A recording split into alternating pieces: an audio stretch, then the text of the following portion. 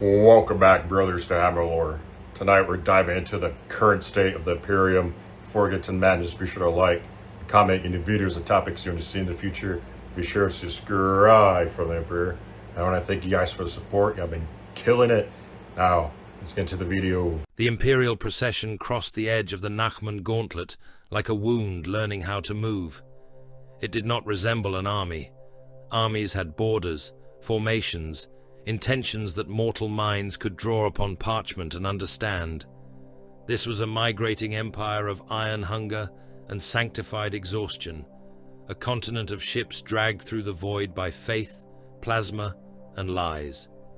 Battleships kilometers long advanced under prows shaped into cathedrals, their flanks armored in adamantium slabs older than the bones of many worlds.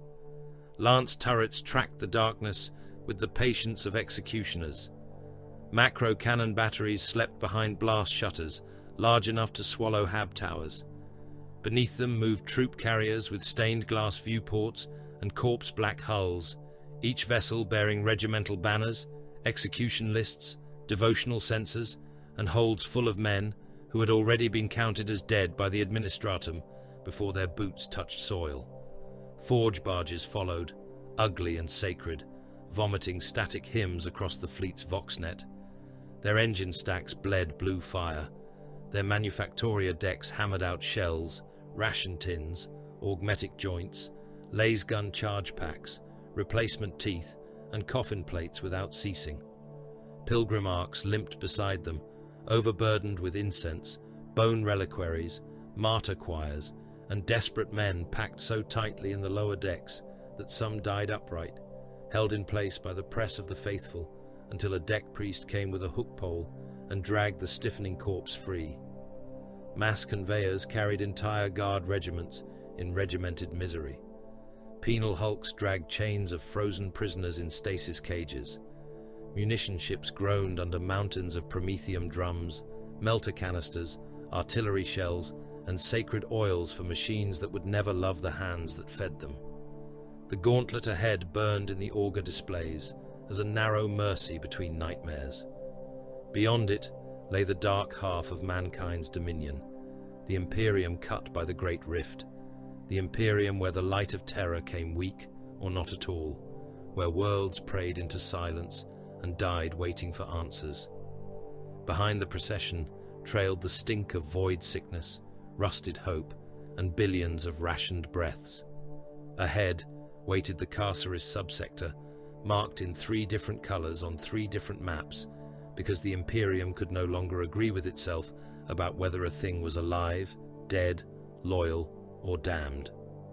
In the strategium of the Macragge's honor, Robert Guilliman stood above those maps and watched the contradiction unfold. The chamber was vast, but it did not dwarf him. Nothing built by human hands could truly do that. It tried. Marble pillars climbed into shadow.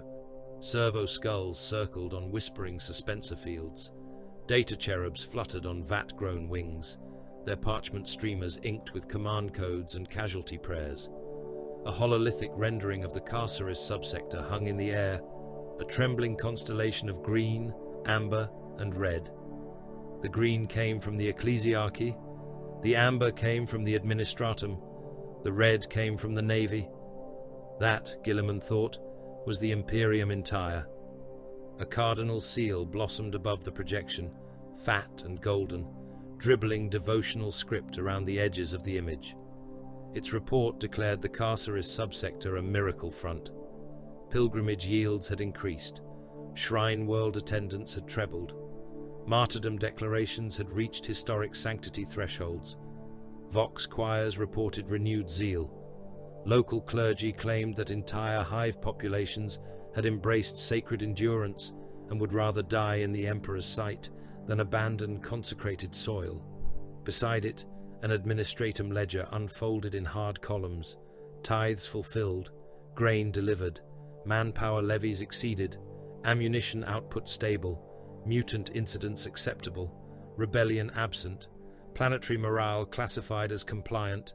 Every figure was stamped, countersigned, sanctified, archived, and therefore almost certainly false.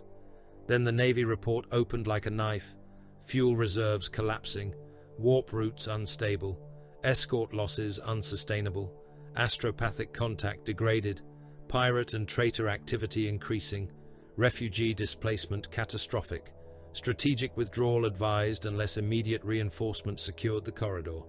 Threnos IX listed as Keystone World. Projected fall of Threnos would sever relief vectors into 3 adjacent war zones and expose the Western Passage into Nihilus to encirclement. Guilliman did not speak for several breaths. Men feared his anger because they expected thunder. Those who knew him better feared his silence. It was in silence that the avenging sun measured worlds, weighed populations, cut away sentiment, and decided who would live long enough to be useful. His face, noble in marble and terrible in flesh, remained still while the hololith's conflicting truths painted his armor in sickly colors. The armor of fate hummed softly around him. Oaths and laurels gleamed upon ceramite. The Emperor's sword rested near his hand, caged fire sleeping in a weapon made for ending monsters. Adept scribes waited with styluses poised. Fleet masters stood rigid. Munitorum liaisons stared at the floor as if the deck plating might issue kinder orders than a Primarch. "The Ecclesiarchy says miracle," Guilliman said at last. His voice carried without effort. "The Administratum says compliance. The Navy says collapse." No one answered. "Replay the Threnos transmission." A servo skull dipped. Static crawled through the chamber. The hololith flickered, and the star map became a hive world's dying face. Threnos IX appeared beneath a sky bruised by industry and orbital fire. Hive spires rose like the teeth of a buried god. Smoke coiled around them in black ropes. The image shook with interference, but the sound came through clearly enough. Chanting, not panic, not command discipline. Chanting from millions of throats, multiplied and echoed through vox towers until it became a single vast animal voice. The picked feed cut to a procession in one of the hive plazas. Men in sackcloth and rebreathers knelt shoulder to shoulder in the ash. Overseers walked between them with sensors and shock prods. Some of the kneeling men had laser guns. Others carried icons, mining charges, rusted blades, or nothing at all but prayer strips pasted to skin burned raw by chemical rain. Above them, from the balcony of a cathedral fortress, a cardinal governor raised both arms. "The Emperor does not require survival," the cardinal governor cried. "He requires sacrifice." The plaza answered with a roar so loud the transmission distorted. Guilliman watched as evacuation landers descended in the distance. He watched the mob refuse them. He watched priests block the embarkation ramps with reliquary engines and martyr banners. He watched armed enforcers turn their guns not upon the enemy, but upon men trying to drag their wounded brothers towards salvation. He watched a manufactorum gate open and spill a river of workers still chained at the wrists, chanting until their throats bled. "Again," Guilliman said. The transmission returned to its beginning. He listened to the words, but not as a believer listened, not as a son listened for the voice of a father. He listened as a ruler listens to a siege engine. He marked the cadence of the sermon, the timing of the crowd response, the placement of armed overseers, the false casualty claims scrolling beneath the picked feed, the evacuation coordinates denied by local command, the frequency bleed hidden beneath the hymn. Again. No one shifted. No one coughed. The chamber had become a tribunal, and all reality had been summoned to give evidence. The cardinal governor raised his arms again. "The Emperor does not require survival. He requires sacrifice." This time Guilliman lifted one hand. The feed froze. His gauntleted finger pointed at a corner of the projection where a data watermark pulsed beneath static. "That stamp is not ecclesiarchal," he said. "It has been made to resemble one." An adept swallowed. "Lord Regent?" The evacuation refusal was filed before the landers were dispatched. The martyr declaration predates the distress call. The Administratum tithe compliance assumes survival of labor populations already assigned to death categories. The Navy report alone is incomplete but honest. His gaze moved over the gathered officers, and men who had commanded continents felt themselves reduced to figures in a ledger. "This is not confusion," Guilliman said. "This is ritualized falsehood, a civilization that has made lying into obedience." A fleet master in blue-black uniform bowed his head. "Your will, Lord Commander?" Guilliman turned from the frozen Cardinal Governor and looked back to the star map. "In 1 hour," he said, "this front will become real." Orders began to fall. They did not come like fury. They came like orbital bombardment, calculated by a mind that could see 1,000 consequences and still choose the least poisonous. The Third Solace Fleet would break from its pilgrimage escort and translate toward Carcerus. The 7th Indomitus Spear would abandon its shrine moon pacification and make forced passage through the Vortigern debris shoals. The 12th Reserve Armada would cease its honor guard duties and become a relief corridor escort. 2 shrine moons, Pilos Rest and St. Barabbas Minor, were to be condemned to abandonment, their relics extracted only if transport capacity remained after munitions, fuel, astropaths, engineers, and combat effectives. A Forge world petitioning for priority rights over plasma coil shipments was stripped of its allotment. Its protests were anticipated and answered before they were made. If its fabricator Locum refused compliance, Skitarii access to Crusade fuel would be restricted. If it resisted further, Guilliman authorized seizure under war necessity. 3 generals were reassigned, 1 admiral was relieved, 6 administratum masters were marked for arrest. Ecclesiarchal traffic through the gauntlet was suspended unless carrying medically useful personnel, ammunition, or void-rated labor. Pilgrimarch captains received a simple choice: convert mass decks to military transport or be left behind. The quills of the scribes scratched in terror. Guilliman did not raise his voice once. Far below, in the troop decks of the mass conveyor Resolute Benediction, Colonel Severin Holt, of the Cadian 812th, stood in a line of men being prepared for war by people who had never won one. The troop deck was a cavern of iron ribs and sweating pipes. It stank of boot leather, lamp oil, recycled piss, gun grease, damp wool, fear, and incense poured thick enough to make the air chewable. Thousands of guardsmen stood in ranks, while priests moved among them, daubing foreheads with ash, pressing wax seals onto flak plates, and shouting promises into faces too tired to believe them. "You go to victory," a preacher snarled from atop an ammunition crate. His shaved scalp was tattooed with scripture. His teeth were gold and black. "You go beneath the gaze of him on terror. No blade may cut the faithful. No shot may find the righteous. No horror may stand before a soul aflame with devotion." Beside Holt, a young sergeant tightened the strap on his helmet and muttered, "Tell that to the medici deck." Holt did not smile. He watched servitors move behind the preacher's platform. They had once been men, perhaps soldiers, perhaps thieves, perhaps clerks who misfiled the wrong corpse weight. Now they rolled silently on tracked units, their pallid torsos bolted into iron frames, their mouths sewn shut around copper tubes. Their claw arms lifted folded corpse bags from a crate and stacked them in neat bundles beside the ammunition. 1 stack for last packs, 1 stack for ration tins, 1 stack for the dead. The preacher kept roaring. "The Emperor protects!" Holt spat to the side and checked the charge level of his last pistol. "The Emperor protects," he said. "Flak armor negotiates." The men nearest him heard and lowered their eyes, hiding grins that did not last long. They were Cadians. Their world was gone, broken beneath the heel of the despoiler and the madness of the rift. But they were not gone. That was the burden.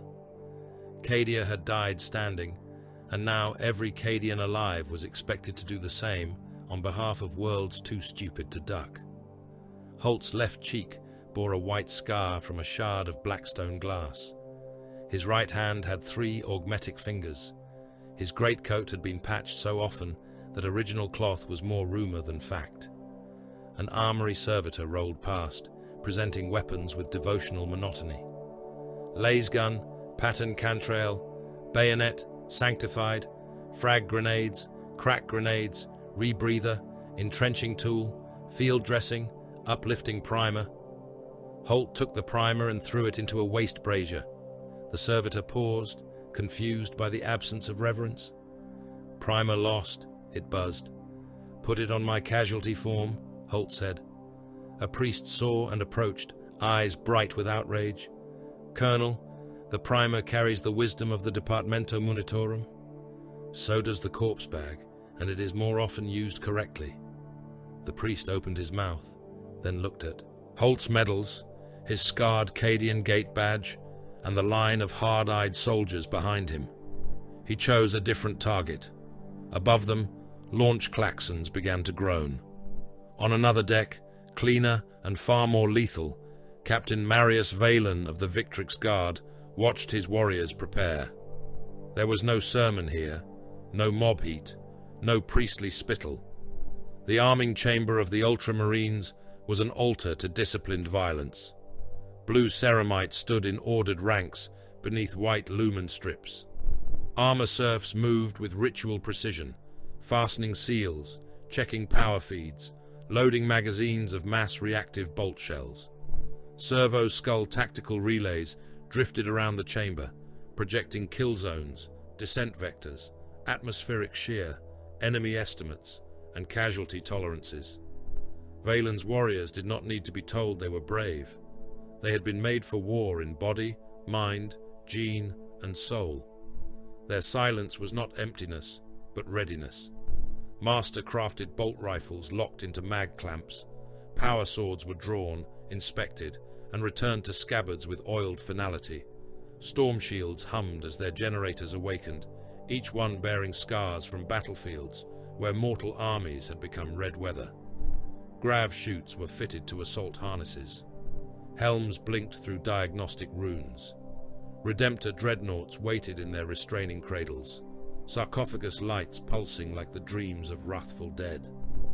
Nearby, repulsor executioners sat in gravitic suspension, last destroyers dormant, heavy onslaught Gatling cannons loaded, hulls inscribed with campaign marks from worlds whose names had already passed into ash. Beyond armored glass, Thunderhawk gunships hung in launch cradles like chained predators. Their wings were folded, their landing claws were locked. Their machine spirits snarled through maintenance cant, eager for atmosphere, fire, and impact. Valen fixed his storm shield to his left arm. The icon of Ultramar gleamed upon it. The white of the Victrix Guard marked him as one of those sworn not merely to victory, but to the protection of the Primarch himself. A lieutenant approached. Captain, planetfall readiness within the hour. Enemy disposition? Unclear. The local command structure remains nominally loyal. Vox discipline is contaminated by Ministorum traffic. Civilian density catastrophic. Orbital defense grids partly responsive. Navy augurs report additional distortions beyond the inner moon. Valen's helm remained mag-locked at his hip. His face was carved calm. Then we descend into treachery, wearing the face of obedience. The lieutenant bowed his head. As ordered. As required, Valen corrected.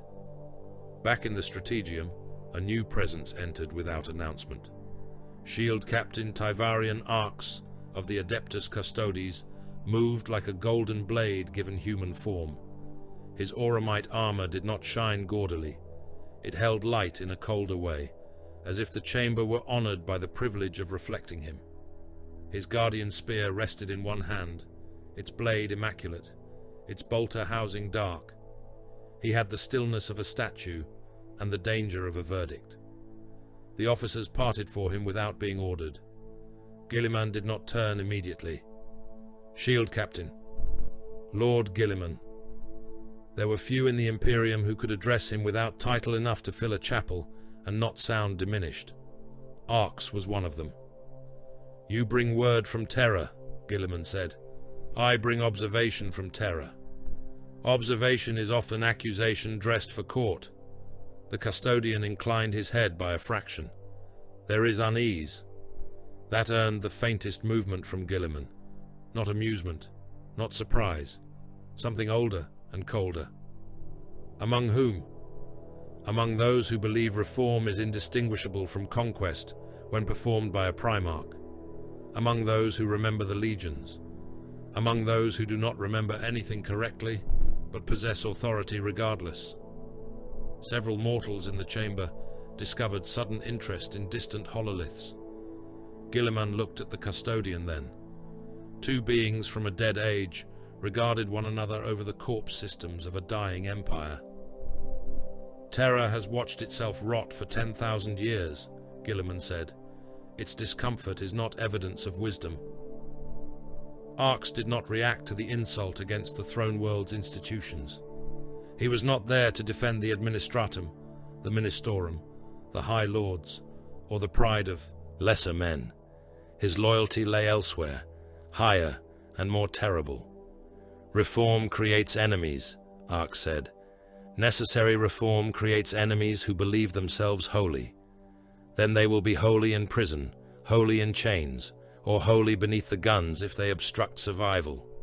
Spoken as a ruler, spoken as a man forced to govern an asylum armed with exterminatus codes. For a moment, none of the mortals breathed easily. The next transmission came with bells, not alarms, bells.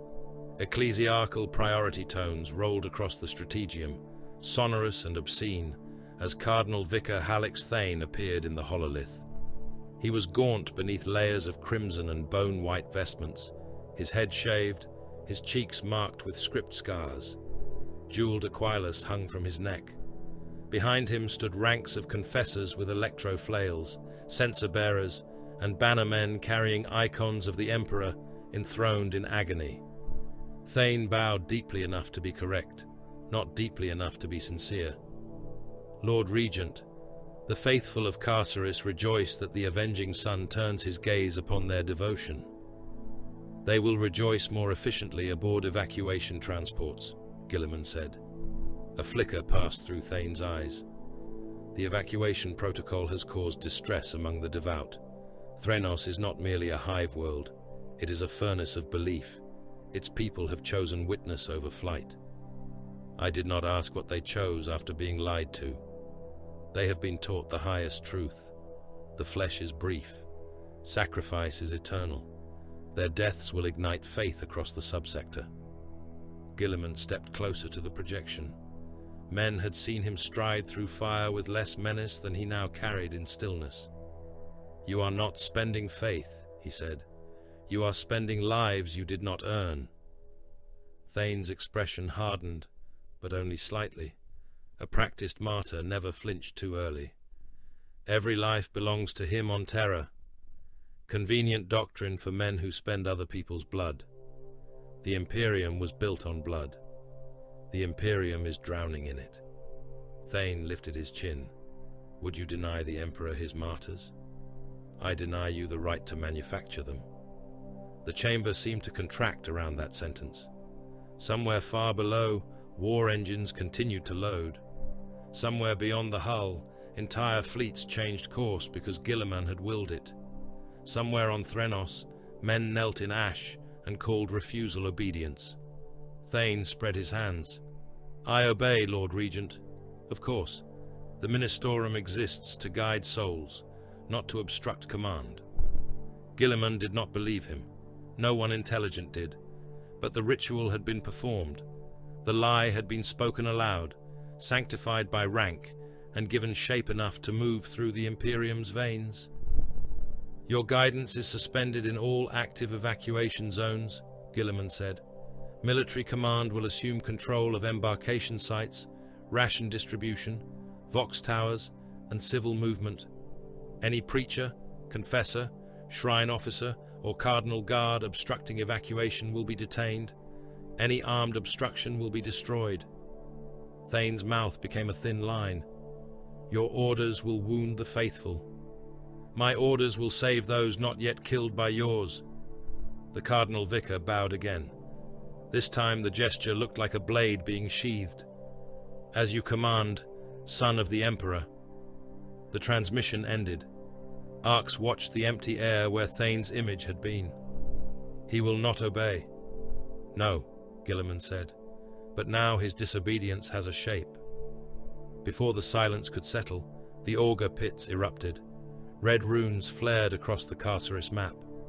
Vox officers began speaking over one another, then stopped as Guilliman turned his gaze upon them.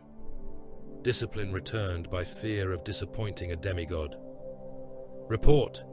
Valen's voice sounded over the command link, already armored, already moving. The first augur master answered with a cracked voice.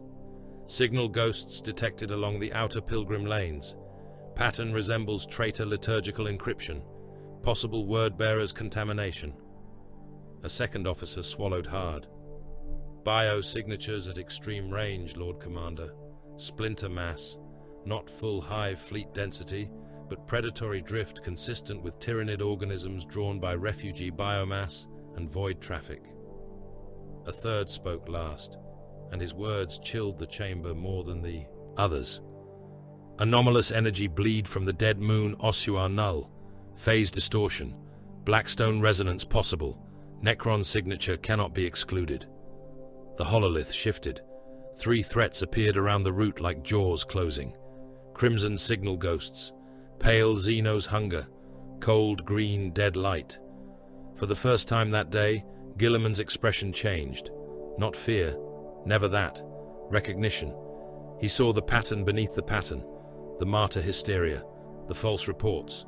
The hoarded resources. The refusal of evacuation. The corrupted transmission stamp. The pilgrim traffic kept dense and slow. The hive world left swollen with bodies beside a route that enemies would crave. Too much stupidity could resemble conspiracy, but this was no longer stupidity alone. Someone had arranged Imperial weakness into bait and made certain the bait wore an Aquila. "The subsector has been prepared," Guilliman said. Arx's guardian spear shifted by a hair. "By the enemy?" Guilliman stared at the dying map. "By the Imperium," he said. "The enemy merely noticed." No one spoke after that. Orders resumed. Harder now. Fleet elements accelerated toward combat translation. Troop decks sealed. Preachers shouted louder. Medici servitors stacked more corpse bags. In launch bays, Thunderhawks shook as their engines woke. Redemptors growled in their restraints. Ancient warriors dreaming murder in amniotic dark. Cadian soldiers checked bayonets and made jokes about death because death was listening, and Cadians preferred to insult it first. Ultramarines sealed helms and became icons of controlled annihilation. Custodes stood watch, as if history itself might attempt treason. When the strategium finally emptied, Guilliman remained. The hololith of the Imperium expanded above him. It showed too much and not enough. Stable sectors glowing faintly, war zones pulsing red, rift storms like a god's torn throat, Nihilus beyond, drowning in partial darkness. For every world saved, another gutted. For every fleet redirected, another went without. For every reform imposed, 10,000 priests, scribes, lords, magi, admirals, confessors, and frightened men found reasons to resist salvation, because salvation had not arrived wearing the correct ritual mask. He had fought traitors. He had fought demons. He had fought the sons of his brothers, and the nightmares his father's dream had failed to kill. Yet here, before the map, the truth pressed colder than void glass against his hearts. The Imperium was not merely besieged, it was complicit in its own devouring. Its lies fed its enemies, its faith armed its manipulators, its bureaucracy hid gangrene beneath purity seals, its priests mistook corpses for currency, its rulers called paralysis tradition, its defenders loved mankind in ways that killed men by the billion. Guilliman looked upon the stars flickering out like candles in a mausoleum. For a moment, he was not the avenging sun, not the Imperial regent, not the Lord Commander of the Imperium.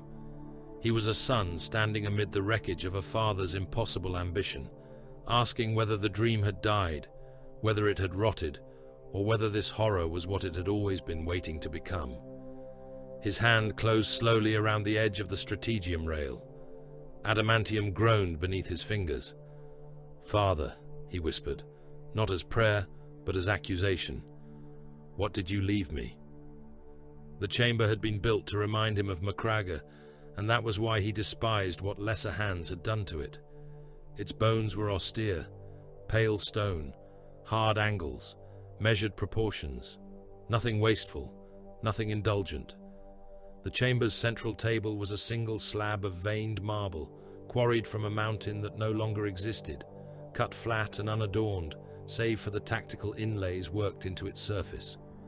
The walls were meant to be bare, not from poverty, but from discipline.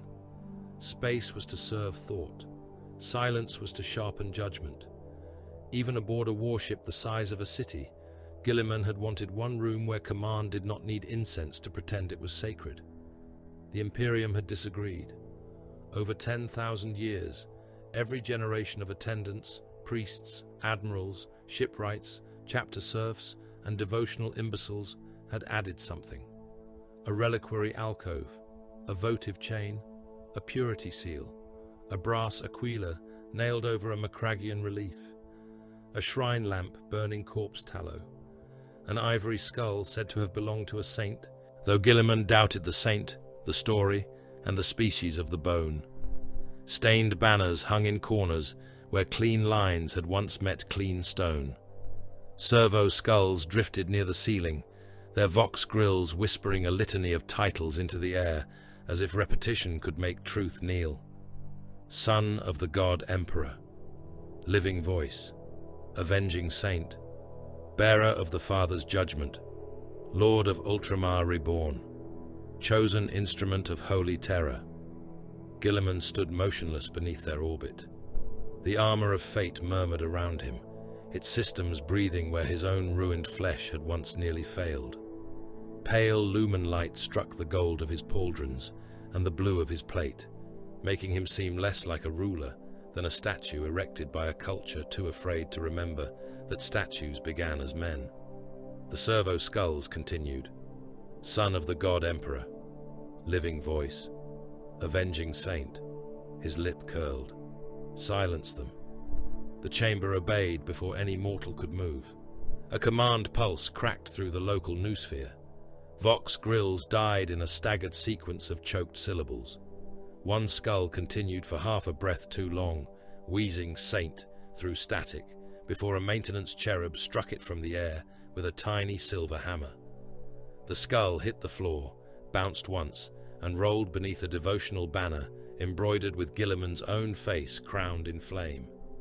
He looked at it with open disgust. "Remove every unauthorized votive object from this chamber," he said. The attending serf froze.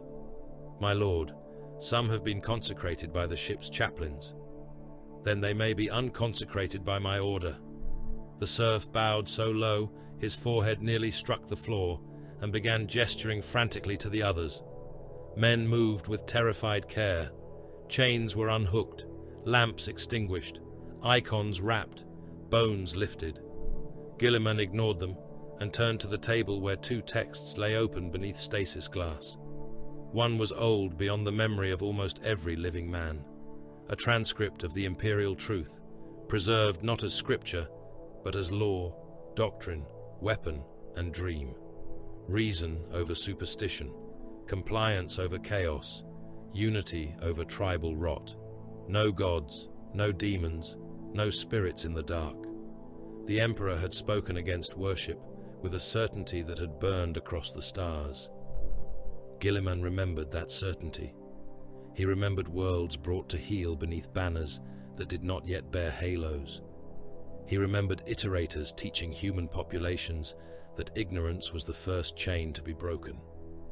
He remembered his father standing in gold, not as a god, but as the most terrible man ever born, commanding mankind to grow beyond the need for gods. The second text was newer, though not new. No book in the Imperium was truly new. It was a ministorum catechism, bound in flayed grox hide and brass. its pages edged in black. The Imperial Creed, the Emperor Divine, the Master of mankind enthroned, the light in the warp, the Saviour by whose suffering humanity endured. It did not ask for reason, it demanded surrender. Its margins were crowded with hand-copied editions made by dead cardinals and sanctioned lunatics. Every page smelled faintly of incense, mildew, and human oil. Guilliman looked from one to the other. Contradiction had become foundation. He had told himself that faith was a disease, and perhaps it was. Yet disease could produce fever, and fever could burn poison from the blood.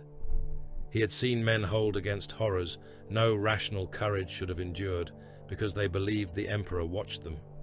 He had seen demons recoil from symbols carried by fools who did not understand the metaphysics of the thing they clutched in shaking hands. He had seen saints, or weapons that wore the shape of saints, burn with impossible light. He had seen prayer become force. He had seen belief cut the warp. That did not make it true. That made it dangerous. A superstition that did nothing could be uprooted by education, if an empire had centuries and schools and peace, none of which the Imperium possessed. A superstition that produced measurable effects in the immaterium was not merely ignorance, it was ammunition. Ammunition could save a battlefield. Ammunition could also explode in the hands of the child holding it. He had used faith. He despised that fact more than he despised the shrines built in his name. He had allowed priests to call him holy, where correcting them would cost lives. He had permitted processions to march behind his victories because morale mattered. He had let frightened men believe the lie if the lie kept their hands steady on a laser gun. Every compromise had been rational. Every rational compromise had carried him one step deeper into the temple he wanted to burn. His gaze settled on a sealed memory crystal. Ajax returned to him unbidden.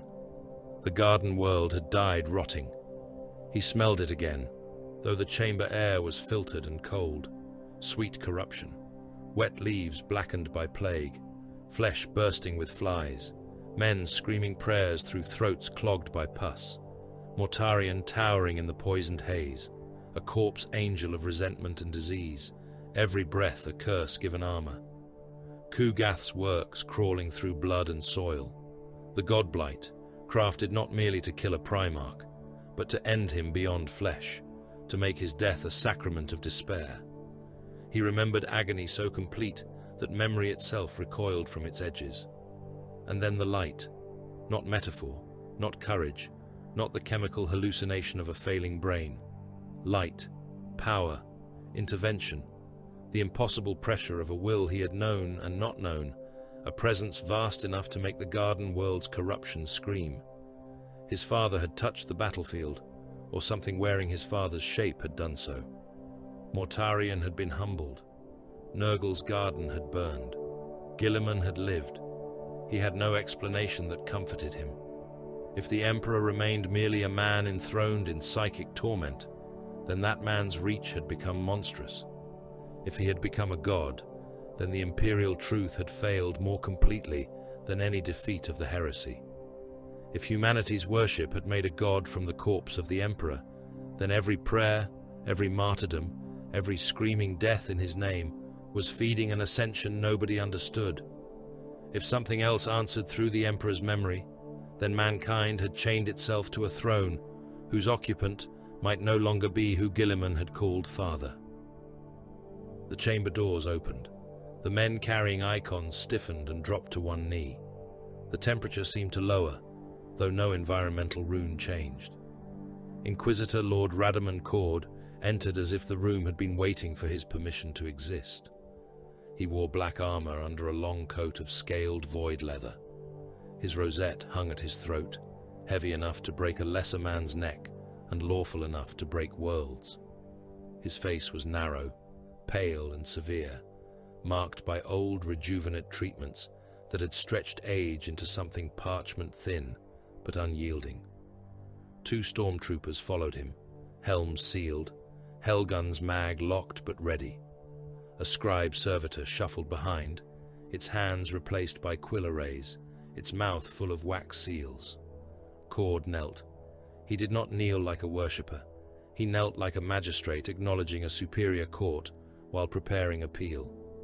Lord Regent, Inquisitor Lord, I bear a writ under triple seal of the Ordo Hereticus, with appended notice from associated conclaves. Rise and speak your accusation plainly. Cord rose. It is not an accusation. Then it is less honest than I expected. The Inquisitor's eyes flicked briefly to the stripped icons being carried from the chamber. It is a doctrinal concern. Guilliman's expression did not change. There is a difference? In degree, not in kind? Cord extended one hand. The scribe servitor lurched forward and unfolded a parchment from within its chest cavity. Fresh ink glistened across the vellum. Seals hung from red cords. The words were beautiful, elaborate, and poisonous. Guilliman did not take it. Summarize. The Imperium faces unprecedented metaphysical instability. The Great Rift has altered the strategic and spiritual condition of mankind. Your authority is immense. Your reforms are vast. Your private statements regarding the Emperor's nature are inconsistent with the settled doctrine of the Imperial Creed.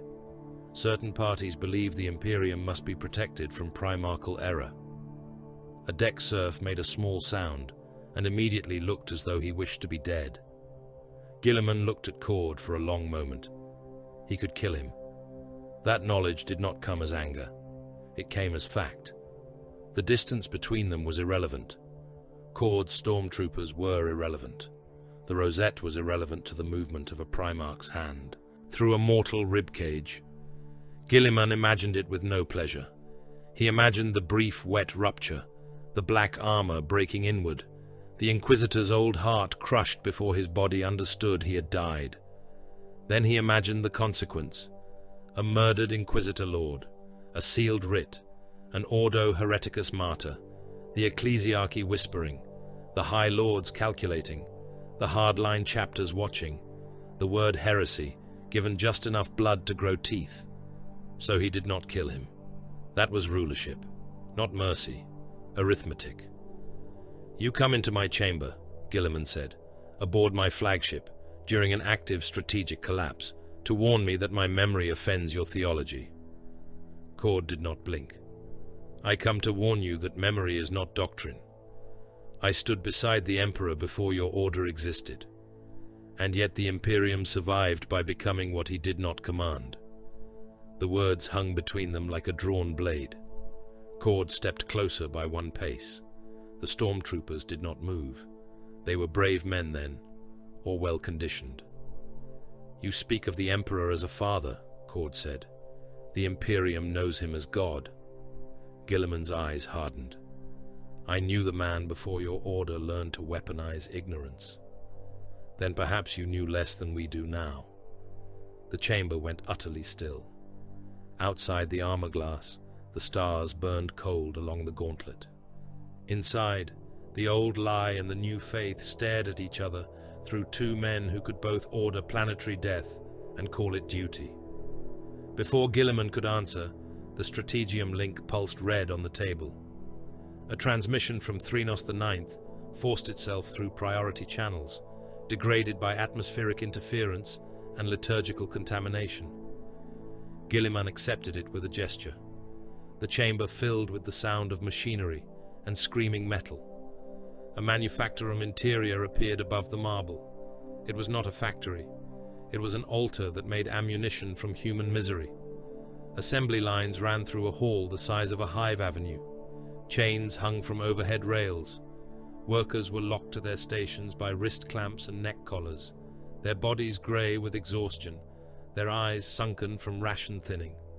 Priests walked the gantries with shock staves, chanting output quotas as if reciting scripture. Servo arms stamped devotional script into shell casings. The words were crisp. The blood beneath them was not. A man slipped at a press station. His arm went under the descending die. The machine came down with a wet crack that became a scream. The worker beside him tried to pull him free and was dragged forward by the chain that connected their collars. The press came down again. bone burst. Blood sprayed across newly stamped ammunition, marked with blessings to the Emperor's mercy.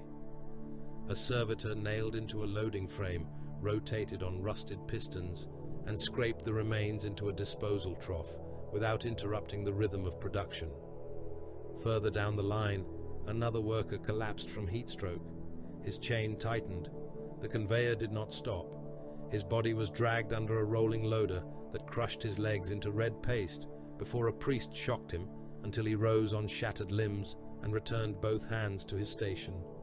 Men around him chanted louder, not because they were inspired, but because the overseers measured volume as morale. A Ministorum overseer appeared in the feed, shouting toward the picked recorder. Blessed labor is survival. Blessed suffering is tithe. Blessed death is completion. The quotas will be met. The Emperor requires every shell, every round, every body. Cord watched without visible reaction. Guilliman's jaw tightened. Source? He asked. A Vox officer answered from another chamber. Cadian reconnaissance intercept, Lord Regent. Labor block Vermilion. Threnos Primus hive. Similar conditions reported in at least 17 strategic manufactorum zones. Local clergy classify all workers as voluntary martyr labor. Voluntary, Guilliman said. The word had no heat in it. That made it worse. The picked feed shifted. Granaries surrounded by shrine militia. Evacuation ramps blocked by confessors. Vox towers broadcasting martyr hymns over emergency orders. Arbeit's precincts awaiting clarification from religious authorities before enforcing military evacuation. Hundreds of thousands of laborers still chained in production blocks marked for atmospheric contamination. Within the day, Guilliman looked down at the marble table. The Imperial truth stared back from one side, the Imperial creed from the other. Between them lay the living consequence. He made his decision. All strategic labor blocks are to be placed under direct crusade authority. Chains are to be cut. Workers fit for transport will be evacuated. Workers fit for arms will be assessed by Guard Command, not the Ministorum. Workers unfit for either will receive medici triage if resources permit. He turned slightly, seized the granaries, all of them. Ration distribution will pass to Colonel Holt's command staff and attached Munitorum officers vetted by my seal. Shrine militia refusing transfer will be disarmed. Armed refusal will be treated as armed rebellion. A scribe repeated the orders with trembling speed. Silence martyr broadcasts across all evacuation zones, Guilliman continued. Replace them with embarkation routes, contamination warnings, and military command instructions. Confessors interfering with civil movement are to be arrested. Cardinals obstructing evacuation are to be detained pending judgment. Cord's voice cut in. You are overriding the Ministorum on a loyal world. I am overriding murder dressed as piety. You risk igniting the very unrest you seek to prevent. It is already burning. I am choosing where to cut the firebreak. Cord studied him. And if the faithful resist? Guilliman looked back at the manufactorum feed as another man was fed into a machine sacred to men who called themselves shepherds. Then the faithful will learn that loyalty does not exempt them from consequence. On Threnos IX, Cardinal Vicar Halix Thane received the regent's order in a chamber of black marble and candle smoke. He listened surrounded by lesser cardinals, confessors, shrine captains, and vox adepts whose ears had been pierced with silver aquilers to remind them that all messages belonged first to him on terra. When the order ended, Thane bowed toward the distant direction of the Macrage's honor. Transmit compliance, he said. A confessor stared at him. Your Eminence? Transmit compliance. Use the proper forms. Full humility. Full obedience. Full praise. The confessor bowed and withdrew. Only when the chamber doors closed did Thane turn to the hooded adepts waiting beside the private Vox shrine. Open the sealed channels. Wax seals were broken. Blood keys were inserted into brass locks. An astropath, eyes sewn shut with gold thread, began to tremble as the first messages went out. To the cardinals of the Pious Synod, Thane sent warning of secular desecration. To a Mechanicus faction guarding the rights of Gryax Minor, he sent notice that the regent had claimed authority over sacred output and would soon claim authority over sacred knowledge. To Chapter Master Cadron Vaust of the Sable Templars, he sent a carefully worded lament. The son of the Emperor moves against the father's worship. He calls restraint strategy and obedience decay. He will command the faithful to flee holy ground. He will command warriors of the Adeptus Astartes to break the altars they were made to defend. We do not yet name this rebellion. We name it defense of the Emperor's will. Thane sealed the final message with his own blood. Then he entered the public basilica and preached obedience to Guilliman's command with such sorrow that every listener understood he believed obedience might be sin. Beneath that basilica, in archive vaults where prayer records grew mold like old scabs, other hands worked with patient corruption. They did not wear the crimson armor of the word-bearers. Not yet. They wore the robes of copyists, shrine auditors, bell-keepers, mortuary clerks, relic polishers, sermon regulators, and minor confessors. Their knives were quills. Their altars were filing desks. Their demons were syllables. A sermon was amended before morning bell. Obey the Emperor through the Regent became obey the Emperor above the Regent. A devotional notice changed before distribution. The Regent tests your obedience became the Regent must be tested. A catechism for evacuation laborers received a marginal addition in red ink. A son may serve his father became a son may betray his father. The changes were small. No alarm sounded. No one screamed heresy. The phrases tasted familiar in the mouth because the Imperium had spent 10,000 years teaching its people to love suspicion, martyrdom, and blood. The cult did not need to teach rebellion. It merely turned existing faith by a finger's width and let gravity do the rest.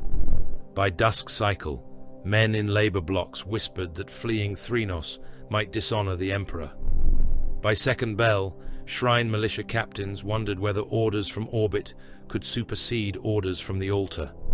By third bell, Akkadian patrol was spat upon by workers whose chains they had come to cut.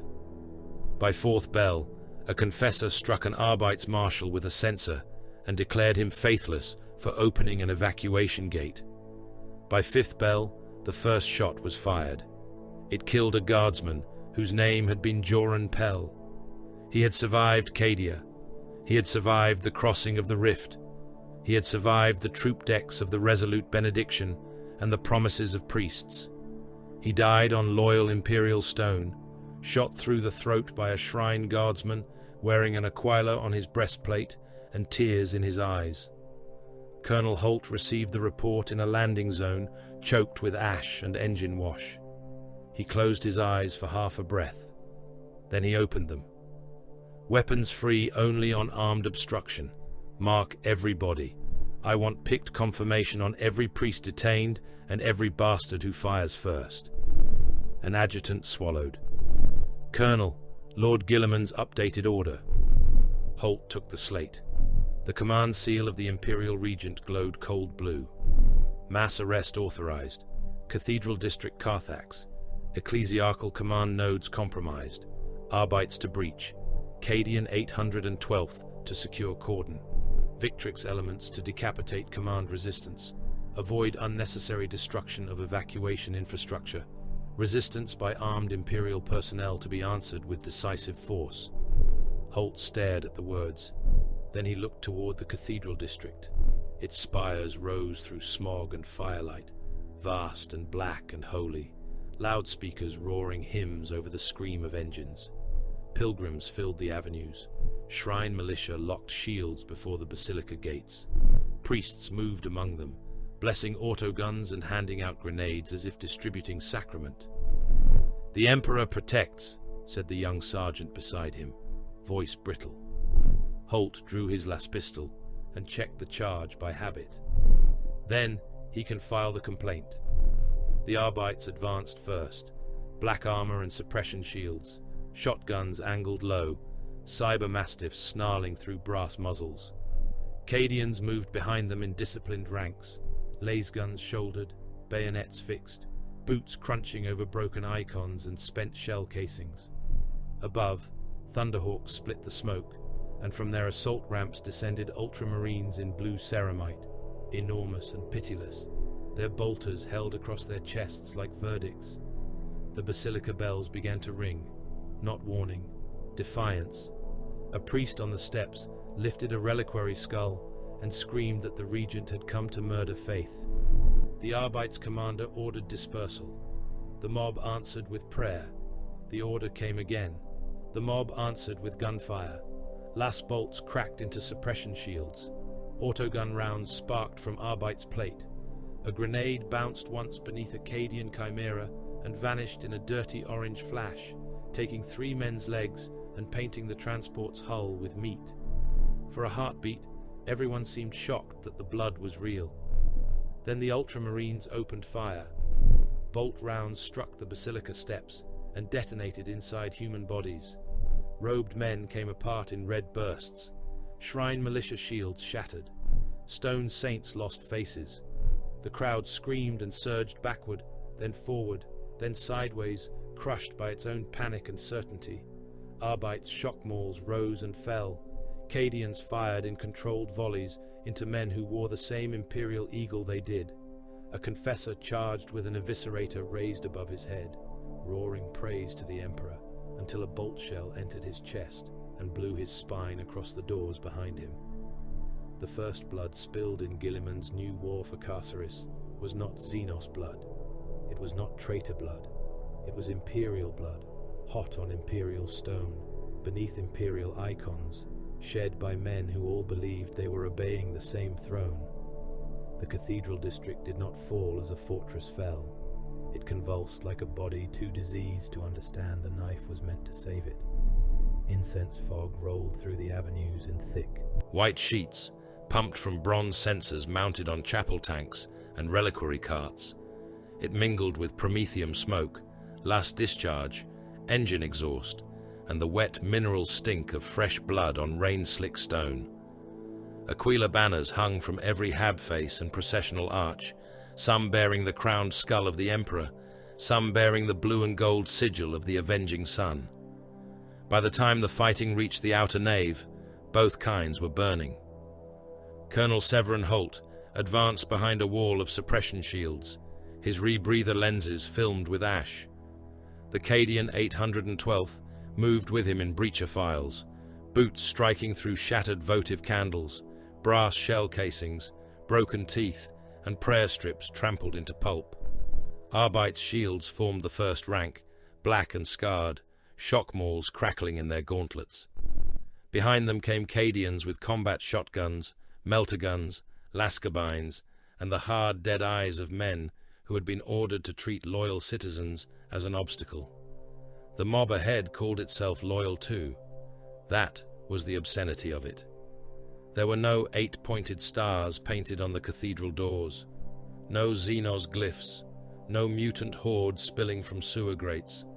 The men pressing forward under incense and bell thunder wore aquilas on their coats and purity seals on their brows.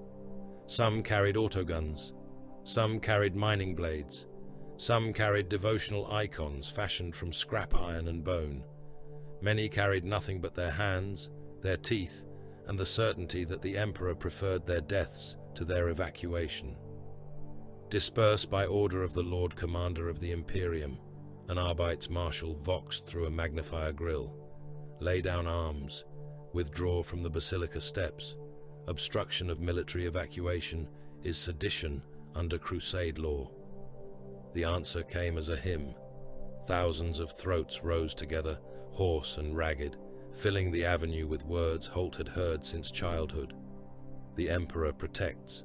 The Emperor watches. The Emperor judges. Voices cracked. Men sobbed while they sang.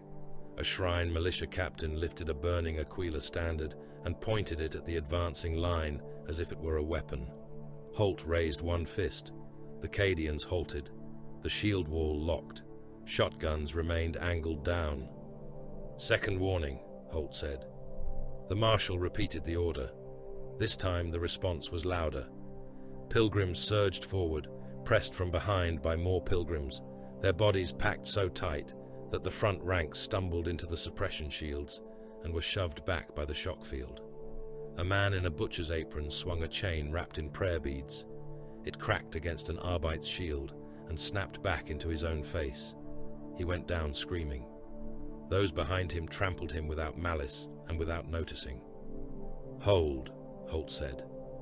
A young trooper near him breathed too fast over the vox. Holt heard it. Everyone heard it. Fear had a sound inside a helmet, intimate and shameful. No one mocked him. The first Prometheum reliquary rolled from the crowd. It was beautiful in the way Imperial horror liked to make its tools beautiful. A gilded tank on iron wheels, shaped like a kneeling saint, its hollow chest filled with fuel and sacred oils. Cherub skulls dangled from its sides. A priest pushed it forward with both hands, while chanting so hard blood ran from his nose. "Do not fire," Holt snapped. The priest looked straight at the Cadian line and smiled. Then he struck the igniter. The reliquary bloomed white-orange. Holy fire, the martyr cultists called it. Holt saw only fuel, pressure, and human stupidity given a spark. The blast swallowed the priest and the first ranks of pilgrims around him. Their bodies lifted and opened. Robes became flame. Skin peeled in bright, wet strips. Men ran burning into the shield wall, arms spread as if embracing salvation. One struck an Arbite's shield and burst against it, his chest splitting under the shock field, his ribs exposed through charred meat. Another fell beneath the grinding tracks of a chimera and came apart with a sound like a sack of wet sticks. A second reliquary detonated farther back in the crowd. Then a third, not thrown at the Cadians, detonated among their own. The pilgrims screamed in agony and called it proof. Holt watched a boy-faced militia gunner drag himself forward with no legs, leaving a slick rope of intestine behind him while trying to raise a stub pistol in shaking hands. The man was not. Chaos. Not yet. He was loyal. He believed. He was also trying to kill Holt's soldiers.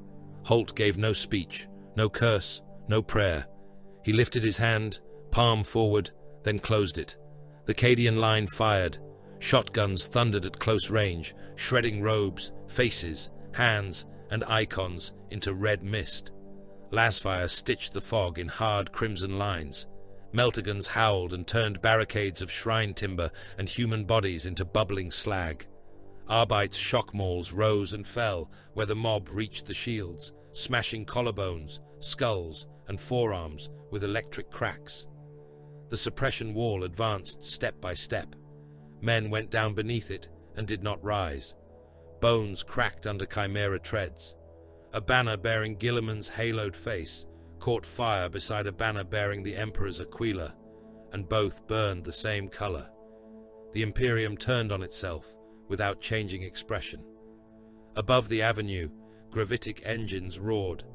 Ultramarines descended through the smoke in disciplined violence, blue giants landing in impact crouches among broken statues and burning reliquaries. Intercessors moved first, spreading with terrifying economy. They did not waste rounds on rage. Bolt rifles came up. Target runes blinked. Fire lanes formed where there had been confusion. Each shot was a sentence. Each detonation opened a body from within. Shrine militia in flak and brass breastplates were punched apart, their armor irrelevant before mass reactive shells. A man raising a grenade vanished from chest to spine. Another lost his head and both shoulders in a pink burst that slapped wetly across a marble saint. Aggressors came behind them, massive in gravis plate, walking gun furnaces wreathed in smoke and muzzle flash. Flamestorm gauntlets exhaled burning promethium into barricades built from pews, relic boxes, and chained penitents. Men behind the barricades shrieked as fire crawled under their robes and into their mouths. Boltstorm gauntlets hammered at upper balconies where confessors had emplaced heavy stubbers behind stained glass. The glass shattered outward in glittering rain. Bodies followed, tumbling in pieces, cassocks flapping like dead birds. Eradicators advanced through the central boulevard, melter rifles whining with caged suns. Shrine armor vehicles lumbered from side chapels, ugly things built from cargo haulers, devotional plating, and welded reliquaries. Their crews had painted scripture over vision slits. One bore a pulpit instead of a turret, with a preacher chained to it and screaming invocations through a vox horn. The first melter beam struck its engine block. The vehicle sagged as if its bones had softened. The second beam punched through its shrine hull and turned everyone inside into steam, grease, and blackened scraps that sprayed from the seams. Then the reliquary doors of the basilica opened, and something vast stepped through the smoke behind the ultramarines.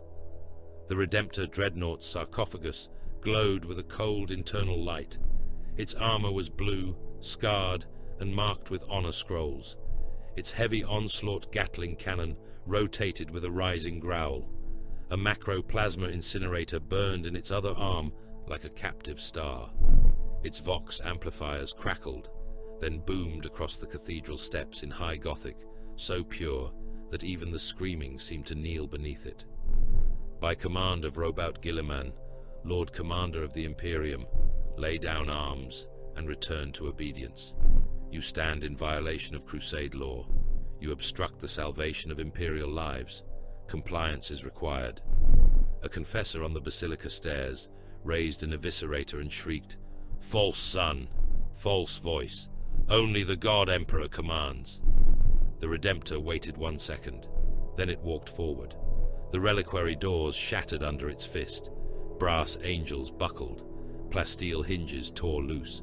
The confessor disappeared beneath the dreadnought's foot, with a wet crunch that sprayed blood up the ancient machine's shin. Heavy bolter sponsons chattered. The basilica entrance became a storm of stone chips, meat, splintered pews, and burning incense. The dreadnought broadcast the loyalty demand again, while killing every armed man who refused it. By the time Guilliman entered, the cathedral had already been broken. He came without procession. No trumpets, no honor guard chant, no priestly announcement. Captain Marius Valen and the Victrix Guard moved before and beside him, storm shields raised, power swords low, their white, helms scanning galleries and shadowed transepts. Behind them came Cadian squads with soot-blackened faces and empty eyes. The nave stretched ahead in ruin. Its ceiling vanished into smoke. Its pillars were carved with saints, angels, martyrs, and victories whose names had been scraped away by fire. Bodies lay everywhere. There had been too many people in the cathedral when the killing began. Too many zealots, too many shrine guards, too many terrified workers herded there by confessors and told that leaving was sin. Now they covered the floor in layers. Some had died from bolt rounds and lay opened like butchered meat. Some had burned into black shapes fused to marble. Some had been crushed under the panic of their own faithful. Blood filled the cracks between floor tiles and gathered in low places until Guilliman walked ankle-deep through it. His armored boots sent slow ripples across the red surface. He did not posture over the dead. He did not raise the Emperor's sword. He did not offer consolation to survivors who stared at him from behind shattered columns with horror and hatred in equal measure. His face was controlled, but control was not calm. It was a prison built around wrath. He stepped over a broken statue and stopped. It was himself. Some local sculptor, dead or soon to be dead, had rendered Guilliman in white stone with a halo of beaten gold fixed behind his head. The statue's face bore none of his exhaustion, none of his anger, none of his disgust. It showed serenity, sanctity, divine certainty. Someone had painted tears of gold beneath its eyes. A child's prayer beads hung from one marble hand. Blood now streaked its chest, where a bolt shell had burst a man against it. Guilliman stared at the haloed image. The corpses did not disgust him as much. "Remove it," he said. Valen glanced toward him. "My lord, all images of me in this cathedral are to be removed and destroyed. No record, no relic salvage, no shrine custody. destroyed. It will be done. From the far end of the nave, beneath a cracked rose window and a hanging aquila pierced by lasfire, surviving clergy were being forced to their knees. Arbites stood behind them. Cadian troopers covered them with laser guns. Many priests wept. A few prayed. One man did neither. Confessor Malrek was tall, bald and narrow, his face cut with devotional scars. Blood ran from one ear. His vestments were torn, but his spine remained straight. He looked at Guilliman as if the Primarch were an altar that had failed inspection. "You have entered a house of the Emperor with guns," Malrek said. Guilliman approached. Every mortal nearby lowered his gaze except Malrek. "I entered a command node used to obstruct evacuation and incite armed resistance. You entered a sanctuary. I entered a charnel house you filled." Malrek's lips trembled, not with fear, but fervor. The dead proved their devotion. Guilliman stopped before him. "No," he said, "they prove your incompetence." The words struck harder than a blow. Several priests flinched. Malrek's expression twisted. "They chose martyrdom. You taught them that survival was cowardice. You placed armed men between them and rescue. You detonated Prometheum among your own faithful. You turned civilians into ammunition and then called the expenditure holy. Every soul belongs to him on Terra. Then you have embezzled from the throne." Malrek spat blood onto the floor between them. "You speak like a taxmaster, not a son." For one heartbeat, Valen thought Guilliman might strike him with the hand of dominion and reduce him to paste. Instead, the Primarch looked to Holt. "Colonel." Holt stepped forward, las pistol drawn. "Lord Regent, record this judgment." A servo skull drifted down, lens focusing. Guilliman's voice carried through the broken nave. "Confessor Malrek of the Cathedral District Carthax is guilty of obstruction of crusade evacuation, incitement of armed resistance against lawful Imperial command, misuse of strategic civilian labor, falsification of martyr status, and murder by religious coercion. Sentence is immediate death." Malrek laughed once, sharp and triumphant. "You make me a martyr." "No," Guilliman said. "I make you evidence." He took Holt's bolt pistol from the colonel's hand. The weapon looked small in a Primarch's gauntlet. Guilliman placed the muzzle against Malrek's forehead. The confessor began a prayer. He reached the word Emperor before the bolt round fired. His head burst across the kneeling clergy in a fan of bone, blood, and grey matter. The body remained upright for a second, then toppled forward into the pooled blood with a splash. No one cheered. Guilliman handed the pistol back. "Every corpse in this district is to be counted," he said. "Every identified dead is to be named and entered. Every unidentified dead is to be catalogued by location, condition, and probable cause. Cross-reference all casualty records with evacuation refusal orders, martyr declarations, and ministorum command chains. Deduct each death from Cardinal Vicar Thane's authority ledger. I want the arithmetic of His Holiness visible." A munitorum adept, standing near the nave doors, trembled so badly that his data slate rattled against his breastplate. "My lord, the scale of the dead may require considerable clerical allocation." Guilliman turned his gaze upon him. "Then allocate." The adept nearly fell bowing. Valen watched the order ripple outward. Corpse counters summoned. Picked units assigned. Vox clerks linked to administratum engines. Medici teams separated living from dying from dead. Arbites began tagging bodies with numbered parchment tabs, then corrected themselves under Holt's glare and changed to written designations.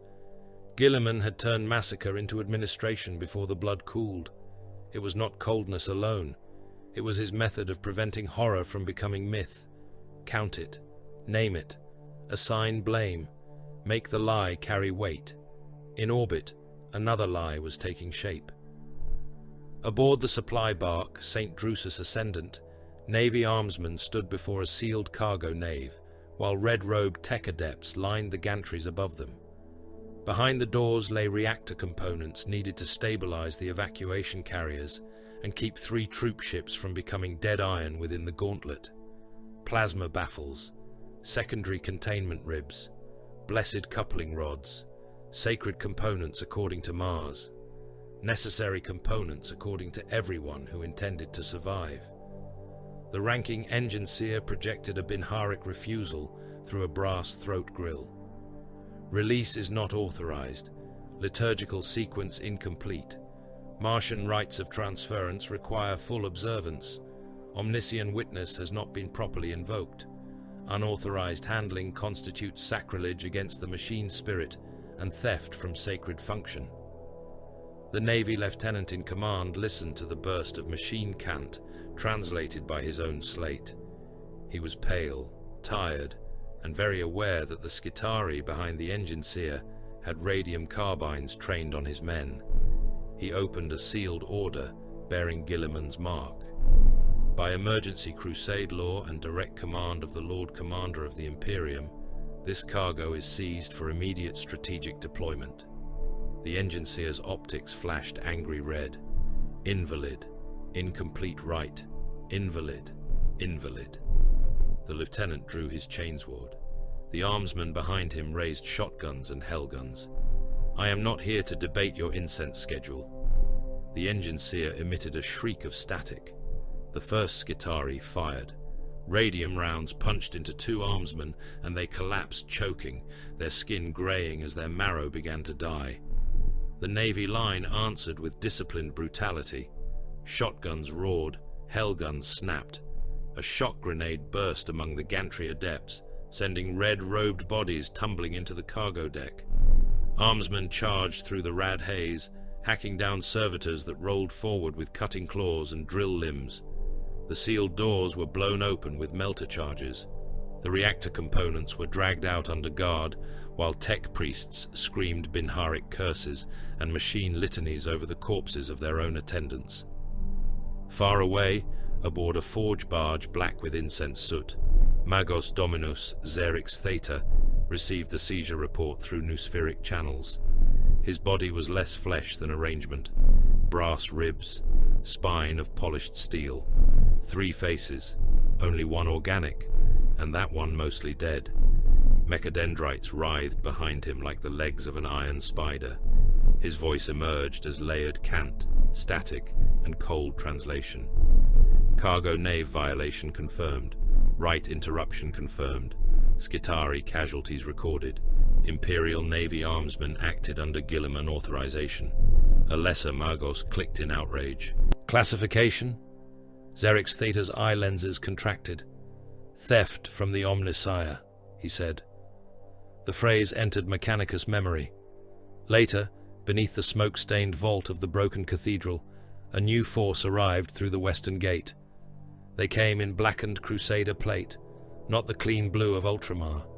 Their armor was old, scarred, heavy with chains, oath bones, reliquary seals, and blade notches cut deep into ceramite. Many wore marks of ancient patterns, firstborn plate lovingly maintained through centuries of war and refusal. Their tabards were ash white, their chapter symbol a sable sword driven through a sunburst skull. Their vehicles bore relic casings and devotional ironwork. They brought no Primaris formations in visible number. They marched like men who believed history had ended before the current age, and everything since was compromise. The Sable Templars entered the cathedral in silence. At their head walked Chapter Master Cadron Vaust. He was massive even among Astartes, his black plate trimmed in bone and tarnished gold. A relic blade hung at his hip, its grip wrapped in strips of oath parchment. His helm was carried by a serf, whose hands shook beneath its weight. Vaust's face was blunt, scarred, and unforgiving. His eyes lingered on the dead clergy, the tagged corpses, the shattered statue of Guilliman, and finally, the Primarch himself. He approached and knelt. Too slowly. Every warrior in the nave understood it. The motion obeyed the form while insulting the authority. Valen's grip tightened on his power sword. The Victrix guard did not move. but their stillness acquired edges. Guilliman allowed the silence to lengthen. "Chapter Master Vaust," he said. "Lord Regent," Vaust replied. His voice was deep and iron rough. "The Sable Templars answer the call to war. You are late. We diverted to secure relic convoys, abandoned under revised Crusade priorities. I ordered those convoys stripped of non-essential cargo." Vaust rose, still slow. "The bones of saints are not cargo. They are if they occupy space required for reactor shielding, ammunition, or living soldiers." A murmur passed among the Sable Templars. Not fear, disapproval. Vaust's eyes hardened. "We kneel to the Emperor's blood, not to Ultramar's paperwork." Several Cadians looked away. Holt did not. Valen took one step forward before Guilliman lifted a finger, stopping him. The Primarch studied Vaust, as he had studied the contradictory reports, the martyr transmission, the poisoned sermon. He saw not merely one proud chapter master, but the shape of the fracture around him: relic worship, firstborn resentment, suspicion of Primaris, fear of legion building, hatred of reform disguised as fidelity. Vaust was not alone. That made him dangerous. Killing him would be simple. Disgracing him too quickly might be expensive. Letting him speak revealed his measure. "You will join the outer cordon," Guilliman said. "Your chapter will secure evacuation routes north of the Basilica district and place all recovered relic traffic under munitorum review." Vaust's nostrils flared. "My warriors are not customs men." "No, customs men are less likely to mistake sentiment for strategy." The insult landed cleanly. Vaust bowed his head by a fraction. "As you command." "As I require," Guilliman said. When the Sable Templars withdrew to receive deployment orders, Valen came to Guilliman's side. The cathedral continued its ugly work around them. Bodies counted, priests chained, wounded dragged from beneath pews, blood pushed by squeegee servitors into drainage channels designed centuries ago for rainwater, and now carrying citizens of the Imperium in diluted red streams. "My lord," Valen said quietly, "Vaust should be censured." He was. He should be watched. He is. He should not be trusted. Guilliman looked toward the western gate, where the black armored warriors had vanished into smoke. "No," he said, "but do not mistake disobedience for stupidity. Vaust is more dangerous alive because his disobedience has followers.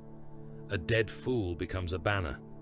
A living one can be measured, contained, and placed where his errors serve us less." Valen absorbed that. "And if he refuses containment? Then we remove the followers from the equation before we remove him." The answer was calm. That was what made it ruthless. A vox chime interrupted them. Holt's voice came through, rough with smoke and exhaustion. "Lord Regent, breacher teams have found something below the cathedral." Guilliman turned. "Define something." "An astropathic choir chamber, hidden beneath the reliquary crypts. It is not on any plan we have. You need to see it." They descended through stairways slick with blood and sacred oil. The air changed as they went lower. Incense gave way to mold, hot copper, ozone, and the sour animal stink of fear trapped too long underground. Cadian breachers waited at the crypt entrance, shotguns ready, faces pale behind rebreather lenses. Ultramarines pushed through first, helms sealed, auspexes flickering. Guilliman followed, too large for the narrow passages, forcing the old stone to seem suddenly temporary. The chamber beneath the cathedral was round, deep, and wrong. Astropaths hung in iron frames around its circumference, dozens of them, perhaps more before some had died and been removed in pieces. Their eyes were gone, not ritually covered, but dug out. Their skulls had been opened. Brass rods entered the wounds and vanished into the meat of their brains. Cables ran from spine sockets to a central engine built from voxcasters, prayer wheels, bone conductors, and something darker beneath the iron plating. Their mouths were wired open. Their tongues had been pierced with silver script. Some still breathed, some twitched, some whispered fragments of orders that were not quite the orders Guilliman had given. Acadian vomited into his mask. On the central engine, beneath layers of Imperial devotional script, another language had been carved. Colchizian, old, hateful, precise. Valen's sword ignited with a low growl. Word-bearers. The prayer engine pulsed. A half-dead astropath jerked in his frame and spoke in Guilliman's voice, distorted almost beyond recognition. Evacuate by faith priority. Obey local shepherds. Delay unbelieving command. The regent tests the faithful. The regent must be tested. Another corpse mouth answered. Obey the emperor above the regent. Another. A son may betray his father. Guilliman stood at the heart of the chamber and looked upon the machinery of corruption wearing Imperial skin. The word-bearers had not needed to conquer the cathedral. They had only needed to adjust what the Imperium already said until obedience and treason became indistinguishable. Holt stepped beside him, shotgun hanging forgotten in one hand. How many broadcasts? The colonel asked. A tech marine knelt by the engine, his auspex whining. Subsector-wide echoes, my lord. Piggybacked through Ministorum sermon traffic and emergency command relays. Duration unknown. Alteration pattern active. The dying choir whispered in chorus, voices bubbling through blood and wire. The regent must be tested. The regent must be tested. The regent must be tested. Guilliman's face became very still. Disconnect them, Valen said. The tech marine hesitated. My lord, removal will kill those still alive. Guilliman looked at the astropaths, men mutilated into instruments, loyal souls turned into a treasonous mouth, a cathedral above full of Imperial dead, a subsector poisoned by phrases, a war beginning not with invasion, but with grammar. Kill the engine, Guilliman said. Valen bowed his head. And then, Guilliman continued, voice low enough that only those nearest heard the murder in it, find me everyone who fed it. The War Council gathered beneath a dying constellation and brought its hatred with it. The hololith of the Carcerus subsector filled the command vault from floor to vaulted ceiling, a storm of wounded stars suspended in cold blue light. Strategic worlds pulsed amber. Lost stations burned red. Refugee vectors crawled like broken veins through the void. Threnos IX flashed at the center of it all, bloated with civilian density, industrial value, religious contamination, and enemy interest. Around it, icons for shrine moons, forge enclaves, convoy lanes, pilgrim flotillas, orbital batteries, and astropathic choirs flickered in layers of contradiction. The display should have been a map. It looked instead like an autopsy performed upon a living body. Robout Guilliman stood beneath it and watched the Imperium assemble itself into mutually armed resentment. Navy admirals in void black coats stood, apart from guard generals in dust-stained greatcoats. The admirals smelled of recycled air, old leather, and bridge incense.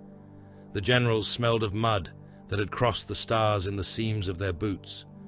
Mechanicus Magi clustered in red and brass, their mechadendrites twitching like metal worms, their binharic whispers passing through a private noosphere none of the others trusted. Ecclesiarchy legates stood beneath weighty robes, their hands hidden inside sleeves lined with prayer script, their eyes bright with grievance disguised as reverence. Inquisitorial stormtrooper captains waited near the vault doors, hellguns locked across their breastplates, faces hidden by visor lenses and obedience. Custodes observers occupied the edges of the chamber, not mingling, not posturing, not needing to. Shield Captain Tivarian Arx stood like a golden verdict near a pillar carved with Macragian victories that no priest had yet defaced with halos. Astartes commanders formed their own hard constellation, ultramarines in blue and white, disciplined and still. Sable Templars, in blackened Crusader plate, relic chained and grim, their old war gear polished with a devotion that looked too much like accusation. Other officers from Crusade-attached chapters watched in silence, each carrying a different version of loyalty beneath ceramite. They had all come to defeat the enemies of mankind. Most of them hated one another almost as much. Guilliman let them stand in that silence long enough to understand that he saw it. He saw the Navy's contempt for ground commanders who demanded impossible landings and then complained of inadequate fire support. He saw the Guards' hatred of admirals who spoke of acceptable troop losses in clean void syntax. He saw the Mechanicus calculation behind every refusal. He saw the ecclesiarchy mourning not the dead, but its shrinking authority over how the dead were named.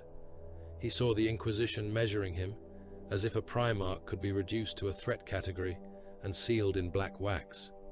He saw Faust's pride held behind lowered eyes. He saw the waiting fracture. He had seen such rot before. After his return, he had walked into the highest chambers of the Imperium and found the throne of human governance clogged with parasites, cowards, time servers, and men whose loyalty to precedent exceeded their loyalty to survival. He had removed High Lords, replaced them, purged sections of the bureaucratic corpse that claimed to rule in the Emperor's name. The action had acquired titles in whispers and formal archives: the Primarch's scourge, a cleansing, a coup, a correction, a necessary wound. Those who benefited called it salvation. Those who feared it called it tyranny. Guilliman had called it insufficient. Now Carcerus would receive its own lesson. He placed both hands upon the edge of the command dais. The hololith painted him in the colors of failing worlds. The cathedral assault has revealed a compromised astropathic prayer engine beneath ecclesiarchal custody. Guilliman pattern orders were altered and rebroadcast through ministorum channels. Labor blocks have been chained under false martyr classifications. Evacuation records were falsified before evacuation began. Shrine militia have fired upon Imperial forces, enforcing lawful command. No one interrupted. No one sane would have.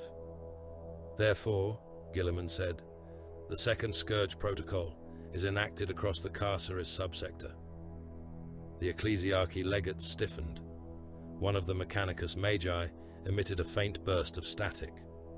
Inquisitor Lord Radaman Cord's expression did not change, which meant he had expected something and disliked being correct. Guilliman continued.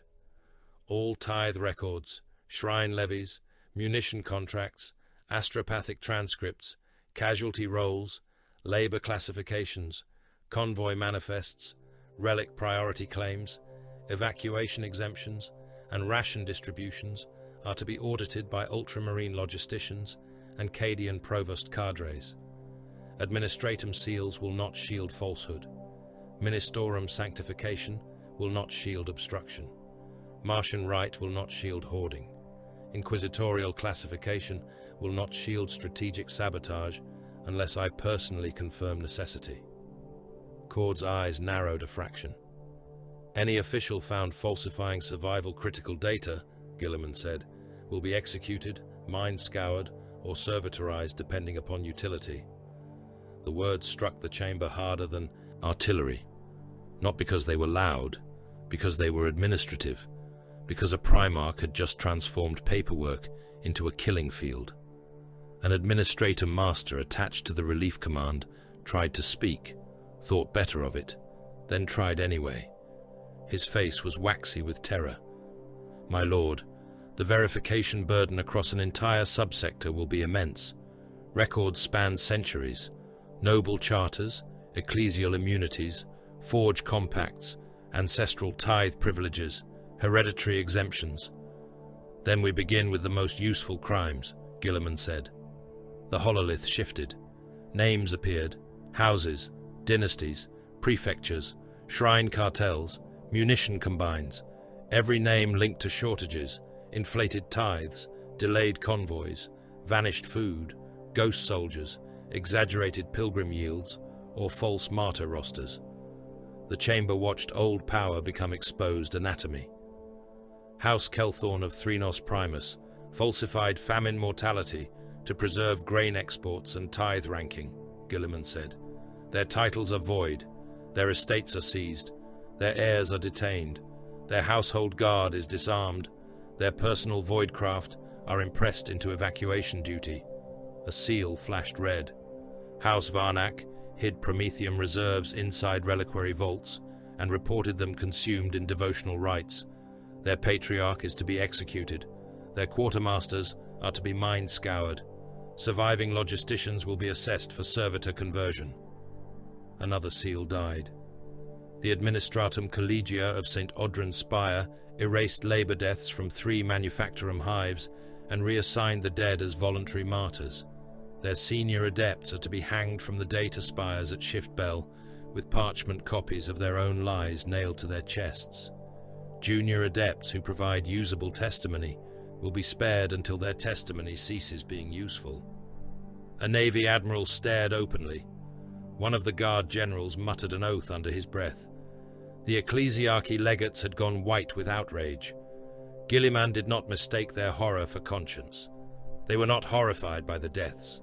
They were horrified by the loss of permission. Within the hour, the orders moved faster than mercy.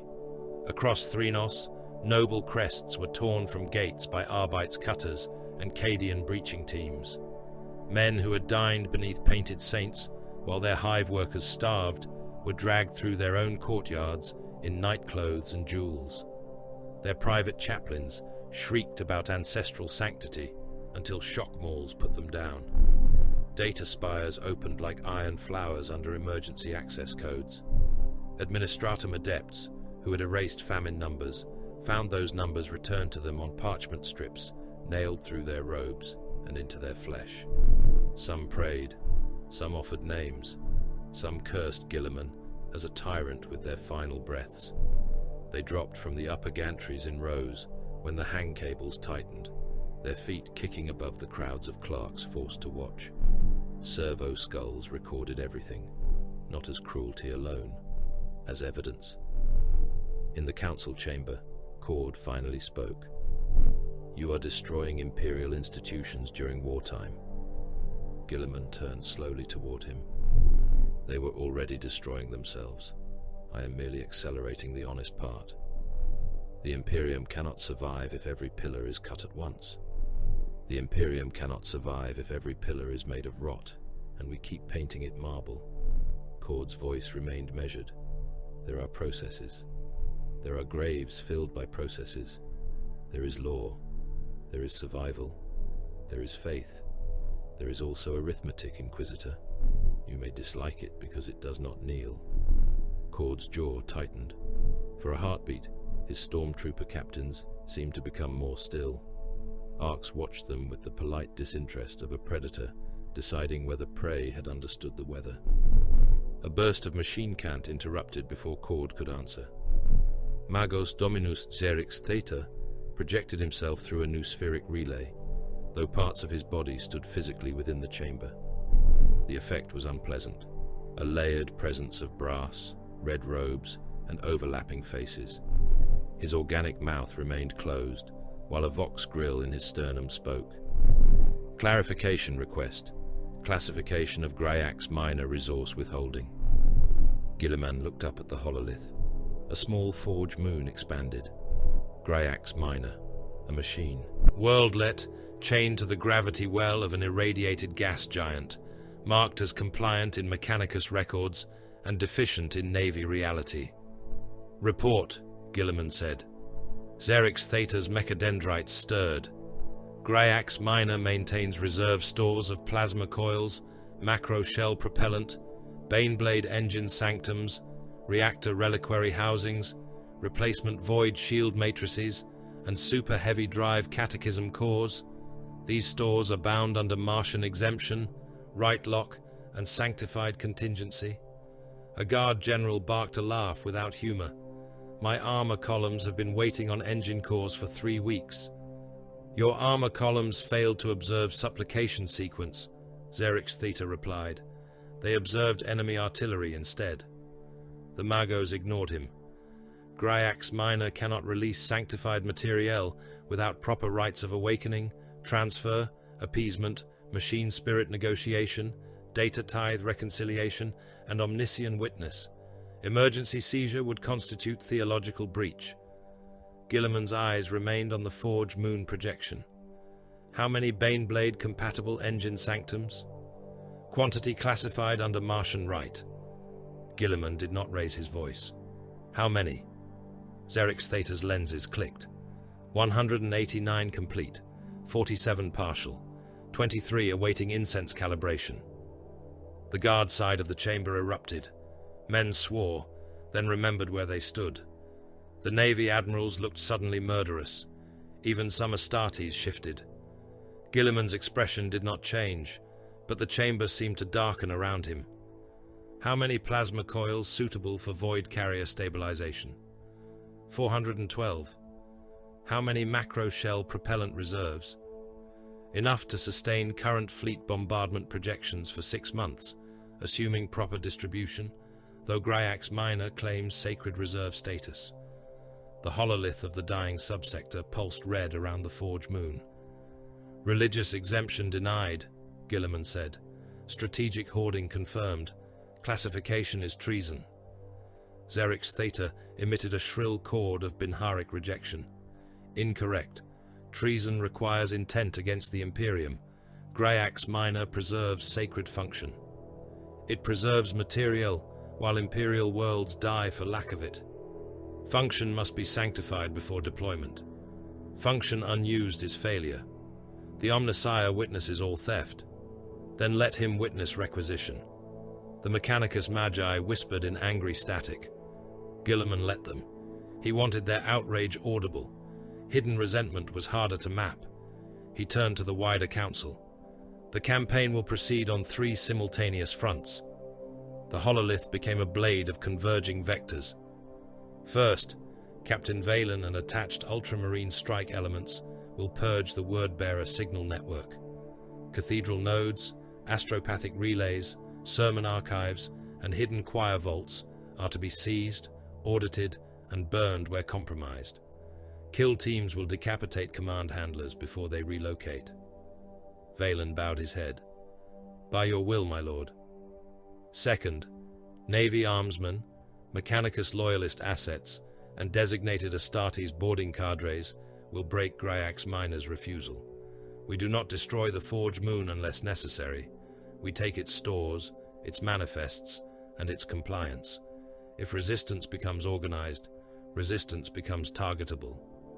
Xerix Theta made a sound like knives poured through a pipe. Third, Colonel Holt will force Threnos IX into evacuation by armed compliance. Granaries, labor blocks, rail hubs, orbital elevators, water purification engines, and Medici vaults will be secured in that order. Martyr formations approaching evacuation corridors will receive warnings. Armed obstruction will be destroyed. Civilian density will not be permitted to become enemy strategy. Holt stood among the guard officers, face grey behind the scars. He did not salute dramatically. He simply nodded once. Understood. Guilliman swept his gaze across the council. Each front will have redundant supply chains. Each command node will have a replacement node. Every order will carry authentication layers verified outside Ministorum channels. Every casualty number will be recorded in parallel by military, administratum, and independent crusade seal. Every lie will have at least 3 enemies before it reaches me. That was Guilliman's genius and his horror. Not merely courage, not merely strength. He did not answer chaos with passion. He answered it with systems, reserves, audits, kill corridors, and punishments filed before the crime had finished bleeding. Chapter Master Vaust finally spoke. And the Sable Templars, Lord Regent? The chamber felt the question. Vaust stood rigid in black plate, his relic blade at his side, his warriors behind him like old statues that hated the New Age. He expected honor. He expected a front worthy of his pride. He expected to be aimed at the heart of visible evil. Guilliman gave him neither. The Sable Templars will secure the Carthax northern evacuation belt and escort non-combatant convoy lines to landing fields Calthus and Iron Benediction. You will report to Colonel Holt's theatre authority for movement coordination. The insult was perfect because it was deniable. Secondary front, defensive responsibility, civilian protection, subordination to a mortal colonel, necessary work, stripped of glory. Faust's face became stone. My chapter stands ready for greater blows. Then it may begin by mastering obedience in smaller ones. A silence followed. Valen's hand rested close to his sword. Arx watched with faint interest. Holt looked as if he would rather be shelled than become the object of Astartes' resentment. Faust bowed, too slowly again. As the Lord Regent commands. As the war requires, Guilliman said. Faust withdrew from the chamber with his captains.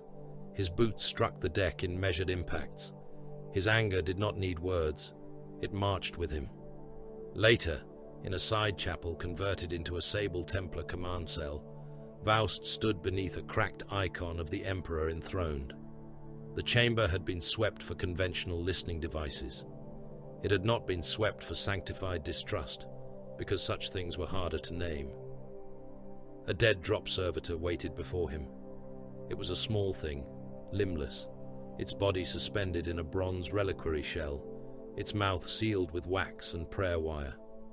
Once activated, it would crawl through maintenance ducts on hidden grav motors and deliver messages by routes used by priests, spies, and cowards. Faust dictated nothing openly treasonous. That was the first rule of men who believed themselves loyal. To Cardinal Vicar Halix Thane, he sent concern for the fracture between command necessity and sacred duty.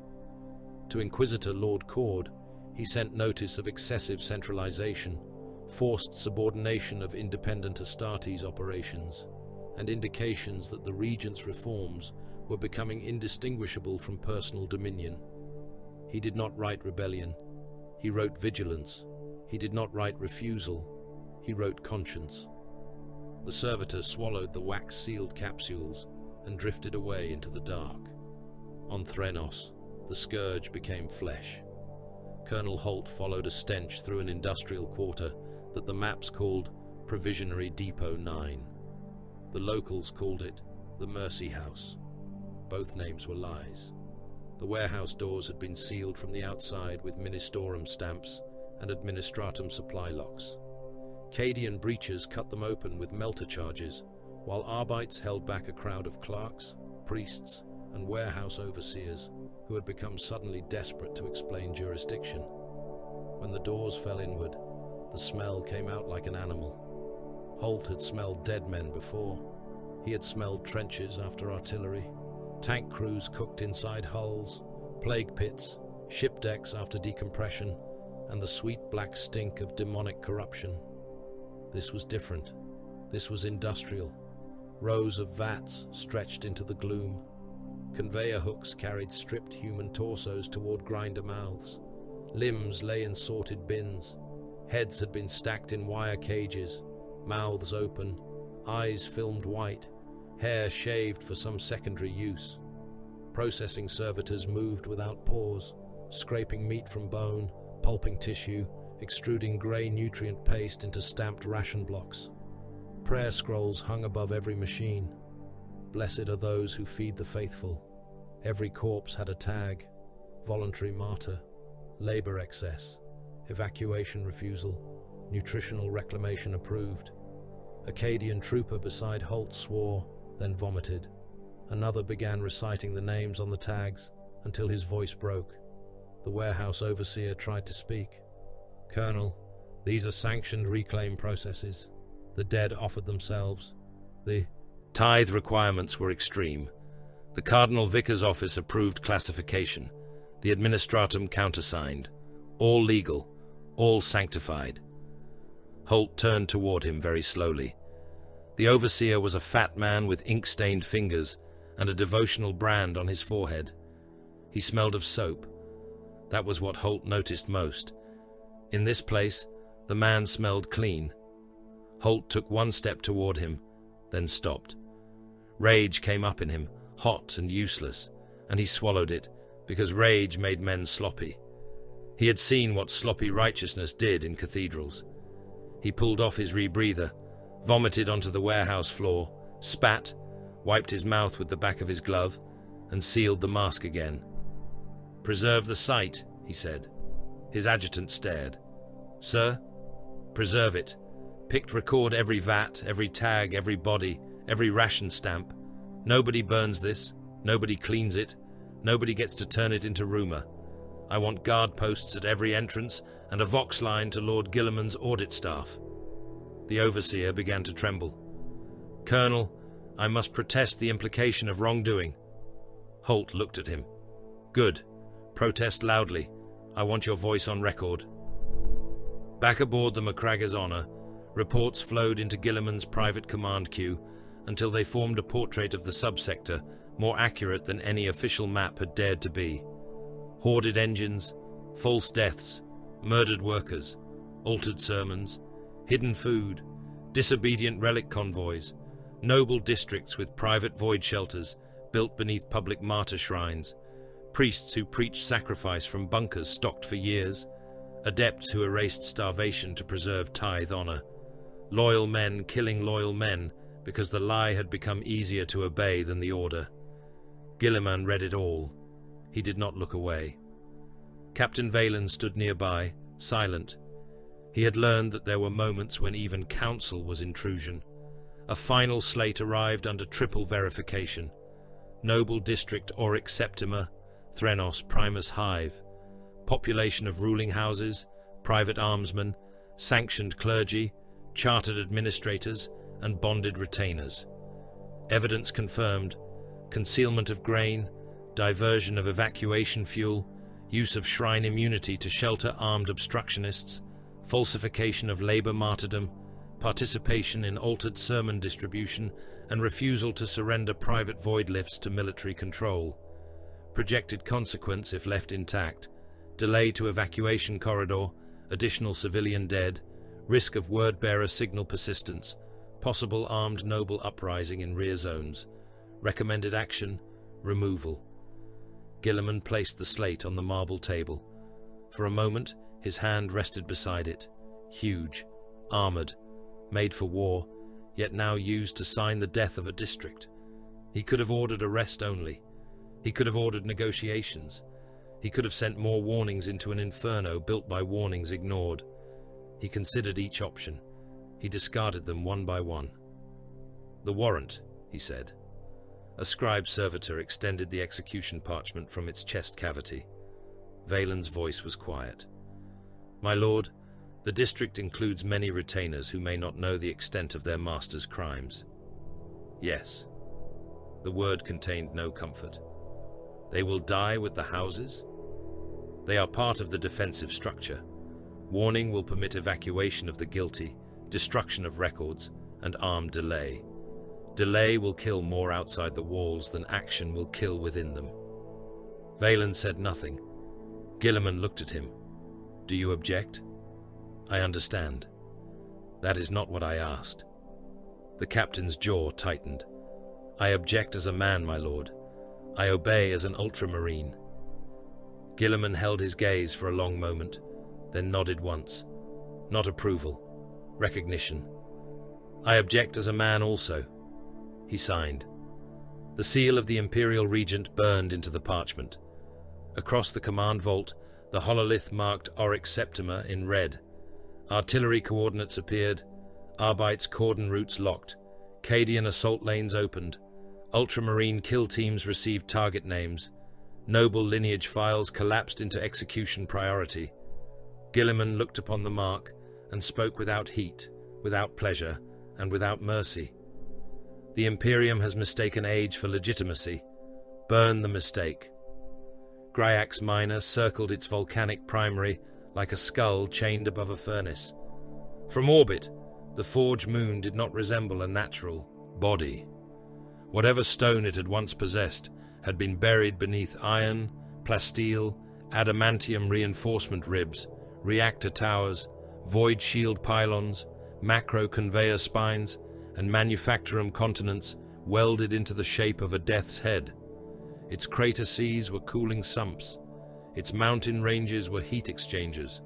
Its eyes were orbital dock mouths burning with plasma light, and its jaw was a procession of cargo elevators descending into the red glare of the volcanic core.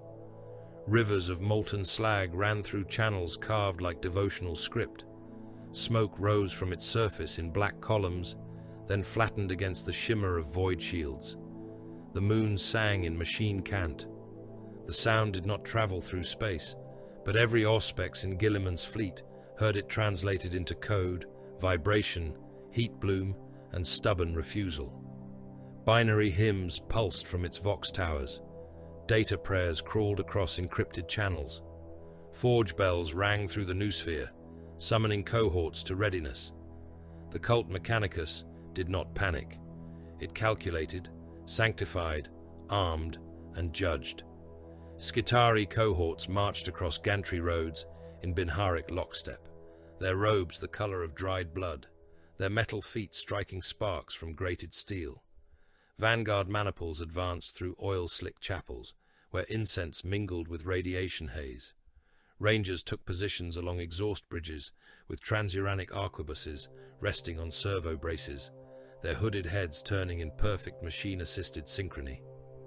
Cataphron servitors dragged plasma culverins through shrine corridors, their bloated remains fused into tracked chassis, their faces slack beneath cables and iron staples. Onager dune crawlers stalked the gantry roads on insectile legs, neutron lasers and phosphor weapons tracking the void above.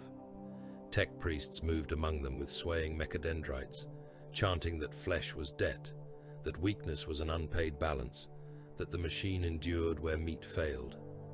Inside the command basilica of Gryax Minor, Magos Dominus Xerix Theta assembled his outer priesthood beneath an idol of the Omnissiah wrought from bronze, bone, and preserved cogitator cores.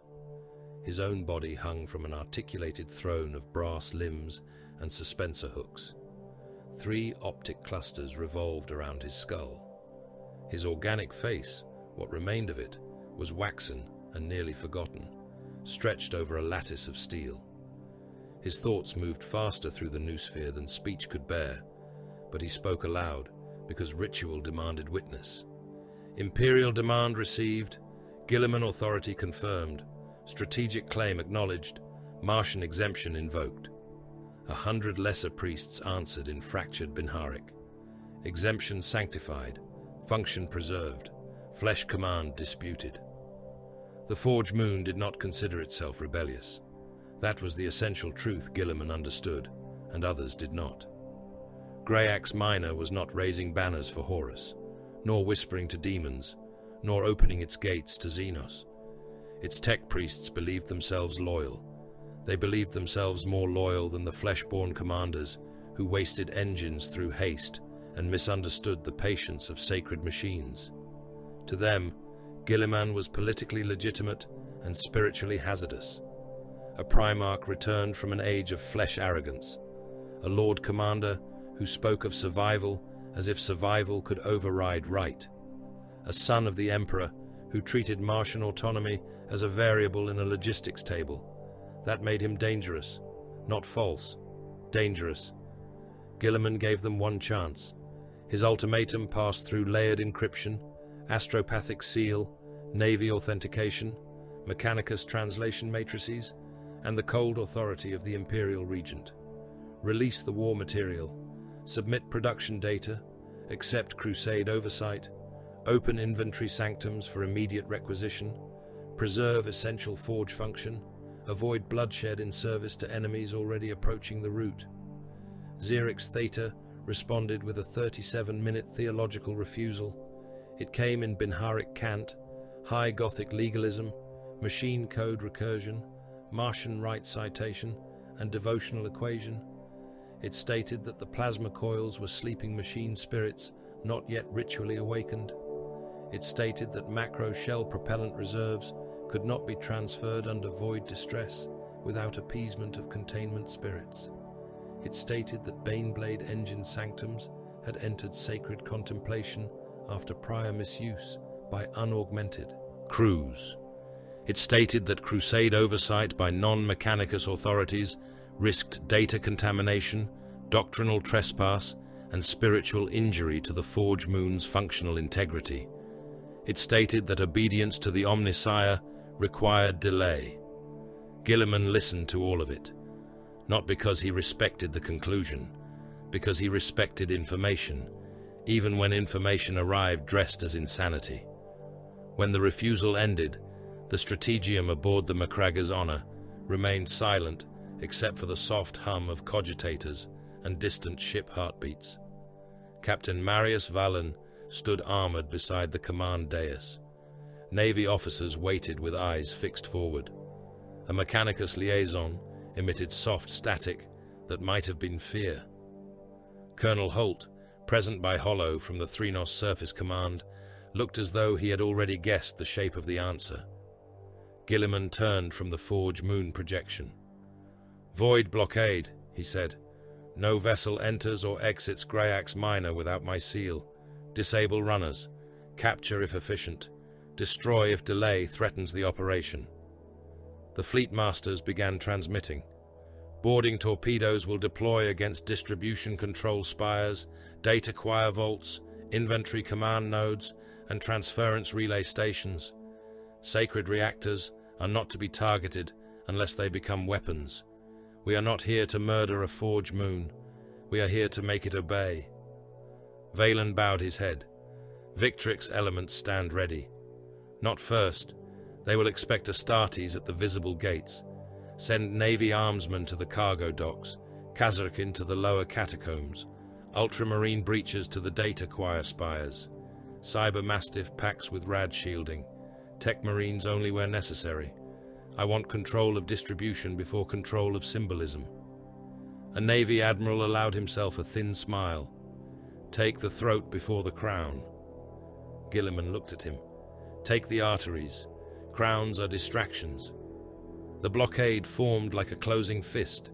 Imperial warships moved into firing arcs around Gryax Minor. Lunar-class cruisers rotated their broadsides toward dock mouths. Cobra destroyers slid into interception patterns. Strike cruisers of the Ultramarines burned toward high anchor points, their launch bays opening like knife wounds. Mechanicus vessels attached to the Crusade hesitated, caught between Mars and the Regent, until Guilliman's orders placed fuel and ammunition access under Navy supervision. Hesitation ended quickly when survival acquired a chain of custody. Gryax Minor raised its void shields to full bloom. Then the boarding torpedoes launched. They crossed the distance in brutal silence, black iron cylinders wreathed in heat distortion and prayer code. Defense lasers reached for them. Flak clouds blossomed. Some torpedoes died in white flashes, scattering ceramite, flesh, and munitions across the moon's orbital skin. Others struck home. They punched through armor plating, burrowed through forge stone, and detonated breach charges deep inside the distribution spires. The first Imperial blood on Gryax Minor spilled into a chapel of oil. Cadian Kasrkin emerged from a torpedo wound in the reactor catacombs, hellguns raised, carapace armor sealed against rad haze. Cyber mastiffs bounded ahead of them, brass jaws open, Auspex eyes burning green. The chamber into which they entered had walls slick with machine oil and devotional unguents. Pipes pulsed like arteries. Servo skulls screamed alarms in Binharik. At the far end, Skitari Vanguard turned as one. Their radium carbines rose. The air became poison and light. Kasrkin hellguns snapped in disciplined volleys, punching white-hot holes through red robes and bionic torsos. The Vanguard answered with irradiated death. Radium rounds struck armor and flesh, and the men hit began to die before they fell. Skin mottled grey, teeth loosened, blood thinned in their veins and leaked from eye corners. A corporal took 3 rounds through his chest plate and staggered on for 4 steps, firing until his lungs foamed pink into his rebreather. Then his bones gave up inside him, and he folded like cloth. A cyber mastiff leapt onto a Vanguard trooper, its jaws closing around the Skitarius's throat grill. The machine man did not scream. He drove a shock blade through the Mastiff's chassis and into the floor. The Mastiff's jaws locked as it died, tearing the trooper's head half free when both collapsed beneath another volley. In a side passage, a plasma culverin overloaded. The Cataphron servitor dragging it had taken a melter charge to its weapon housing. Its remaining organic eye rolled without understanding. The culverin shrieked, bloomed blue-white, and turned an entire section of corridor into a sun. Men became shadows on steel. Their outlines remained for a moment after their bodies were gone. Black silhouettes burned onto shrine plating beneath a rain of molten brass. The servitor's chassis continued rolling, its upper half missing, cables whipping from the stump like nerves. In the data choir spires, ultramarine breachers advanced behind boarding shields, through galleries filled with chanting tech acolytes. The acolytes did not flee. They had been raised to believe that unauthorized hands upon sacred distribution logic were worse than death. They came forward with arc mauls, phosphor pistols, servo arms, and blade limbs, crying not treason, not rebellion, but judgment. The Omnissiah judges all unauthorized hands. The cry moved through the forge moon like a litany. The Omnissiah judges all unauthorized hands. A breacher sergeant answered with his bolt pistol. The first tech acolyte's torso burst open, cog teeth and meat scattering across the choir steps. The next struck a boarding shield with a servo arm and dented ceramite. A power sword removed his upper body. Servo arms punched through armor joints, tore limbs free with industrial indifference, and tried to drag fallen ultramarines toward reclamation hoppers before they had finished dying. One space marine lost an arm at the elbow and crushed his attacker's skull with the other hand, then locked his remaining gauntlet around his bolt gun and continued advancing as if Payne were a lesser officer speaking out of turn. Distribution cogitators were seized, chamber by chamber. Data priests tried to purge manifests, so tech marines drove spike units through their cogitator banks and ripped the information out while they screamed in binary. Cadian provosts followed with slates, picked recorders, and execution orders. Every manifest mattered, every hidden coil mattered, every shell mattered. Guilliman's war entered the Forge Moon as violence, but it spread as accounting. Greyak's Minor resisted harder. Onager dune crawlers clambered along exterior gantries and fired through their own walls to cut off boarding advances. Skitarii Rangers shot officers through eye lenses from distances no mortal sniper should have trusted. Servitors welded blast doors shut with men still trapped on both sides. A corridor flooded with sanctified coolant, freezing 20 armsmen waist-deep before vanguard shock troops moved among them and cut their throats with quiet efficiency. A Navy lieutenant ordered flamers used in a parchment archive and burned to death under his own Prometheum tank when a servo skull detonated above him. All of it fed the same conclusion aboard the Macragge's Honor. Resistance organized around the command basilica. Guilliman watched the battle map update. Red knots, blue penetrations, amber uncertainty. The Forge Moon was not yet obeying. It was bleeding, but not yielding. Xerix Theta had withdrawn behind the basilica's inner noospheric walls with his outer priesthood and the final distribution keys. "Teleport lock," Guilliman said. Valen turned. "My lord, the basilica is warded by scrap code and disruption fields." "Then we will arrive violently, my lord." The Victrix Guard formed around him without further exchange. Teleportation was not travel. It was an argument with reality conducted through machinery older than most civilizations, and barely less dangerous than the enemies it enabled men to fight. The chamber vanished in a howl of torn light. For an instant, Guilliman felt the immaterium press against his thoughts, hungry and vast, full of distant laughter, old grief, and the taste of burning gardens. Then matter remembered his shape. He arrived in the command basilica amid thunder. The teleport flare killed 3 acolytes outright, their bodies bursting from sudden displacement shock. The Victrix Guard materialized around him with storm shields raised. Guilliman stepped from the light as alarms screamed, brass bells hammered, and 1,000 machine eyes turned toward him. His presence changed the battle before he struck. It always did. Command channels sharpened. Hesitating squads received revised vectors. Kasserkin pinned in the catacombs were redirected through coolant tunnels that should have been death traps, but were not because Guilliman had already seen the temperature cycle. Ultramarine breaches at the data choir spires shifted fire lanes to prevent counter-encirclement. Navy armsmen in the cargo vaults received permission to abandon a symbolic gate and seize a conveyor control nexus instead. Every force became more dangerous because the mind at the center had arrived inside the enemy's heart. Battle servitors charged. They were sacred things to the Mechanicus, each one blessed by 3 centuries of rites, repaired, anointed, renamed, and used again. Some still had scraps of human faces beneath iron masks. Others were nothing but weapon mounts and rage impulses. Heavy blades spun, hydraulic claws snapped open, chain-fed cannons spat shells across the basilica floor. Guilliman met them without roar. The Emperor's sword came alive in his hand, its fire too bright for the oil-dark chamber. He moved with a speed that insulted mass. The first battle servitor split from shoulder to groin, both halves continuing forward for half a step before spilling cables, black blood, and sanctified oil. The second raised a rotary saw. Guilliman cut through the saw, the arm, and the torso behind it. A third fired point blank into his breastplate. The rounds detonated against the armor of fate, staggering lesser men nearby with the blast. Guilliman stepped through the impacts and drove the burning blade through the servitor's head. He did not snarl.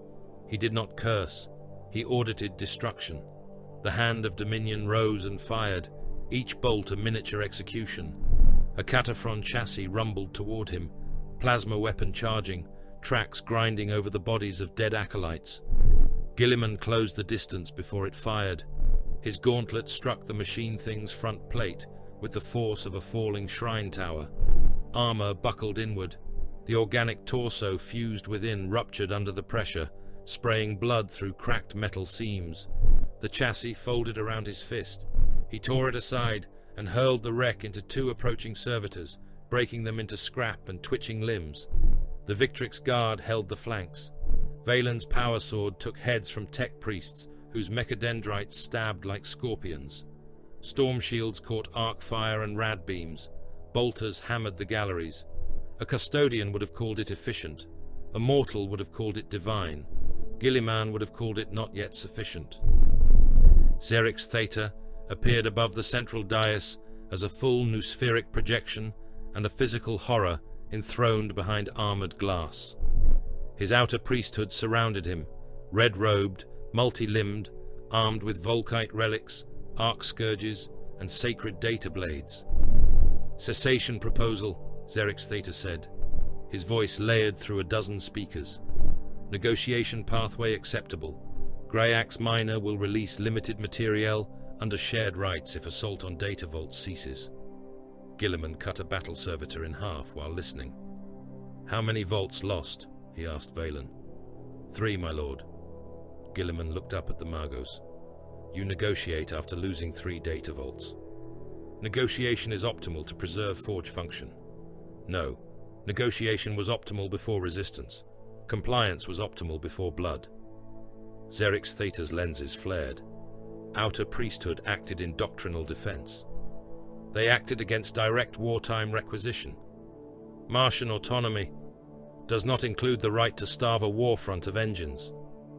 A tech priest lunged at Guilliman from the left, servo arms whirring. Guilliman caught the first limb, crushed it, seized the priest by the torso, and threw him into the command dais hard enough to crack the sanctified glass. The priest slid down in a smear of blood and oil, still twitching praise to the Omnissiah. "Your outer priesthood is purged," Guilliman said. "Their command authority is void. Their assets are seized. Their names will remain in record as obstructionists. You will remain alive." Xerix Theta paused. For a machine cultist, the silence was almost shock. Clarification. You are useful. The Mago's organic face twitched. Leniency category? Utility is not leniency. Guilliman stepped onto the dais. Behind him, Ultramarines finished killing the last of the close defense servitors. Around him, the command basilica burned in disciplined sections. Not the reactors, not the primary manufactoria, only the command nodes that had said no when the war required yes. You will submit all production data. You will release the plasma coils, propellant, engine sanctums, and shield matrices.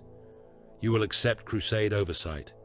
You will retain enough authority to keep Gryax Minor functioning, because the Imperium cannot afford the loss of your knowledge. You will not mistake survival for forgiveness. Xerix Theta's mechadendrites lowered one by one. Compliance. Full. A longer pause. Full compliance. The Forge Moon began to obey.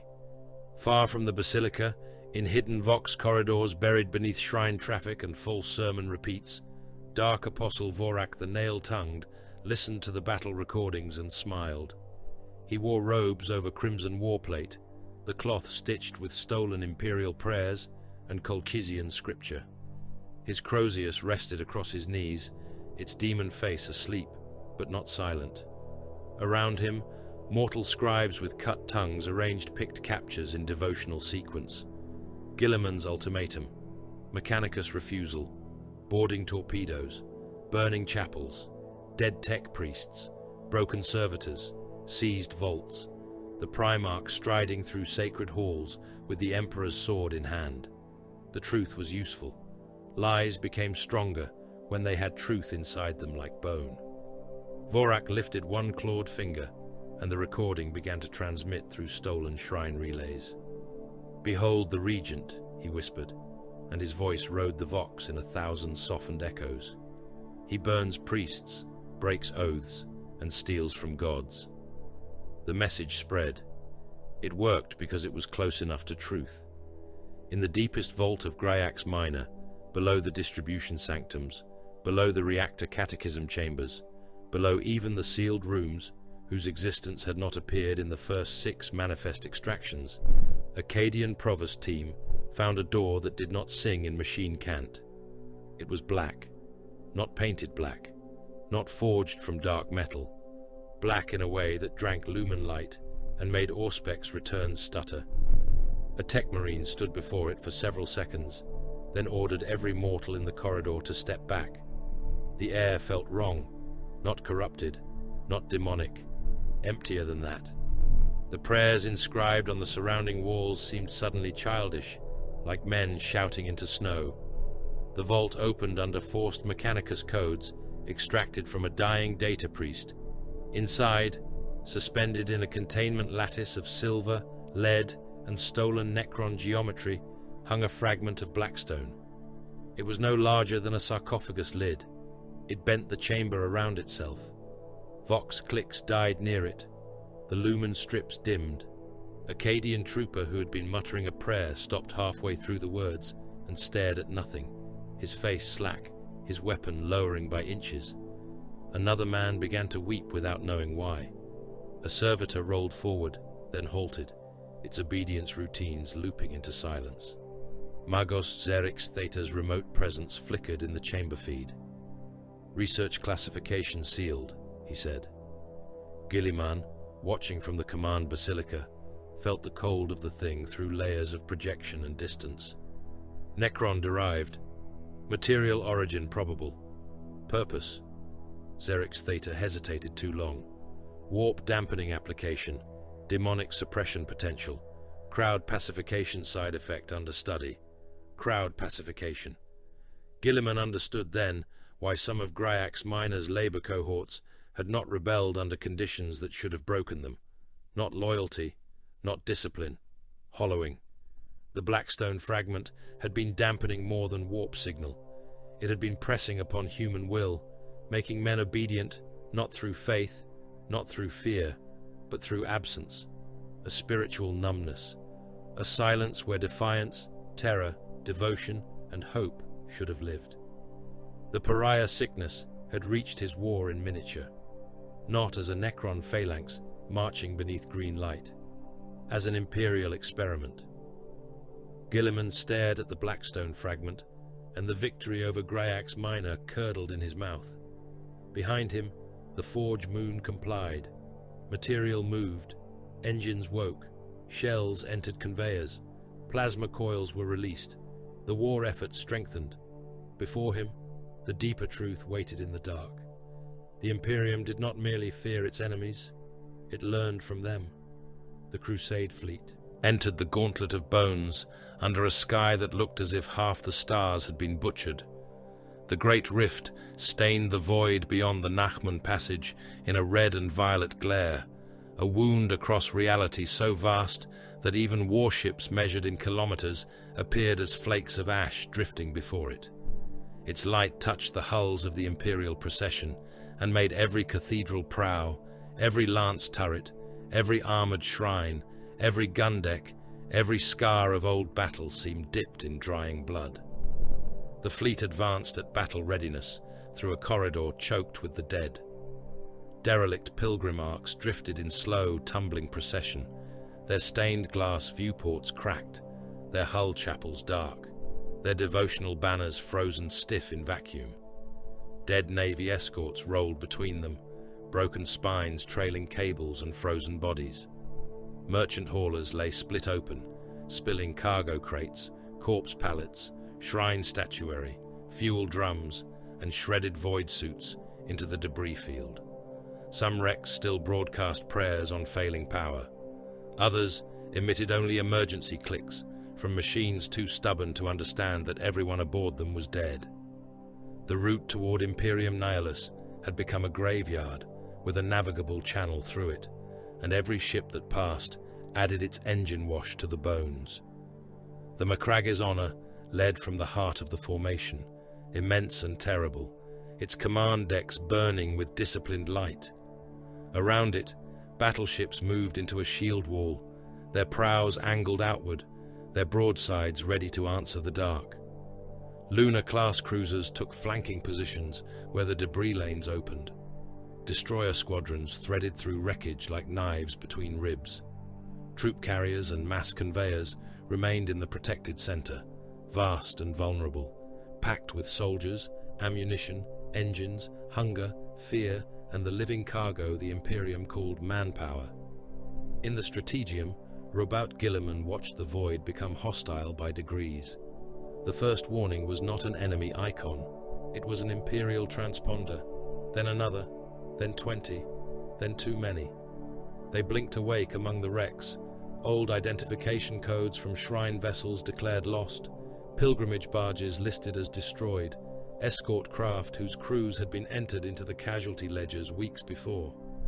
The codes came wrapped in distress cant and ministorum priority tones, pleading for rescue, requesting sanctuary, invoking saint names, relic claims, evacuation rights, and sacred immunity. A Navy augur officer turned pale beneath the blue glow of his console. Lord Commander, transponder returns identify them as friendly hulls. Guilliman looked at the pattern of their approach. Too synchronized, too hungry.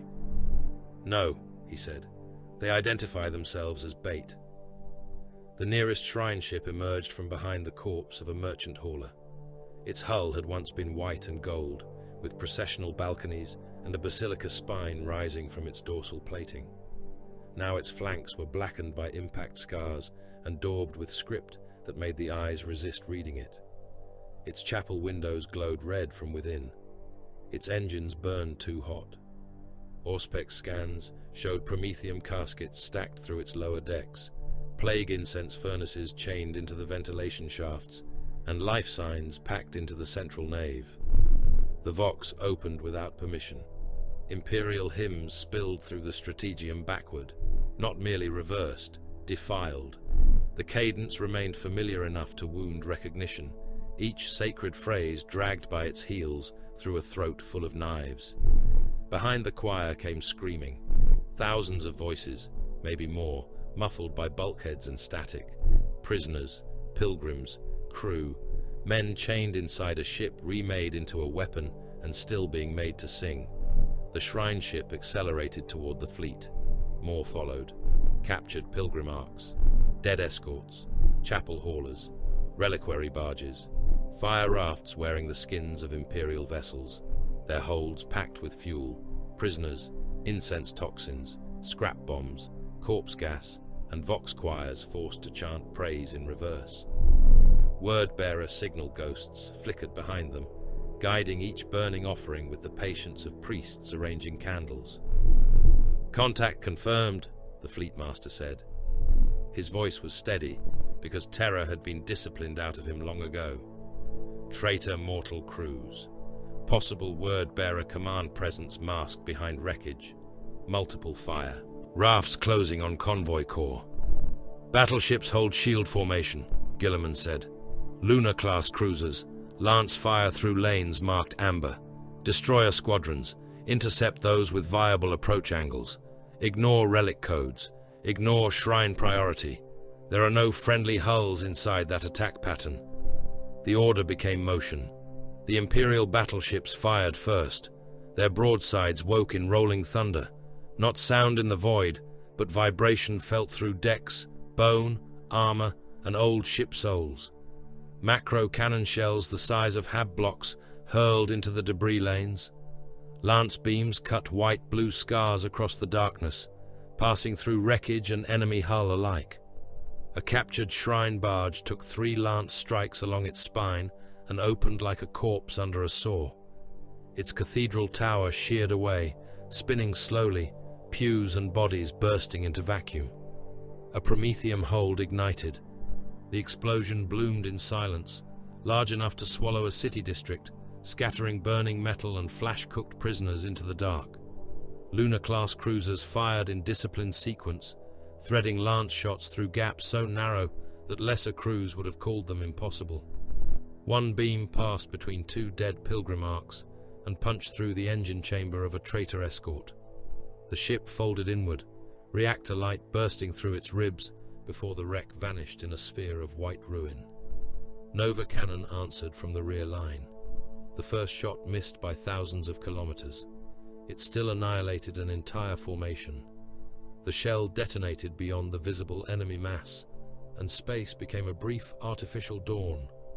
The blast wave tore through debris, fire rafts, frozen wrecks, and hidden escorts. Shrine ships cracked in half. Captured haulers disintegrated. Dead Navy hulls became shrapnel that killed traitor craft sheltering behind them. Cathedral-sized blossoms of nuclear fire opened and died, each one erasing prayers, screams, fuel, bone, and treachery in the same instant. Torpedoes followed, their engine trails burning like lines of judgment. Some struck true, some were intercepted by point defense, some detonated among wreckage and turned the graveyard into a storm of red-hot fragments. A destroyer squadron went too close to a drifting reliquary arc and was caught when the arc's hidden reactor overloaded. One destroyer vanished outright. Another tumbled away with its bow missing, crew compartments venting bodies in glittering streams. In the command vault, Cardinal Vicar Hallex Thane's image appeared unbidden on a side hololith, his face drawn with theatrical grief. Lord Regent, several of those vessels carry relic vaults from the St. Barabbas pilgrim line. Their recovery must be attempted before further destruction. Guilliman did not turn from the tactical display. Denied. My lord, the bones of saints, consecrated banners, fragments of martyr armor, and possibly the reliquary heart of St. Audran are aboard those ships. Those ships are fuel bombs under enemy command. The faithful aboard them still live. They are already dead by enemy decision. I will not add fleet crews to their number for bones. Thane's eyes flashed. Relics hold the faith of worlds. Guilliman finally looked at him. Relics do not hold the gauntlet. Ships do. Guns do. Men who obey do. The hololith cut out under Guilliman's command seal. On the lower assault decks of the troop carrier Resolute Benediction, Colonel Severin Holt received different orders. A corrupted mass conveyor had failed to detonate on approach, after its engines were crippled by lance fire. It drifted now near the convoy center, too close to ignore, too intact to simply leave with its transponder still broadcasting false evacuation codes into Imperial traffic. Something aboard it was alive, transmitting and guiding other fire rafts through the debris. Holt's Cadians boarded through a torn cargo spine. The breach team entered in zero gravity, boots mag locked, shotguns and las carbines raised.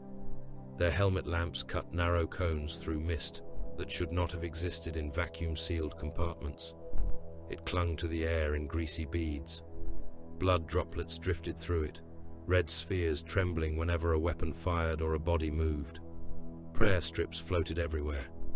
At first Holt thought they were parchment. Then one brushed his visor, and he saw paws. Skin. The strips had been cut from men and inked with corrupted scripture over the original Imperial prayers. Some still bore hair, some bore tattoos. One had a Cadian gate symbol stretched across it, distorted by flaying. "Do not touch the strips," Holt voxed. "Do not read them. Mark any active vox nodes. Burn the rest." They moved. The corridor narrowed into a maintenance throat, lined with pipes and cable bundles. Something had fused crewmen into the bulkheads. Not nailed, not strapped, fused. Faces emerged from metal, mouths open, eyes rolled white, tongues stretched into wires that vanished into the Vox network. Their chests had been opened and packed with incense burners that exhaled plague-sweet smoke. One still breathed. Every exhale became half a hymn. A young Kasrkin raised his hellgun. Holt caught the barrel and pushed it down. Not yet. The wallman's eyes found him. "Emperor," it gurgled. "Emperor, Emperor, Emperor." Then the word turned inside out and became laughter from a throat that was no longer entirely his. The corridor ahead erupted. Traitor mortal crew came through the ventilation fog with chain axes and boarding hooks, their void suits patched with scripture, their faces hidden behind rebreathers made from shrine masks and flensed jawbones. They moved like men already dead and angry that the living had not joined them. The first slammed into the Cadian point man and drove a chain axe into his shoulder. The blade chewed through carapace, meat, and collarbone, spraying blood globules that drifted upward in the low gravity. The point man fired his shotgun into the traitor's belly. The body burst open, intestines floating free in pink loops that tangled around both men as they spun. Laser flashed through the drifting blood. The corridor became a stuttering red nightmare. Shots burned holes through fog and flesh. A traitor's head split under a shotgun blast, skull fragments hanging in the air like pale gravel. A Cadian trooper lost his hand to a chain axe and watched the severed fingers drift past his visor, still curled around the grip of his knife. Cyber mastiffs pushed through the breach, mag claws clattering, jaws snapping shut on legs, throats, weapon arms. One dragged a traitor down and tore through his rebreather, only to choke as black smoke poured from the man's lungs and corroded its internal workings. Holt fired until his last pistol whined hot. A traitor came at him with a hooked blade painted in dried blood. Holt caught the man's wrist, drove his augmetic fingers into the elbow joint, and broke it backward. The traitor laughed until Holt put the pistol under his chin and burned his skull empty. "Forward," Holt said. No speech, no triumph. There was no room for either in a corridor filled with floating viscera and wrong prayers. They found the command deck behind a shrine bulkhead made from welded pews. Melter charges opened it in a white flash. Inside, the crew had been arranged into a choir. Men hung upside down from cable rigs, throats cut, but mouths still moving. Servitors pumped air through their lungs. A Vox engine sat at the center, built from Imperial equipment, word-bearer script, and a living astropath whose skull had been opened like a bowl. Its signal fed directly into the false transponder net. Holt looked at it for 1 second too long. "Charges," he said. The astropath's ruined mouth spoke in Guilliman's voice. "Rescue sacred cargo. Preserve relic priority. Delay fleet movement. The faithful must be saved before guns. Holt's expression went flat. Definitely charges. The mass conveyor died behind them in a controlled detonation that tore its command spine apart and scattered the skin prayers into the void. Elsewhere, aboard an ultramarine strike cruiser cutting through the wreck field, Captain Marius Valen found the larger design. His boarding party had seized a traitor relay chapel hidden inside a crippled Navy escort. The word-bearers had abandoned it moments before the ultramarines breached, leaving mortal scribes chained to their desks and recording cherubs still active. Valen stood among racks of picked crystals, vox reels, sermon fragments, and battlefield footage harvested from every atrocity Guilliman had ordered since entering Carcerus. He saw the cathedral assault edited from below, with the first martyr reliquary detonation removed, leaving only ultramarines firing into pilgrims. He saw Confessor Malrek's execution stripped of charges and judgment, reduced to a Primarch killing a priest before kneeling clergy. He saw Gryax Minor burning, tech priests dying, sacred doors broken, and Guilliman named thief of the Omnissiah.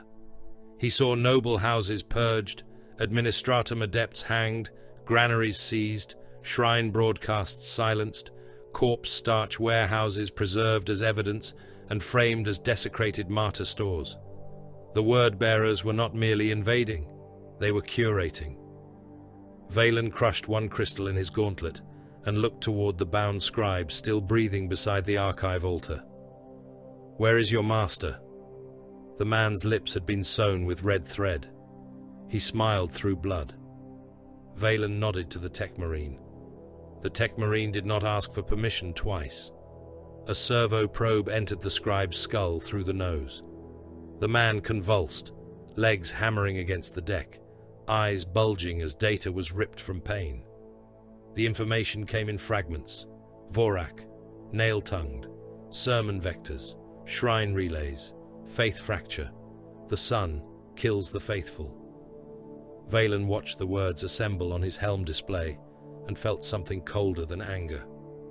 "My lord," he voxed to Guilliman, "the enemy is shaping every necessary cruelty into proof against you." Guilliman's answer came through Fleet Command, surrounded by macro cannon thunder and casualty reports. "I know." "My lord, this will spread faster than correction." "I know." "Then what is your order?" There was a pause long enough for another cruiser to die on the tactical feed. "Win faster than the lie matures." The Sable Templars chose that moment to become heroes. A relic shrine ship, the Sanctity of Odrin, drifted beyond formation orders, its hull burning, its chapel decks exposed, but not yet lost. It broadcast living signals, relic priority, and a desperate claim that 1,000 relic bearers remained aboard with St. Bones and consecrated war banners from 3 shrine moons. Guilliman's formation command marked it unsalvageable. It lay outside the safe corridor, baited by 2 captured escorts and masked torpedo signatures. Chapter Master Vaust saw it differently. The Sable Templars broke formation in a spearhead of black strikecraft and boarding assault boats. Their Thunderhawks punched through flak and wreckage. Boarding claws slammed into the shrine ship's hull. Vaust led from the front, relic blade burning white, his firstborn veterans cutting through traitor borders in cramped chapel corridors. They fought magnificently. There was no denying it. Chain blades roared, power fists crushed helms, bolters thundered in sanctuaries full of smoke and severed limbs. A Sable Templar chaplain took a chain axe through the ribs and killed his attacker by biting out his throat before dying on a pile of burning prayer books. Vaust himself carved a path through a word-bearer champion and split him from collar to hip beneath a shattered statue of the Emperor. They saved the relic bearers. 1,000 men in charred robes, clutching caskets of bone and banner poles, were dragged aboard Sable Templar craft, while the shrine ship came apart behind them. It was brave. It was bloody. It was worthy of song. It was also disastrous. The maneuver opened a gap in the protective screen around a Navy carrier group. traitor fire rafts, waiting for exactly such disorder, surged through the debris lane. One struck the carrier Argent Resolve amidships. The explosion gutted its launch bays. Another fire raft broke apart against the escort canticle of steel, spraying plague incense and burning fuel across open hangars. A third detonated close enough to rupture void shields across the group. Torpedoes from hidden traitor escorts followed the gap and hammered home. Hundreds of thousands of crew died in minutes. The Argent Resolve split along its spine, spilling attack craft, fuel, bodies, and atmosphere into the void. Crew compartments vented in glittering storms. Men burned in sealed hangars. Damage control teams were boiled alive behind bulkheads that glowed orange. The carrier's astropathic choir screamed once across the fleet net and went silent. Guilliman watched it happen. Then his voice crossed every command channel. "Chapter Master Vaust, you were ordered to hold formation." Vaust answered from the deck of a Thunderhawk, whose interior was smeared with blood and ash. Behind him, relic bearers sobbed prayers over rescued. "Caskets. We saved the relics and the bearers, Lord Regent. You saved bones and murdered the living." The fleet heard it. Navy crews, guard transports, Astartes vessels, Mechanicus ships, ecclesiarchy relays. Everyone. Vaust's face darkened. "We saved faith." Guilliman's reply came like a guillotine. "Then faith is an expensive corpse." The silence that followed had weight. The battle did not pause for pride. It worsened. Word-bearer guided fire rafts pressed the weakened section. Traitor escorts drove into the gap, engines overloaded, guns firing until their barrels split. Captured pilgrim vessels advanced behind them, broadcasting pleas from prisoners chained to viewports. Some of the voices were real, some were recorded, some were demonic mimicry wearing familiar names. It did not matter.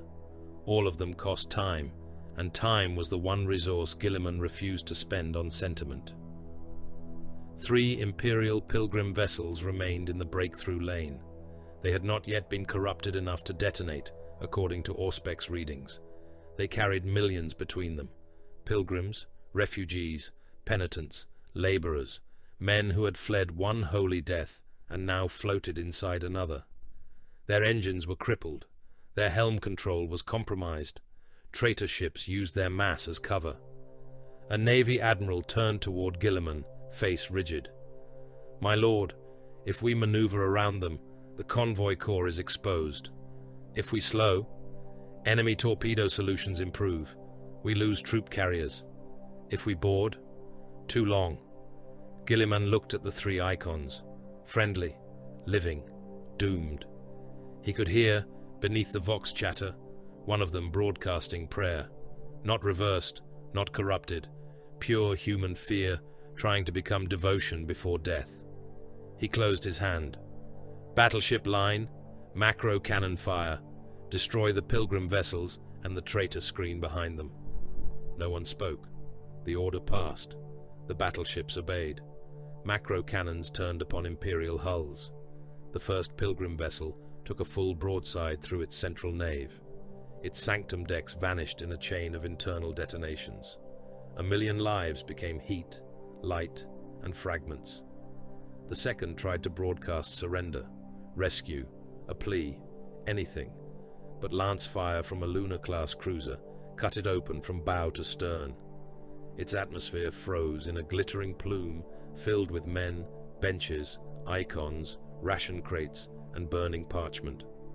The third vessel was struck by overlapping macro fire and broke into 3 pieces, each one spinning away, trailing flame, bodies, and shattered aquilas. Behind them, deprived of cover, the traitor breakthrough died. Torpedoes detonated in cathedral-sized blossoms. Lance beams found engine hearts. Destroyer squadrons cut across the debris lanes and finished wounded escorts at close range.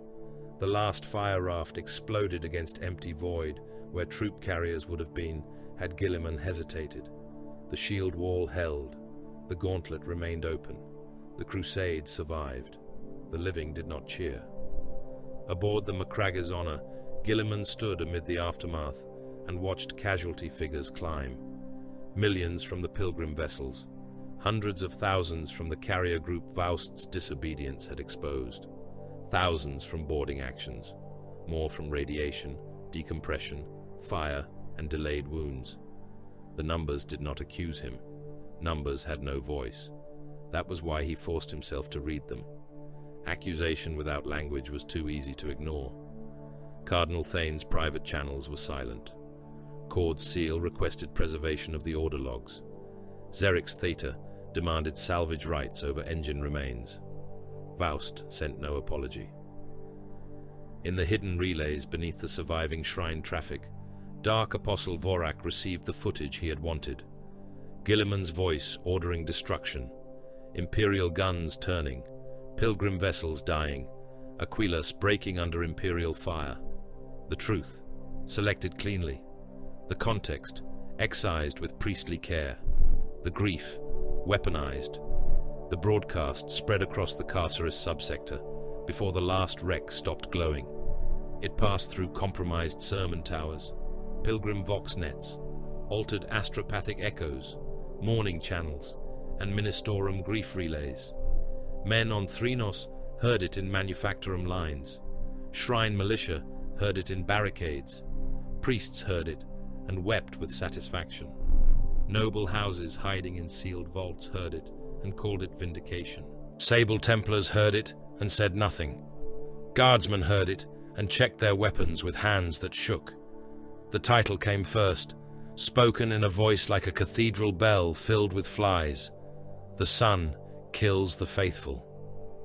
Then the footage began. Ossua Null did not look dead from orbit. It looked denied. The moon hung beside the Nachmund route as a blackened pearl of ash stone and frozen dust, its surface cracked by ancient impacts, its crater plains pale beneath the red sickness of the Great Rift. No atmosphere softened it. No city lights clung to it. No shrine towers pierced it. No manufactorum stacks breathed smoke into its sky. It should have been nothing more than a dead rock with a strategic coordinate and an ugly name. Yet every ship that drew near felt the wrongness of it through steel, marrow, and thought. Vox prayers decayed first. Aboard the troop landers, chaplains began their dissent litanies and found the words fraying into static. Not interrupted, not jammed in any ordinary manner. The syllables simply lost the will to remain meaning. The Emperor protects became a hiss of empty sound. By the second repetition, several guardsmen had stopped responding. By the third, a priest struck himself across the face with a prayer chain until blood ran down his jaw, trying to remember a verse he had known since childhood. He could not. Astropaths bled from the eyes in their restraint chairs aboard the fleet. Their sockets had long been blind, but blood welled from them anyway, dark and slow, slipping down cheeks mapped by old burns. Some screamed that there was no light. Others whispered that the warp had gone flat, that the stars had no voices, that terror was not distant, but absent. One choir master bit through his own tongue to stop himself from saying more. On the landing decks, guardsmen of the Cadian 812th checked weapons without jokes. That was what unsettled Colonel Severin Holt. Cadians joked before death. They cursed officers, saints, ammunition quality, local weather, and the statistical generosity of enemy artillery. They insulted terror because terror took insult personally. But as the landers approached Ossua Null, the men grew quiet in a way that had nothing to do with discipline. Faces slackened, hands moved by drill memory alone. A trooper watched a warning rune flash across his rebreather display and did not blink. Another looked through the open assault ramp at the dead moon swelling below and said, with mild curiosity rather than fear, "Suppose it ends there." Holt turned on him. "What ends?" The trooper seemed to search for the answer and failed. Us, it, everything. No panic, no despair, just absence. Holt felt it too, pressing against the back of his skull. Not the clawing madness of the warp, not the hot itch of demonic presence. This was colder, cleaner, more obscene. It did not whisper. It removed the part of a man that expected whispers. The Necron dead zones of the Nephilim sector had taught the Imperium enough to fear such silence. Imperial reports called them regions insulated from the Empyrean, areas where the soul itself seemed muffled, where courage, faith, fury, and hope drained from men until obedience remained as a reflex without fire. The Mechanicus had named effects, measured radiance, catalogued symptoms, and hidden more than it confessed. Soldiers who had survived those zones spoke of the pariah stillness as a battlefield where the enemy did not kill a man first. It emptied him, then let the killing come as an afterthought. Osua Null was smaller than those great regions, but it carried the same taste. Guilliman knew it before the first landing claw touched dust. He stood within the forward command hold of a storm raven, helmet sealed at his side, expression carved from living stone. Around him waited the Victrix Guard, ultramarines in immaculate readiness, Gravis armored aggressors locked into restraint harnesses, Hellblasters checking plasma incinerator charge rights, and Tech Marines watching their Auspex feeds stutter and bleed error glyphs. Beside them stood Custodes under Shield Captain Tyvarian arcs, Auramite forms utterly still, Guardian spears held vertical, Misericordia blades mag locked at their hips. Even the Custodes seemed quieter here, not afraid, but displeased that a place existed where the universe grew less responsive to will. Mechanicus killclades occupied the rear of the hold, Skitari rangers with transuranic arquebuses, Vanguard with radium carbines, electro-priests, their skin faintly luminous beneath cables and brands, Cataphron breachers clamped into grav restraints, weapons dormant, a squad of Sicarian infiltrators crouched like bladed insects, servo-skull Auspex chains drifted among them, linked nose to tail by data tethers, their little engines whining as they tried to read a moon that refused interpretation. Magos Dominus Xerix Theta projected his presence through a hardened noospheric node mounted in the hold wall. His image flickered, degraded by the moon's null field. Brass limbs appeared and vanished. His 3 optic clusters rotated out of rhythm. Local empiric suppression exceeds Gryak's minor fragment output by unacceptable magnitude, he said. Containment lattice probable. Necron origin probability high. Human modification possible. Word-bearer interference not excluded. Guilliman looked through the assault ramp's armored slit toward the moon. Faith has become a weapon against us, he said. This makes faith impossible. Arx turned his golden helm slightly. Don't forget to like, comment, and subscribe. Support really helps. An improvement, some would say. No, Guilliman replied. A danger of another kind. He watched the Cadian landers falling in formation below them. Men who hated fear were being robbed of it, and Guilliman found that more terrible than terror. Fear could be governed. Faith could be directed. Rage could be aimed. Even superstition, poisonous and humiliating, could keep a starving man on his feet long enough to pull a trigger. But this silence hollowed men into compliant husks. It did not free them from lies. It made truth irrelevant. He hated the Imperial cult. He hated its shrines to ignorance, its corpse worship, its appetite for martyrs, its bloated priesthood, its obscene talent for making murder holy. Yet on 1,000 fronts, he had seen frightened men stand because belief gave their horror a shape. If belief was a chain, it was also sometimes a spine. Remove it badly, and mankind did not become rational. It became empty. The lander slammed into the dust. The moon received them without echo. Boots struck grey powder. Armored giants descended. Servo skulls fanned outward and immediately began failing, their lenses frosting with static. The sky above was a black vault, stained on one side by the distant rift. No wind moved. No vox chatter filled the gaps between orders. Every transmission came clipped, flattened, drained of human texture. Holt's Cadians deployed in layered cordons around the landing site, laser guns raised, heavy weapons teams setting tripods into powder that contained fragments of bone. Not human bone, the medici auspex suggested. Not any catalogued Xenos bone either. The dust of ossuar Null had been made from things that had not decayed, but had been unmade. Ultramarines advanced toward a fissure in the crater plain, where the Blackstone signal pulsed beneath the surface. Custodes moved with them, guardian spears angled forward. Mechanicus killclades spread out in machine-precise arcs, arc rifles humming, Volkite relic weapons glowing with old Martian spite, transuranic arquebuses sweeping distant ridgelines. The moon remained still. Then the dust began to move. At first, Holt thought it was vibration from the landing engines. Then the surface split into a million glittering points. Canoptek scarabs poured from the bone dust, like silver insects, their bladed legs clicking without sound across the ground. They came in sheets, flowing around rocks, over corpses from some forgotten survey team, under the legs of cataphrons, up the sides of armor. "Fire!" Holt ordered. Laser guns flashed.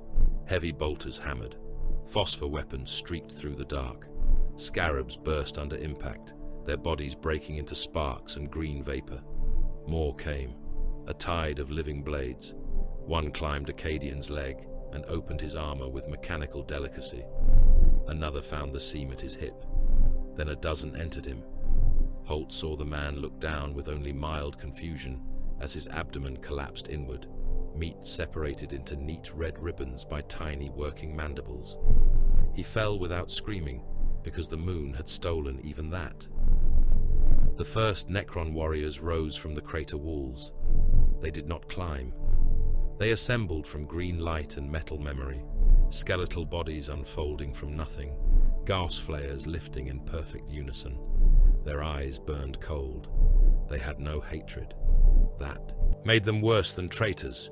Hatred at least admitted kinship with the living. Gauss fire struck the Mechanicus line. A Skitarius ranger vanished layer by layer. Robe first, peeled into drifting ash. Then armor, flayed into glittering particles. Then skin, muscle, organs, and bone, each removed with precise indifference until his skeleton stood for a fraction of a breath, green light shining through the ribs. Then the skeleton collapsed into sparks and dust. Another ranger lost an arm, not by severing, but by subtraction. The limb simply became less, stripped atom by atom from fingertips to shoulder, while the ranger continued firing with the other hand until his torso joined the disappearing. Ultramarines answered with bolter discipline. Bolt rounds detonated against living metal, blasting limbs away, shattering ribs, knocking skeletal bodies back into the dust. Plasma incinerators roared, turning Necron torsos molten white. Boltstorm gauntlets from aggressors filled the silence with impact and explosive ruin. Yet the Necrons rose again, where damage did not reach core function. Broken hands twitched, heads turned after being half-severed. Bodies crawled toward missing weapons with insect patience. Beneath the moon, the corridors were worse. The entrance fissure opened into a vault system older than Imperial history, descending in black geometric angles that offended the eye. Human modifications had been bolted over Necron architecture.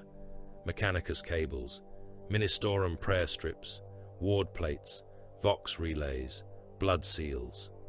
The Imperium had entered an alien tomb, misunderstood it, feared it, coveted it, and then decorated it with ignorance. The deeper Guilliman went, the quieter the war became.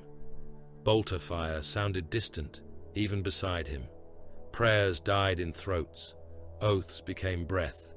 Chaplain Helor of the Ultramarines began the Catechism of Hate before a push through a narrowing corridor and stopped midway, his skull helm turning slightly as if he had misplaced an entire life. Valen looked at him. "Brother Chaplain?" Helor's Crozius lowered by an inch. "I know the shape of it," the chaplain said, "not the words." Guilliman heard and felt something inside him tighten. "Advance." The Lich Guard appeared in a corridor of black stone and green light. They phased into existence as a phalanx, shields first, war scythes raised, their bodies tall and ornamented with the arrogance of dynasties that had murdered time. The first volley from the Ultramarines struck their dispersion shields and died in flickering bursts. A custodian hurled himself forward, guardian spear blazing, and met the first Lich Guard with a strike that would have bisected a battle tank's hatch. The Necron shield absorbed, bent, and shed the blow in green arcs. The war scythe came back and carved through auramite plating at the custodian's side. He did not fall. He drove his misericordia into the construct's neck joint and twisted until its head tore free in a shower of emerald sparks. More Lich Guard advanced. A Skitarii squad on Guilliman's left had been mauled by scarabs and gauss fire. 2 remained mobile. 3 were down, alive by mechanical assistance, limbs gone or armor opened. Their radium carbines twitched in dying hands. The Lich Guard phalanx adjusted toward them, targeting the weakest movement, as Guilliman knew it would. The corridor beyond the Skitarii opened into a choke point, already covered by Hellblasters, and a Cataphren plasma culverin unit, whose firing line had been obstructed until now. Valen saw the calculation form in his Primarch's eyes. "My lord," Guilliman gave the order. "Hold plasma until the phalanx commits. Do not retrieve the wounded." The wounded Skitarii did not cry out. Whether from discipline, augmentation, or the Null silence, Guilliman did not know. The Lich Guard advanced over them. One war scythe came down and split a Skitarius from shoulder to pelvis. Another construct stepped on a ranger's chest, crushing ribs, augmetics, and lungs into a flattened red and metal mass. A third bent toward a crawling vanguard, whose lower body was gone. Then the phalanx entered the kill angle. Fire. Plasma incinerators discharged as one. The corridor became blue-white annihilation. The Cataphren culverins added their heavier fury, unstable suns caged in magnetic howl. Lich Guard shields flared, overloaded, and burst. Living metal ran like wax. War scythes fell from vaporizing. Hands. Necron bodies staggered, melted, exploded into fragments that crawled for half a second before the second volley burned them motionless. The wounded Skitarii vanished with them, their bodies consumed in the same killing light. The command group survived. That was the arithmetic. Guilliman moved through the steaming remains without looking away from what he had done. The Emperor's sword burned in his hand, impossibly warm in the dead place. Its fire was the only color that did not seem stolen. When Necron elites emerged from the walls ahead, he met them blade to blade. A war scythe struck his pauldron and carved a glowing scar through the ceramite. He answered by cutting the construct in half at the waist. Another tried to phase behind him. The hand of Dominion roared, and the bolt punched through its ribcage before detonation blew green flame through its spine. He fought without battle cry, without prayer, without comfort. Each stroke assigned destruction where it served the next movement. He was not corrupted. He was not merciful. In the central containment chamber, the truth waited. The Blackstone node rose from the floor, like the heart of a dead star, suspended within a lattice of Necron geometry and Imperial blasphemy. Its surface drank lumen beams. Around it, Mechanicus instruments had been installed in rings. Cogitator banks, soul pressure gauges, noospheric siphons, sermon amplifiers, ministorum vox coils. Chains of parchment prayers wrapped the containment spars, each line written in devotional High Gothic, each one repeated thousands of times by careful hands. Word-bearer script had been carved beneath them. Guilliman stared at the lattice and understood enough to feel disgust become a physical force. "The prayers are feeding it," Valen said, reading his auspex with difficulty. "Not feeding," Xerix Theta corrected through a damaged projection node. "Inverting. Devotional emotional output enters lattice. Blackstone resonance converts empiric pressure into despair emission. Increased prayer produces increased soul suppression. Paradox engine. Elegant. Abominable." Guilliman turned on him. "You knew of this node?" Xerix Theta's image glitched. Gryax Minor Research recovered fragmentary schemata. Ossuar Null installation predates current operation. Mechanicus exploitation attempt incomplete. You tried to weaponize it. Against demonic incursion, against warp breach, against uncontrolled mass faith events generating empiric instability. The chamber seemed to narrow around Guilliman. The Emperor's sword rose by a fraction. You would use this on Imperial populations. Pacification potential was under review. Guilliman moved so quickly that even Valen nearly failed to react. His gauntlet closed around the projection pillar's physical relay, crushing brass casing and data crystal until sparks burst around his fingers. On the secondary feed, Xerix Theta's real body aboard the forge barge spasmed as the feedback struck. "Lord Regent," Valen said. Guilliman's eyes burned with a wrath older than the current millennium. "You would make men empty and call it order." Xerix Theta's voice stuttered through failing channels. "Empty populations do not riot. Empty populations do not summon demons through uncontrolled fervor. Empty populations obey." The Emperor's sword came up. For one moment, everyone in the chamber knew Guilliman was about to order the Magos killed, or do it by command link through whatever loyal guns could reach him. He saw Xerix Theta not as a servant, not as an ally, but as another infection. Flesh replaced by certainty, conscience replaced by function, a mind useful enough to be spared too many times. Then the Primarch stopped, not from pity, from utility. The war still required Gryax Minor. It required plasma coils, engine sanctums, production data, noospheric expertise, Blackstone analysis, Mechanicus compliance held by threat and necessity. Killing Xerix Theta would satisfy anger and damage survival. Guilliman lowered the blade by inches that felt like verdicts being postponed. "You remain alive because your knowledge is useful," he said. "Do not mistake this for restraint." The projection flickered. Distinction acknowledged.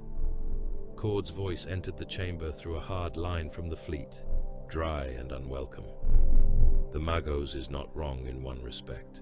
A controlled application of such technology could end unrest on rebellious shrine worlds without extended purgation."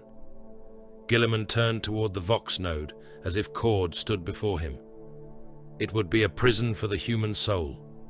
Cord answered without hesitation. "The Imperium is already that. I merely suggest locks." No one spoke. Even the Null field seemed to deepen. Guilliman looked back to the Blackstone. The prayers wrapped around it trembled without wind. Each line had been copied from Imperial devotion, not chaos worship, not at first glance, pleas for protection, oaths of obedience, gratitude for sacrifice, litanies of endurance.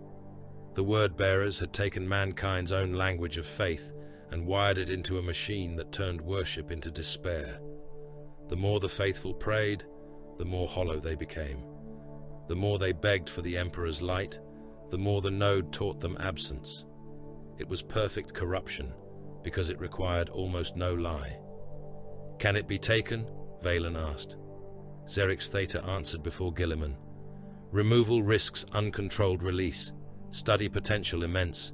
Destruction would be inefficient. Recommendation: secure site. Expand containment. Transfer controlled fragments to Gryax Minor under..." "No," Guilliman said. "My lord," Xerix Theta began, static rising. "The strategic potential..." "No." Cord's voice sharpened. "Lord Guilliman, denying study of a weapon because it disgusts you is sentiment. Using it because it is useful is surrender. To whom?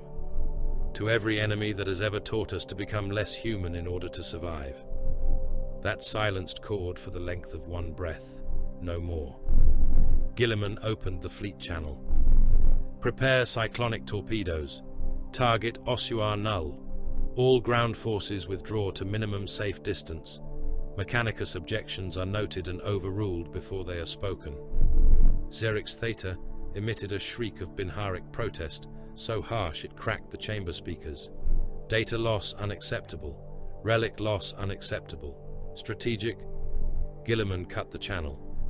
Withdrawal under null conditions was worse than advance. Men moved slowly because urgency had been stolen from them.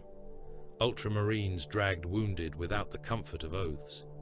Custodes fought rearguard actions in silence, guardian spears flashing gold and white against Necron constructs that kept rising from walls and dust. Holt's Cadians retreated across the crater plain, while scarabs poured after them in silver waves. Heavy bolters shredded the tide. Flamers painted the ground orange. Gauss beams stripped men apart at the edges of formation, turning bodies into collapsing skeletons, and then sparks. No one screamed enough. That was what Holt would remember. Men died with puzzled faces, as if trying to recall why death mattered. The last landers clawed away from the moon as the fleet repositioned. Osua Null hung beneath them, black and pale and empty. The cyclonic torpedoes fell. They struck in sequence across the moon's surface, burrowing through crust and vault and ancient tomb geometry before detonation. Light split the dead rock from within. Cracks raced across crater plains. The Blackstone node pulsed once, a darkness brighter than flame. Then the moon broke. Osua Null shattered into expanding ruin. Stone plates the size of cities lifted and tore apart. Dust became incandescent clouds. Necron vaults opened to the void and vanished in fire. The containment lattice died screaming through instruments that had no right to translate such a thing into sound. Every astropath in the fleet convulsed. For one instant, the null silence reversed. An astropathic scream tore across the command decks, through choir chambers, through vox relays, through the teeth of men who had never been psychers and never wanted to hear the voice of a dying machine. It was made of prayer, despair, Colchizian laughter, Necron cold, and the final imprint of everyone who had fed the node with worship. A coordinate burned itself into the fleet's receiving crystals. Threnos the Ninth, Capital Cathedral. Then the scream ended, and the silence that followed felt almost merciful. Threnos the Ninth was still loyal. That was the first obscenity. Its orbital bastions still flew the double-headed Aquila from cracked armor plates and shattered vox masts. Its hive spires still rang with bells calling men to prayer, labor, ration queues, confession, punishment, and death. Its planetary command code still answered Imperial challenge in the correct sequence. Its regimental musters still invoked terror. Its manufactoria stamped the Emperor's name into shell casings, while furnace light painted the workers below in colors of rust and blood. Its cathedral towers still broadcast hymns across polluted continents, where ash fell like grey snow and men knelt in the streets with rebreather masks pressed to their faces. It had not rebelled. It had become something worse. It had become obedient to its own devouring. The world turned beneath the Crusade fleet as a black iron sphere webbed with fire. Hive continents rose from poison cloud banks like carcasses of dead gods, each one layered in habstacks, chapel spires, smokestacks, armories, refineries, corpse grinders, rail junctions, and punishment yards. The oceans were chemical mirrors. The polar caps were soot. The equatorial belt burned with manufactorum heat so intense that it glowed through the smog at night like banked coals beneath a funeral cloth. Everywhere, the Aquila flew. Everywhere, men were being consumed beneath it. Planetary authorities had converted whole districts into living tithe engines. The phrase appeared in administratum slates with no shame, as if the words were a technical achievement. Citizens entered one end of the process and emerged as categories: soldier, laborer, servitor candidate, penal shield body, corpse starch yield, martyr procession asset, respiratory failure acceptable, nutritional reclamation approved, combat unsuitable, but devotional expenditure authorized. Nobody called it murder, because every death had a stamp. Men were marched from hab blocks into sorting yards beneath brass loudhailers and statues of weeping saints. Those with steady hands and enough teeth to bite open ration packs were given laze guns, flak scraps, and a strip of scripture to wrap around the barrel. Those with factory calluses were chained to production lines and told their labor had become prayer. Those with injuries were dragged toward medici assessment tents, where red-robed assistants decided whether a man was more useful as a repaired worker, an augmented servitor, or protein. Those who protested vanished into penal mobs, given scrap shields and explosive collars.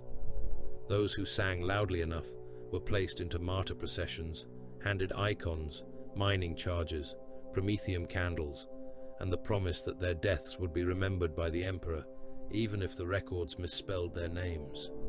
Above it all, the capital cathedral rose from Thranos Primus' hive, like a spear driven into the throat of the sky. Its bells never stopped. Robert Guilliman watched the world through the descending firestorm of his own arrival. The invasion of a loyal planet came wearing the shape of salvation. Thunderhawks fell first, black-bellied and blue-winged, engines howling through the upper smog. Storm ravens followed in tight formations, their weapon mounts tracking the hive roofs, their assault holds packed with ultramarines and the sterile certainty of transhuman war. Valkyries screamed lower, carrying Cadian squads through flak haze and drifting ash. Drop pods came down like meteors, burning trails through polluted cloud, striking plazas and transit hubs with the force of divine fists. Repulsor grav tanks descended from heavy lifters in curtains of dust and static. Baneblade companies rolled from mass landers, their engines growling like caged continents, volcano cannons and demolisher weapons rotating toward avenues choked with barricades and prayer mobs. Basilisk artillery lines unfolded in the outskirts, barrels rising in ordered rows. Hydra flak batteries hammered the sky where corrupted gunships tried to break through. Behind the smog banks, Titan shapes moved. Not walked, moved. The difference mattered. A man walked. A god engine altered the world by changing position. Warlord silhouettes loomed behind smoke, their plasma annihilators and volcano cannons hidden by ash until lightning from void shield discharge briefly drew their forms in white.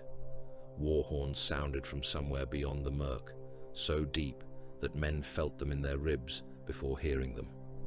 Thranos answered with bells. Guilliman stood upon the open assault ramp of a command storm raven as it descended toward the central landing zone. Wind dragged at his cloak. Ash struck the armor of fate and died as grey streaks against blue ceramite. The Emperor's sword rested at his side, its flame sheathed but restless. Below, entire avenues had been filled with citizens kneeling in formation, shoulder to shoulder, icons raised, heads bowed toward the oncoming Imperial war machine. They were not cheering, they were offering themselves. Captain Marius Valen stood behind him, helm mag locked, storm shield on his arm. Landing corridor secured, my lord. Resistance is inconsistent. Some planetary defense units are obeying our command seals. Others defer to cathedral authority. Shrine militia are forming processions toward the western line. Armed? Partially. Icons, autoguns, mining charges, promethium reliquaries, industrial cutters. Many appear unarmored. Guilliman's face did not change. Then they are being used as armor by the men behind them. The Storm Raven landed hard. Guilliman stepped into ash, and immediately the war became more ordered. Command relays sharpened, data ghosts aligned. Regimental confusion folded around his presence into something resembling purpose. He did not need to shout. His voice entered the theater net and became the spine of the operation. All formations proceed with armed compliance protocols.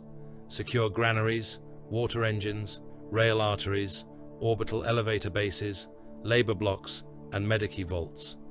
Ignore shrine priority unless attached to strategic infrastructure. Do not pursue symbolic targets unless they obstruct movement. This world lives or dies by logistics before theology. Then the capital cathedral spoke. Cardinal Vicar Halix Thane filled every Vox channel that had not yet been cut. His voice came not as panic, but as sorrow made theatrical and sharpened for mass consumption. Across hive squares, factory floors, shelter warrens, troop decks, and marching columns, his words poured from loudhailers beneath a wash of organ thunder. Sons of Threnos, faithful servants of the master of mankind, the hour of trial has come. The avenging Son walks among us, and by his coming, the God Emperor tests the purity of our obedience. Honor the regent where he honors the throne. Obey command where command does not weaken devotion. But remember this: the Emperor is higher than all sons, all lords, all laws, all living voices. Obey the Emperor more purely than the regent. The phrase moved through the hive like a blade wrapped in silk. It was not rebellion. That was its strength. It did not say fire upon Guilliman. It did not say reject Imperial command. It did not say the Aquila had been cast down. It said, obey better, obey more purely, obey the throne above the man carrying its seal. It turned every soldier into a theologian for the fraction of a second in which hesitation could kill armies. At the western line, Colonel Severin Holt saw that hesitation enter his men. The Cadian 812th held a broad avenue leading toward landing field Iron Benediction. Evacuation carriers waited behind their line, engines hot, ramps open, medici servitors and munitorum handlers ready to process the living. Beyond the Cadian barricades, a martyr procession filled the street from wall to wall. There were thousands of them. Men in factory rags, militia coats, shrine robes, rebreather hoods, and sackcloth. Many had no firearms. Many carried Aquila poles, candles, bones, prayer boards, work tools, mine charges, or promethium canisters slung from shoulder straps. Some had explosive collars. Some had purity seals pasted over their eyelids. Some wept. Some sang. Some stared ahead with the hollow look Holt had seen on Ossuar Null. But this was not Null silence. This was will devoured by certainty. Behind them, half hidden in the incense fog, shrine militia and planetary enforcers held autoguns and heavy stubbers. A Vox preacher walked at the front with a brass horn grafted into his throat. The Emperor requires witness. The Regent requires flight. Choose the higher command. Holt stood on the firing step of a chimera and lifted a magnifier to his mouth. By order of the Lord Commander of the Imperium, halt your advance. This corridor is reserved for evacuation and military movement. Lay down charges. Move to processing lanes. This is your first warning. The procession kept coming. Cadian heavy bolters tracked them from sandbagged emplacements. Lehman Russ battle tanks sat hull down behind barricades, guns depressed. Basilisk crews behind the line waited for coordinates with expressions like condemned men. Holt could feel his own soldiers looking at him. Every one of them wanted the people in front to stop. Every one of them knew they would not. "This is your second warning," Holt said. His voice sounded strange in his own ears, too steady for what it was about to authorize. "Halt. Lay down charges. Move to processing lanes. Armed obstruction will be destroyed." A man in the front rank held up a painted icon of the Emperor and screamed, "You cannot destroy obedience." Someone behind him triggered a mining charge early. The blast tore open the middle of the procession. Bodies rose in pieces. Legs, arms, chunks of torso, strips of robe and skin. The survivors did not scatter. They surged forward through the red rain, chanting louder, and the militia behind them opened fire over their shoulders at the Cadian line. Holt gave the third warning because the order required it. No one heard it over the bells. He lowered the magnifier. For a moment he thought of Cadia, of Blackstone falling, of men standing because there had been nowhere left to run, of the difference between courage and waste, of how often the Imperium confused them. Then he raised one hand and cut it downward. The line fired. Heavy bolters turned the front ranks into red mist. Bodies jerked open under explosive rounds, robes snapping backward as meat, bone and icons sprayed across the street. Laser guns flashed in disciplined volleys, cutting down men still trying to raise candles, charges, or bare hands. Autocannons hammered shrine militia positions behind the procession, punching through bodies in front to reach the gunmen using them as cover. A Lehman Russ battle cannon fired once, and an entire knot of advancing pilgrims, militia, and reliquary bearers ceased being separate people. The street became a crater filled with blood steam and fragments of devotional wood. The procession kept coming because those in the rear did not yet understand the front was gone. Then the basilisks spoke. Earthshaker shells fell beyond the first line, where more martyr formations were being assembled in side squares. Whole processions vanished under columns of fire and pulverized masonry. Men became pulp, mixed with cobblestone, brass icons, and promethium flame. A reliquary cart detonated and sent burning saint bones, shrapnel, and human fat across 3 hab faces. Hydra batteries, lowered from skywatch to ground suppression, raked a balcony where confessors directed movement with signal banners. The balcony collapsed, dropping men, guns, bells, and chunks of stone into the crowd below. Medici servitors rolled forward behind the Cadian line when the first wave broke. They extended saws, injectors, clamps, and corpse hooks, but the street defeated their logic. Wounded men crawled through dead men. Dead men twitched because nerves do not respect tactical classification. A trooper without a lower jaw tried to recite a prayer through bubbling blood. A militia gunner with both legs gone reached for a grenade until a Cadian shot him through the temple.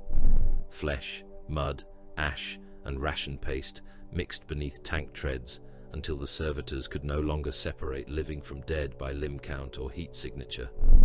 One stopped beside a mound of bodies and clicked. Status ambiguous. Holt looked at it through rebreather glass filmed red. Welcome to the Imperium. Across Threnos, the same arithmetic repeated. At Labor Block Vermilion, Ultramarines aggressors burned through barricades of chained workers and shrine guards, while Eradicators destroyed chapel engines being used as promethium bombs. At Granary Vault Carcerus, Cadian breachers fought planetary enforcers who had locked the food stores and thrown the keys into a reliquary furnace. At the orbital elevator base, drop pod assault squads killed a PDF colonel who insisted his oath to the cathedral superseded the command seal of the regent.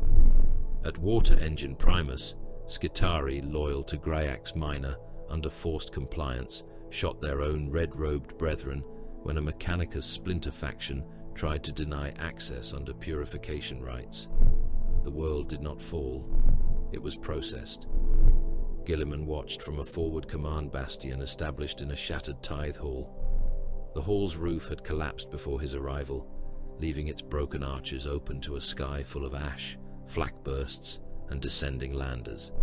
Strategic hololiths burned in the air around him. Each one showed a different slaughter with different symbols attached.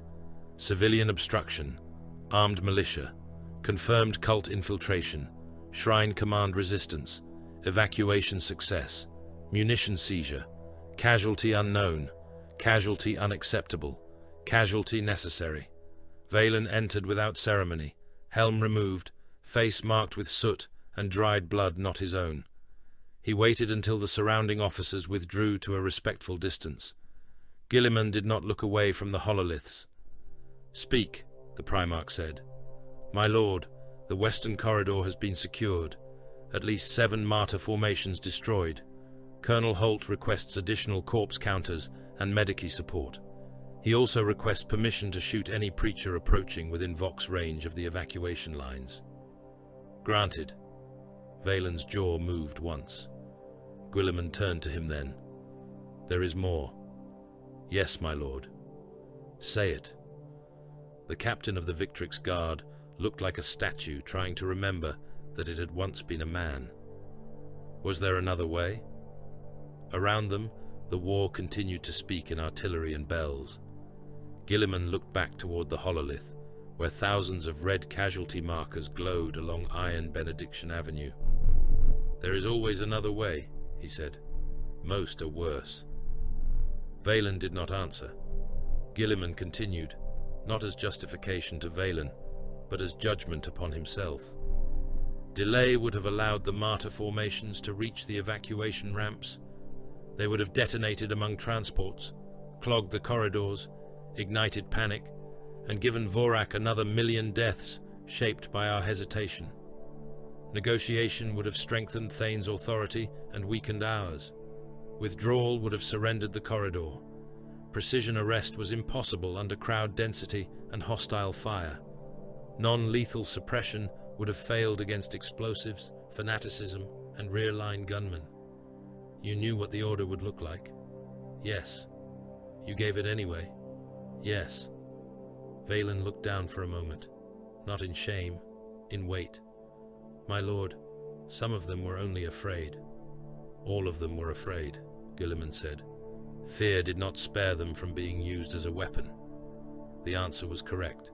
That did not make it clean. Inquisitor Lord Radaman Cord arrived with the timing of a man who preferred wounds while they were open. His black coat was dusted with ash. His rosette hung over armor polished, despite the ruin around him. 2 stormtrooper captains accompanied him, weapons locked but ready, their visors turned toward everyone and no one. "Lord Guilliman," Cord said, "I request immediate preservation of all order logs relating to the Western Massacre." Guilliman's eyes remained on the hololith. "Denied as phrased. Approved as standard record retention. Massacre is accurate. Mass casualty event caused by armed obstruction and enemy manipulation. Loyal Imperial subjects were killed in their thousands by your order. Your archives contain exterminatus orders issued for less." Cord's mouth tightened. "Mine was sanctioned by necessity." Guilliman turned fully toward him. "So are mine. That is why necessity is a monster." The Inquisitor studied him. "A monster you wield readily. A monster your order worships under seal and cipher. We do what must be done to preserve mankind. As do I. Then perhaps the difference is only scale." "No," Guilliman said. "The difference is that I still know it should horrify me." For a moment Cord seemed almost satisfied, as if the admission were a confession filed in advance. Then the floor shook, not from artillery, from below. Every hololith flickered. Servo skulls spun in erratic circles. The cathedral bells ceased across the district all at once, and the silence that followed was more terrifying than their noise.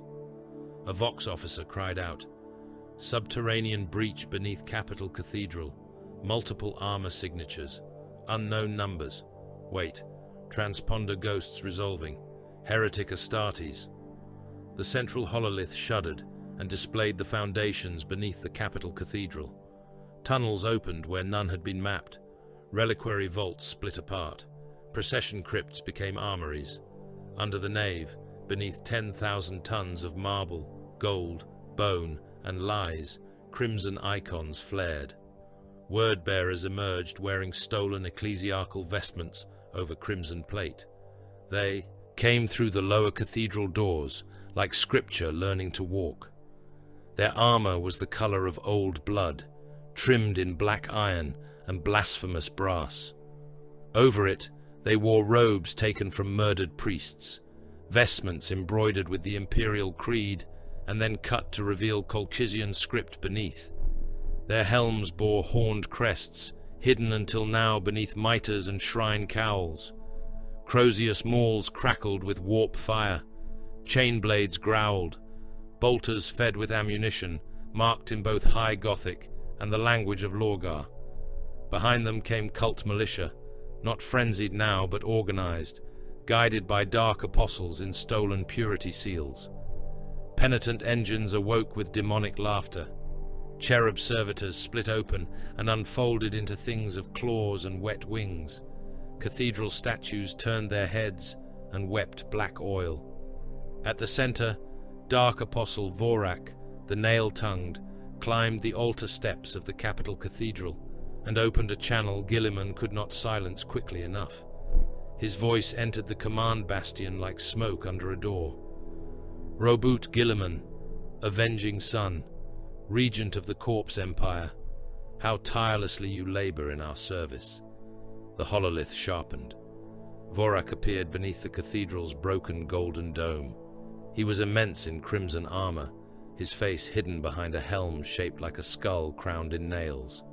Stolen white vestments hung from his shoulders, soaked with blood from priests he had likely praised before killing. His Crozius was a black iron icon whose demon face smiled with too many teeth. Guilliman's hand moved to the Emperor's sword. Vorak laughed softly. "You have done more to wound their faith than I could have achieved in a century." Valen's sword came free with a hiss of power. Cord whispered, "Throne." Vorak lifted one claw, and the hololith divided into images. Guilliman ordering pilgrim ships destroyed. Guilliman executing Malrek. Guilliman's guns killing martyr processions. Gryak's miner burning. Noble houses purged. Cathedral districts stormed. Corpse starch warehouses revealed, then reframed by the broadcast caption as desecrated martyr stores. Every necessary action, every cruel choice, every survival calculation, all of it stripped of context and offered back as proof. "See how he teaches them doubt," Vorak said. "See how he makes obedience taste of blood. See how he drags their priests into chains, burns their relic roots, shoots their processions, and calls it salvation. I came to turn faith against the Imperium, and found the regent had already sharpened the blade." Guilliman stared at the image without speaking, because the lie was not empty. That was the trap. Not that Vorak had invented atrocities, but that he had arranged a war in which the truth could be made to damn the man trying to save them. Every rational action Guilliman took to preserve the subsector became an image of sacrilege. Every delay he might grant to soften that image fed the cult, the demon, the martyr engine, the collapsing route into Nihilus. If he acted, he became tyrant in the eyes of the faithful. If he hesitated, he became accomplice to chaos. If he spared the processions, they killed transports. If he destroyed them, their deaths preached for Vorak. If he respected the Ministorum, Thane ruled the war. If he broke it, the ecclesiarchy bled resentment into every Vox tower. The Imperium had been fashioned into the perfect shield for its own enemy. Guilliman looked upon Threnos, upon the cathedral, upon the casualty runes crawling like infection across the hololith. He had fought Mortarian's rot, demonic armies, traitor legions, Xenos hungers, and the cold arrogance of Necron engines. Yet here was the deeper war, not against the enemy outside the walls, but against the habits that opened the gates from within. Vorak spread his arms beneath the stolen Aquila. "Come then, son of the dead god, save them harder." Guilliman drew the Emperor's sword. Its flame filled the ruined tithe hall with light. "Valen," he said, "my lord, prepare the strike." And Thane. Guilliman looked toward the capital cathedral, where loyal bells had become heretic drums. "Alive if possible," he said, "not for mercy, for testimony." Outside, the Titans walked through the smog toward the sound of worship becoming war. The revolt began with bells, seals, and men insisting they were loyal. Across Threnos the Ninth, the capital, Hive convulsed from its cathedral heart to its waste-choked underways. Vox towers that had been cut from Ministorum control came alive again under stolen codes, spitting hymns, grief records, battlefield footage, and edited commands into every habstack and manufactorum trench. PDF regiments that had accepted Guilliman's authority at dawn refused movement orders by dusk. Shrine militias, who had fought under local sanction, now declared themselves guardians of the higher obedience. Hardline confessors walked into barracks with blood still wet on their robes and told soldiers that a son could not command what belonged to the father.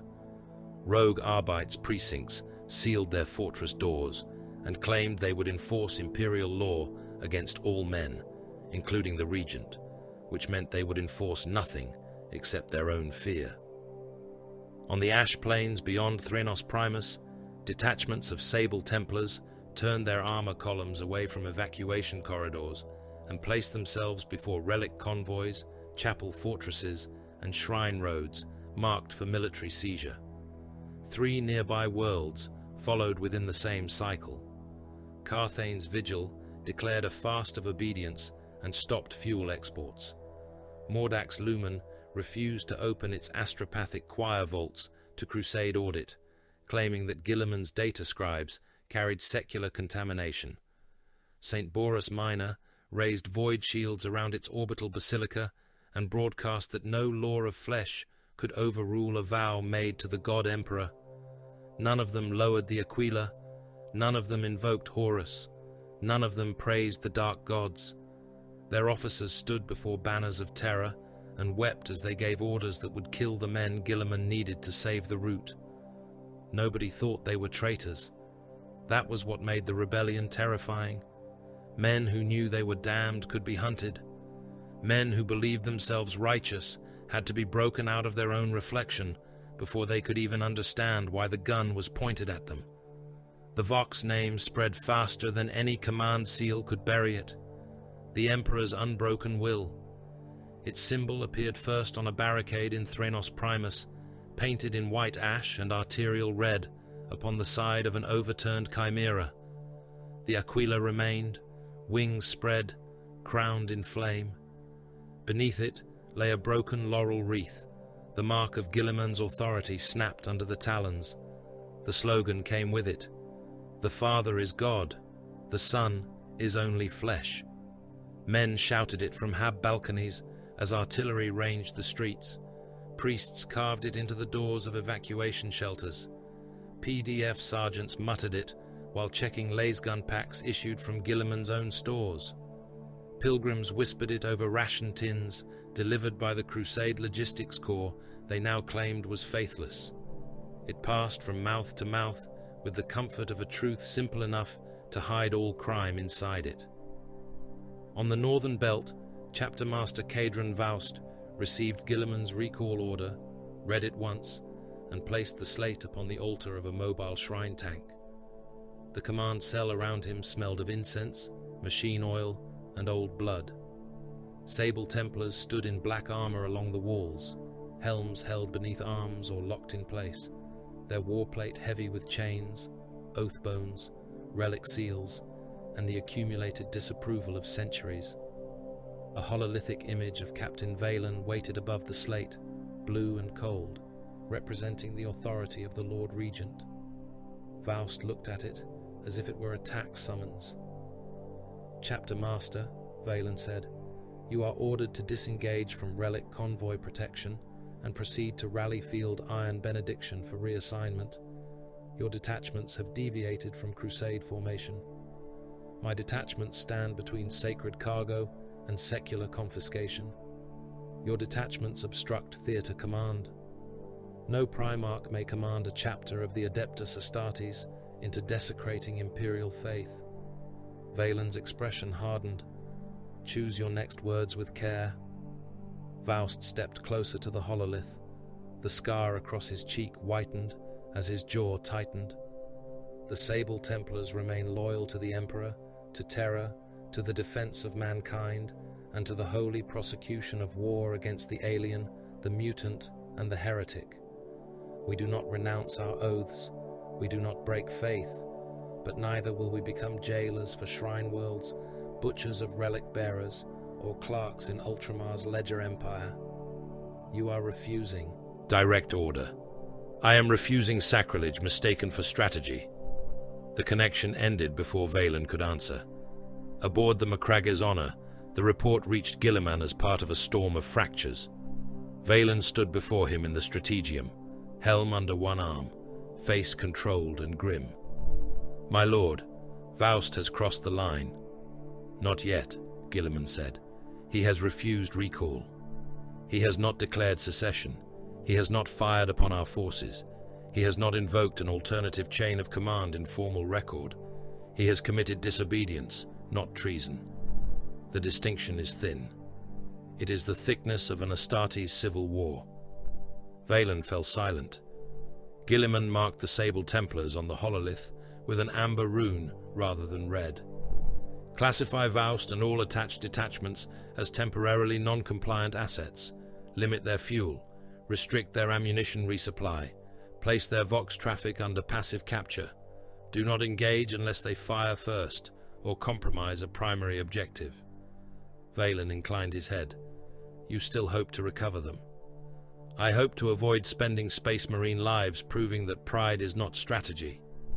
The political wound widened beyond the battlefield. Old supporters of the High Lords, men and women whose names lived in sealed ledgers and whose power survived every purge by becoming procedure, began delaying Guilliman's orders across the sector. A form required another seal. A relay required another doctrinal review. A convoy needed clarification on priority hierarchy. Ministorum factions froze shrine accounts before Guilliman's auditors could seize them, then claimed the freeze was to preserve pious integrity. Mechanicus autonomy blocks withdrew Nuspheric cooperation under rites of machine grief. Inquisitorial cells quietly reclassified useful records as heretical contamination and hid them from Crusade review. No one refused loudly. No one rebelled cleanly. They wrapped resistance in parchment, ritual, jurisdiction, and pious caution until command itself began to drown in authorized mud. Guilliman answered by making obedience more frightening than delay. Full-spectrum compliance went out under the seal of the Imperial Regent. Astropathic nodes were seized by ultramarine kill teams, Cadian provosts, and hooded sanction officers who dragged choir masters from their pulpits and rewired transmission chains under bolt gun guard. Shrine accounts were frozen by counter-order, not merely blocked, but inverted, their funds redirected to evacuation fuel, medici triage, corpse disposal, and ammunition lines. Noble bloodlines named in obstruction ledgers were arrested across 3 worlds, their heraldic vaults opened, their private voidcraft impressed, their family chaplains interrogated beneath lumen glare. Munition worlds that hesitated under Mechanicus legalism found Space Marine strike forces standing in their production basilicas, watching every shell, every coil, every last pack, every macro charge enter the correct convoy. Guard generals who refused movement orders received personal envoys. Some were relieved by seal, some by chains, one by bolt pistol. General Arvan Crode of the Threnos. Second line refused to withdraw his armor from a shrine quarter scheduled for orbital evacuation. He declared the order a test of conscience and claimed his regiment would hold holy ground until the Emperor himself commanded otherwise. The ultramarine lieutenant sent to him listened, confirmed the refusal twice, and shot him through the face in front of his command staff. The bolt shell burst behind Crode's skull and painted his tactical map with bone, blood, and chunks of the doctrine he had thought would shield him. The next ranking officer accepted the order before Crode's body stopped moving. In the lower hives, compliance became brother war. Holt's Cadians fought the Threnos PDF in streets that looked the same on both sides of the barricade. Same sandbags, same laser guns, same flak plates, same cheap devotional charms dangling from weapon stocks, same ration tins, same jokes shouted before fear swallowed them. Same prayers barked through rebreathers as the guns opened. Men killed men who cursed in the same low Gothic slang and invoked the same saints when they bled. At Hab Corridor St. Luth, a Cadian fire team advanced through sewage, water and ash, while PDF troopers fired from behind a statue of the Emperor. Last bolts snapped, both ways, red lines in steam. A Cadian named Merrick took a shot through the gut and fell into the filthy water, hands trying to hold his intestines inside his armor. The PDF soldier who had shot him leaned over the barricade and yelled, "Stand down, brothers. He is only flesh." Holt put a last bolt through the man's open mouth. The barricade came apart under a melter charge. Cadians went over it with bayonets and shotguns. The fighting became intimate and stupid. A Threnos corporal stabbed a Cadian through the thigh with a trench knife while screaming that he was not a traitor. The Cadian smashed his helmet into the corporal's nose until cartilage broke and bone followed. A PDF heavy gunner tried to pull the Aquila badge from his own armor before dying, as if to prove he had not betrayed it. Holt saw a Cadian trooper pause over a wounded Threnos boy, just long enough for the wounded man to reach for a grenade. Holt shot both the hand and the head, then shoved the trooper forward by the shoulder. "Do not give them time to make you sentimental," he growled. The trooper looked sick. "They sound like us." "They are us. Keep moving." Bodies clogged the drainage channels. Lasfire burned holes through prayer banners. A voxcaster on the PDF side repeated the slogan until shrapnel cut it in half and the machine died gargling static. "The Father is God. The Son is only flesh." The phrase kept spreading even after the mouth that spoke. It was gone. In the upper command decks of the Macragge's Honor, Inquisitor Lord Cord chose his moment badly. Guilliman's Remembrancer adepts and data scribes had been gathering parallel records of the Scourge, not for poetry, not for art, but for evidence. Names of the dead, names of those who gave orders, names of those who falsified orders, picked feeds, casualty ledgers, sermon alterations, shrine account diversions, transcript comparisons, execution warrants, and battlefield decisions recorded in layers no single faction could easily rewrite. To Guilliman, the archive was armor against myth. To Cord, it was a weapon not under inquisitorial lock. He arrived with stormtroopers and a detention writ. The archive chamber was narrow, cold, and packed with cogitator stacks. Data scribes looked up from their stations, pale and ink-stained. Servo skulls turned their lenses toward the black-armored men entering with weapons ready. Cord held his rosette high. By authority of the Holy Ordos, these records are placed under inquisitorial seal. All personnel will submit to questioning. All devices will be secured. Shield Captain Tivarian Arx stepped from the shadow near the central archive pillar. He had been standing there for some time. No one had noticed until he wished them to. The stormtrooper commander raised his hellgun by instinct. Not fully, but enough. Arx moved. His guardian spear crossed the chamber in a blur of auramite and cold intention. The blade took the commander through the throat seal and out the back of the neck, lifting him from the floor. Blood sprayed across a cogitator screen in a bright arc. The man's finger tightened on his weapon as he died, sending a burst of las fire into the ceiling. Arx withdrew the spear and allowed the corpse to fall at Cord's feet. The other stormtroopers froze. Arx looked at them, then at Cord. "You mistake permission for authority." Cord's face was white with rage. "You have killed an officer of the Inquisition. I killed a man who raised a weapon in a protected archive under the eye of the Emperor's companions. My writ is lawful. Your survival is discretionary." The custodian said it without anger. That made every stormtrooper in the room lower his weapon. Cord held Arx's gaze and for once chose not to spend more blood. He turned and left the corpse where it lay. The scribes resumed recording with shaking hands. Arx returned to stillness, the dead commander's blood cooling on his spear blade until a serf dared approach with a cloth. Below the capital cathedral, Vorak finished his work. The martyr processions had provided more than propaganda. Their deaths had been arranged along old geomantic avenues beneath Threnos Primus. Their blood spilled on roads that were also sigils, their screams captured by vox towers, altered into choir horns.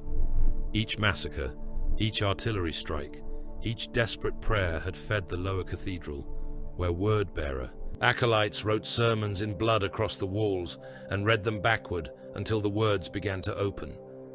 Cherubim servitors burst first.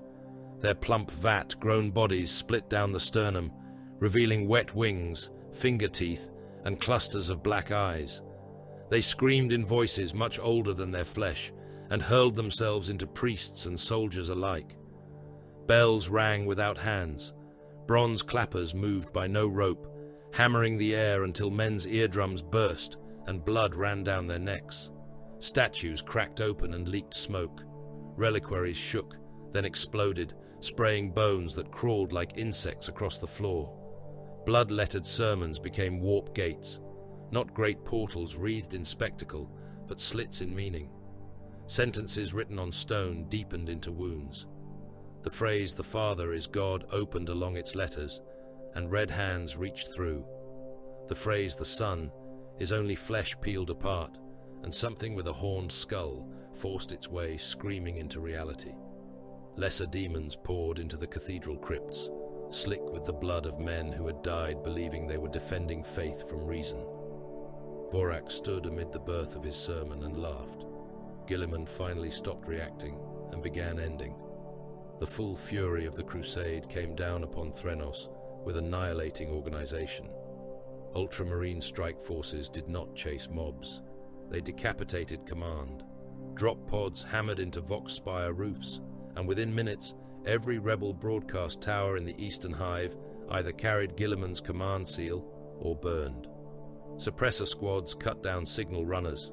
Inceptors descended through smoke and killed rooftop militia nests before they could relocate.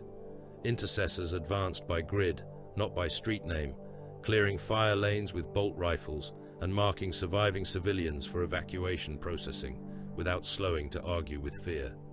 Artillery grids vanished under counter-battery fire, so precise it felt like punishment from mathematics. Basilisks fired, relocated, fired again. Whirlwind batteries saturated rebel mortar pits. Lehman Russ squadrons punched through Hab walls rather than follow barricaded avenues.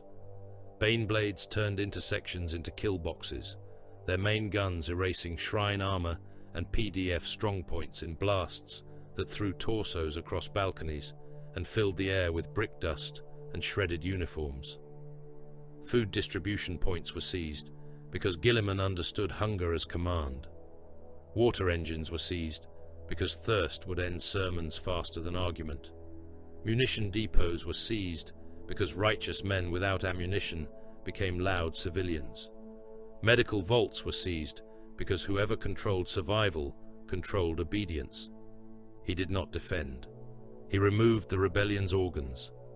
The Sable Templars were isolated by fuel denial and route collapse.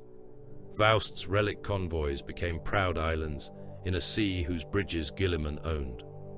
Cord's inquisitorial cells found their messages delayed by Custodes' monitored relays. Ministorum accounts remained frozen. Mechanicus blocks received their production quotas with gunship coordinates attached. By nightfall, the rebellion still shouted. It no longer moved coherently. The capital cathedral fell under layered assault. Ultramarines breached the upper nave.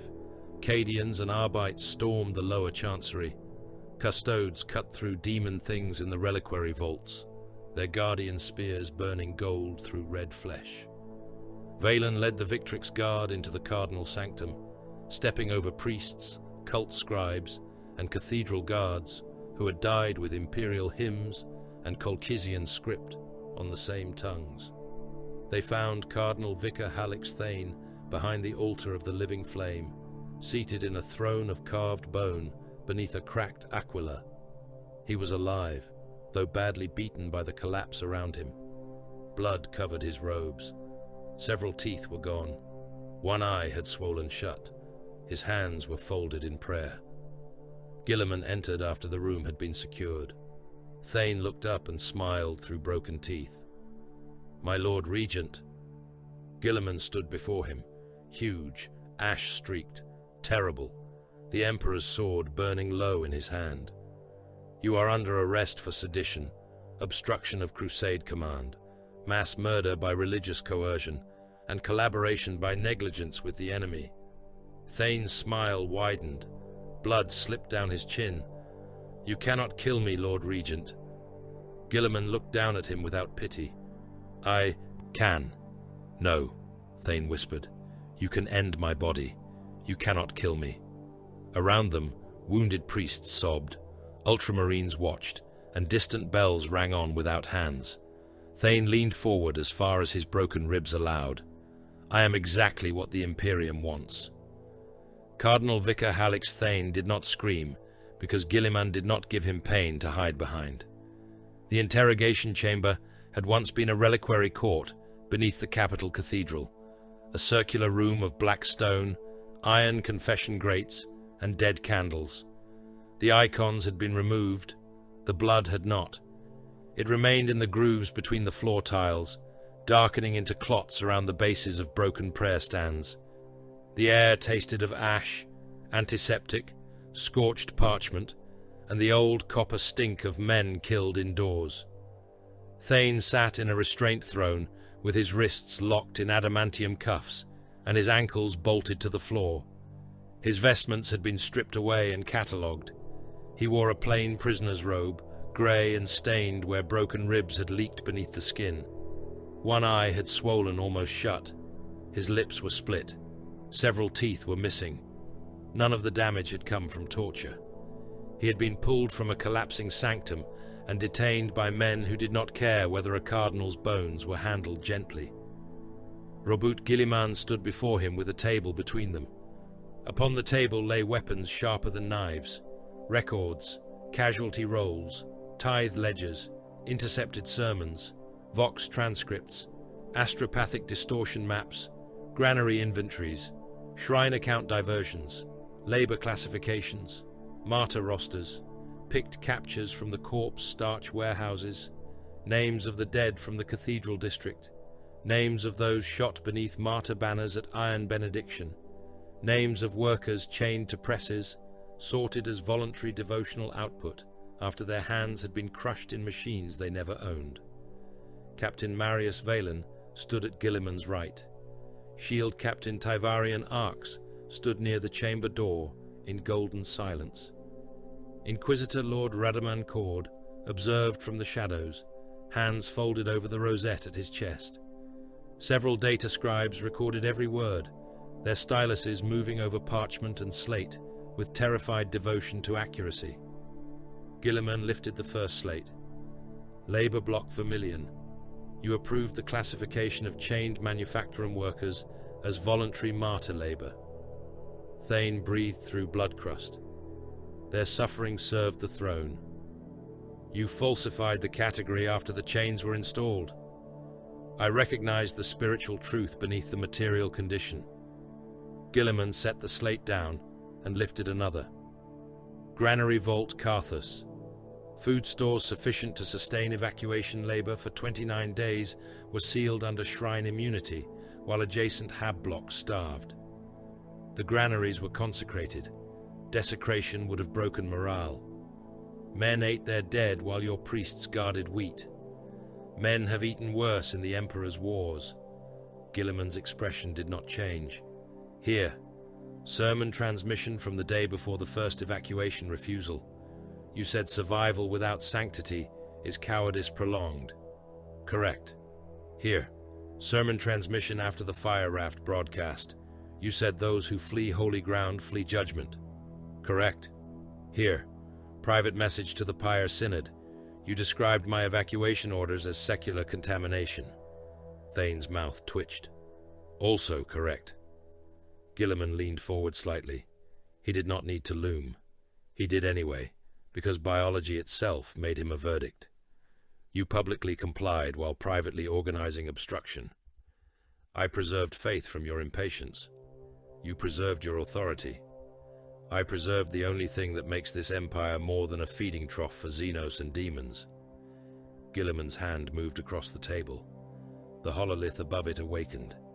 Casualty projections appeared in pale light, column after column, line after line. Deaths caused by delayed evacuation. Deaths caused by martyr processions. Deaths caused by false broadcasts. Deaths caused by food hoarding. Deaths caused by armed shrine obstruction. Deaths avoided by forced seizure. Deaths caused by forced seizure. The numbers were all spelled out by the machine in cold Gothic script, refusing to round the horror into something easier to forgive. Guilliman pointed to one cluster of projections. If my orders had been obeyed at first transmission, Threnos would have lost millions less in the initial evacuation phase alone. Thane looked at the figures and smiled through the ruin of his mouth. Millions die every hour across the Imperium. That is not an answer. It is the only honest answer left to mankind. Faith is worth any number of dead. Guilliman's eyes hardened. That sentence is why mankind is dying. For the first time, Thane's smile faded. Guilliman lifted a sermon transcript, the parchment marked by 3 different authentication seals. You did not create every phrase.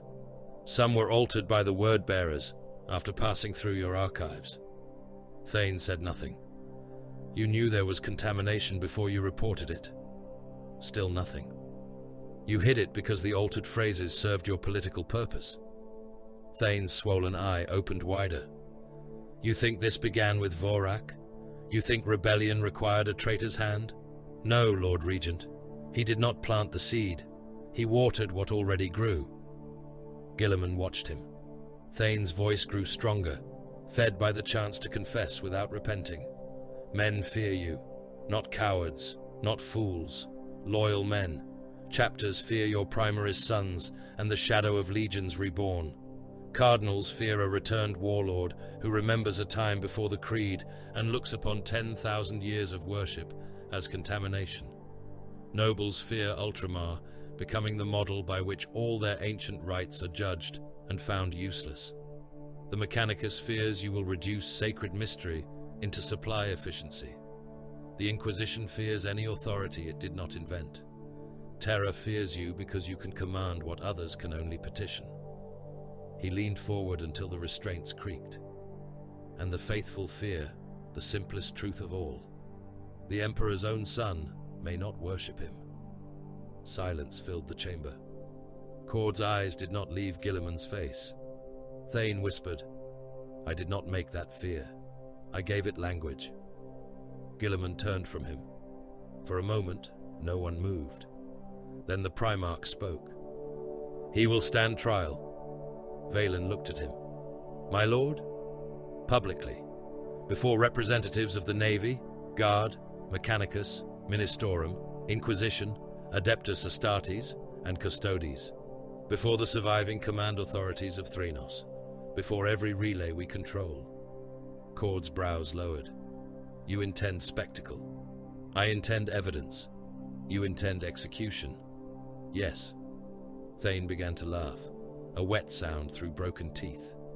Guilliman looked back at him. You will not vanish into a cell and become a rumor. You will be heard. Your crimes will be recorded. Your contradictions will be made visible.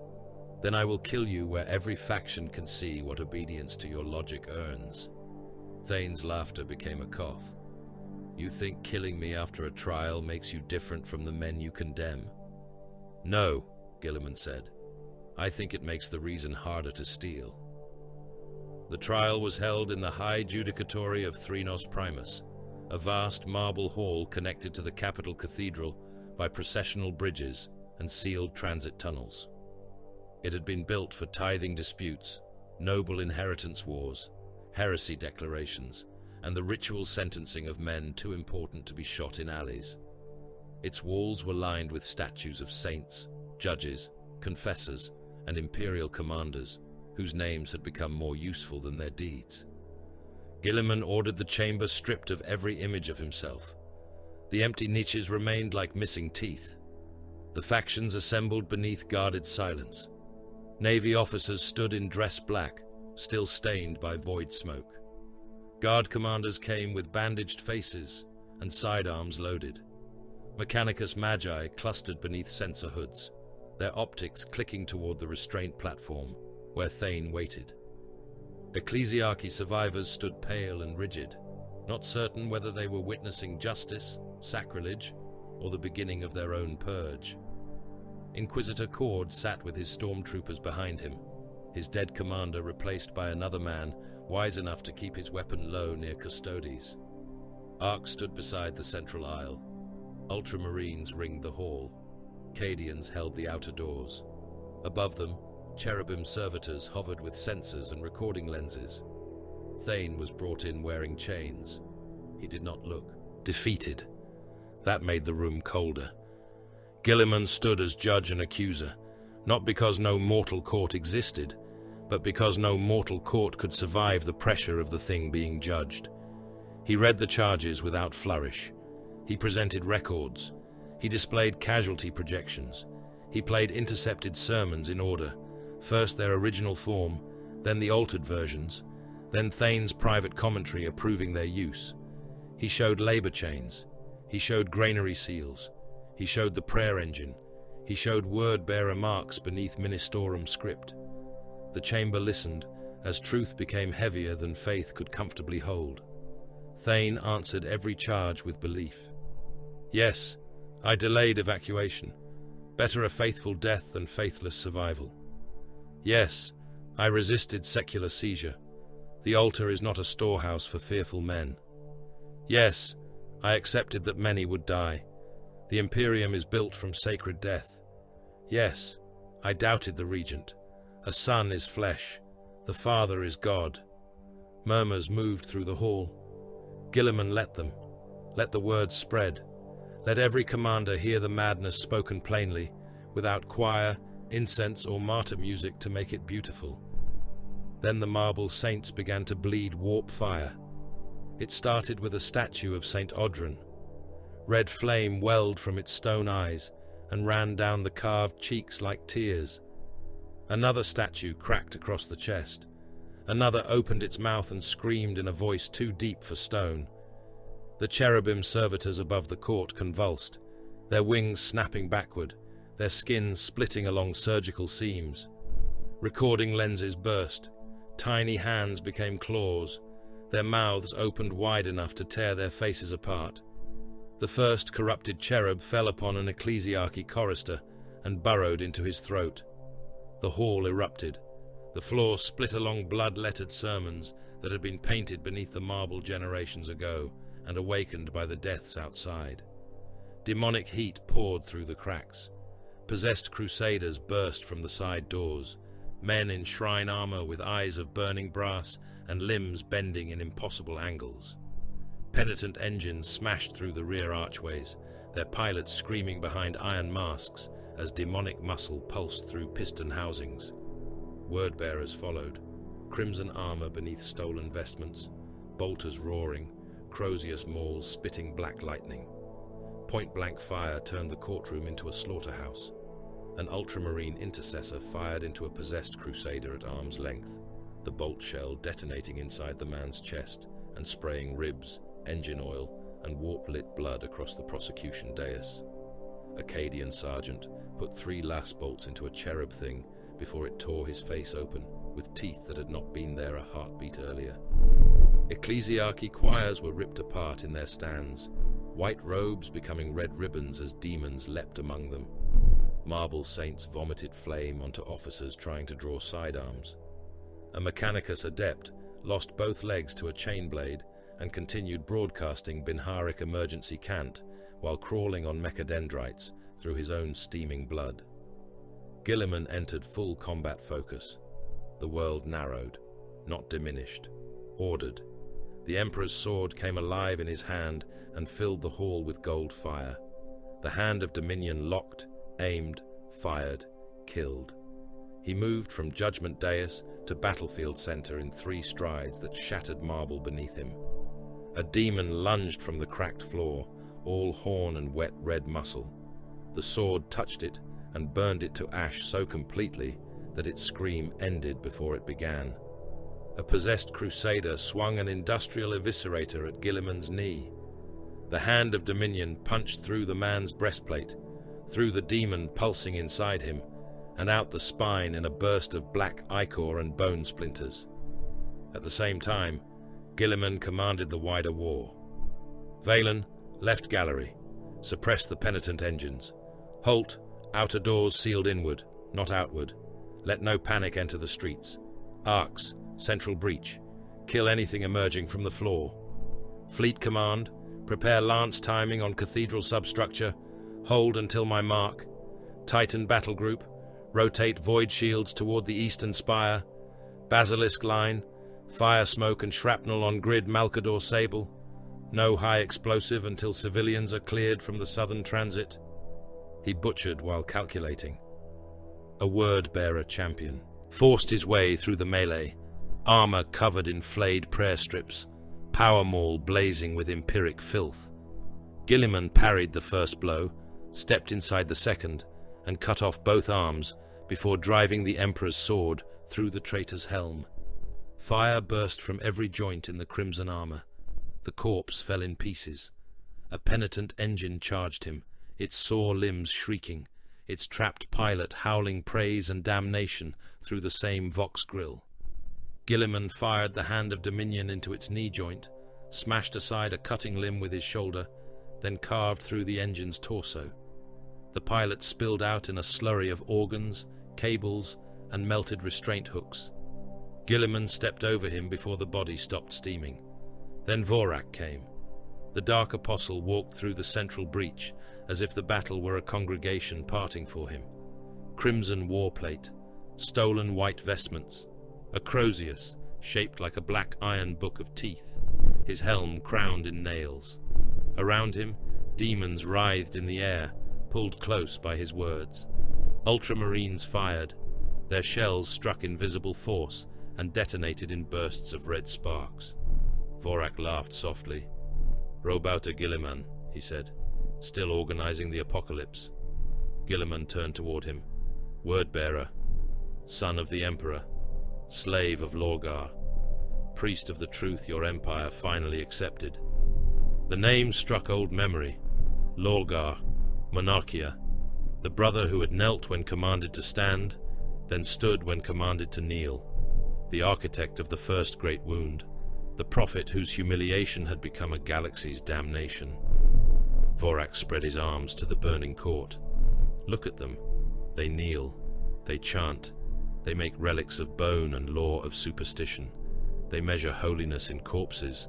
They call ignorance devotion and suffering tithe. They raise cathedrals on every world and teach children to worship a corpse on a throne." Guilliman advanced. Vorak's voice sharpened into delight. "Lorgar lost the heresy, but won your species."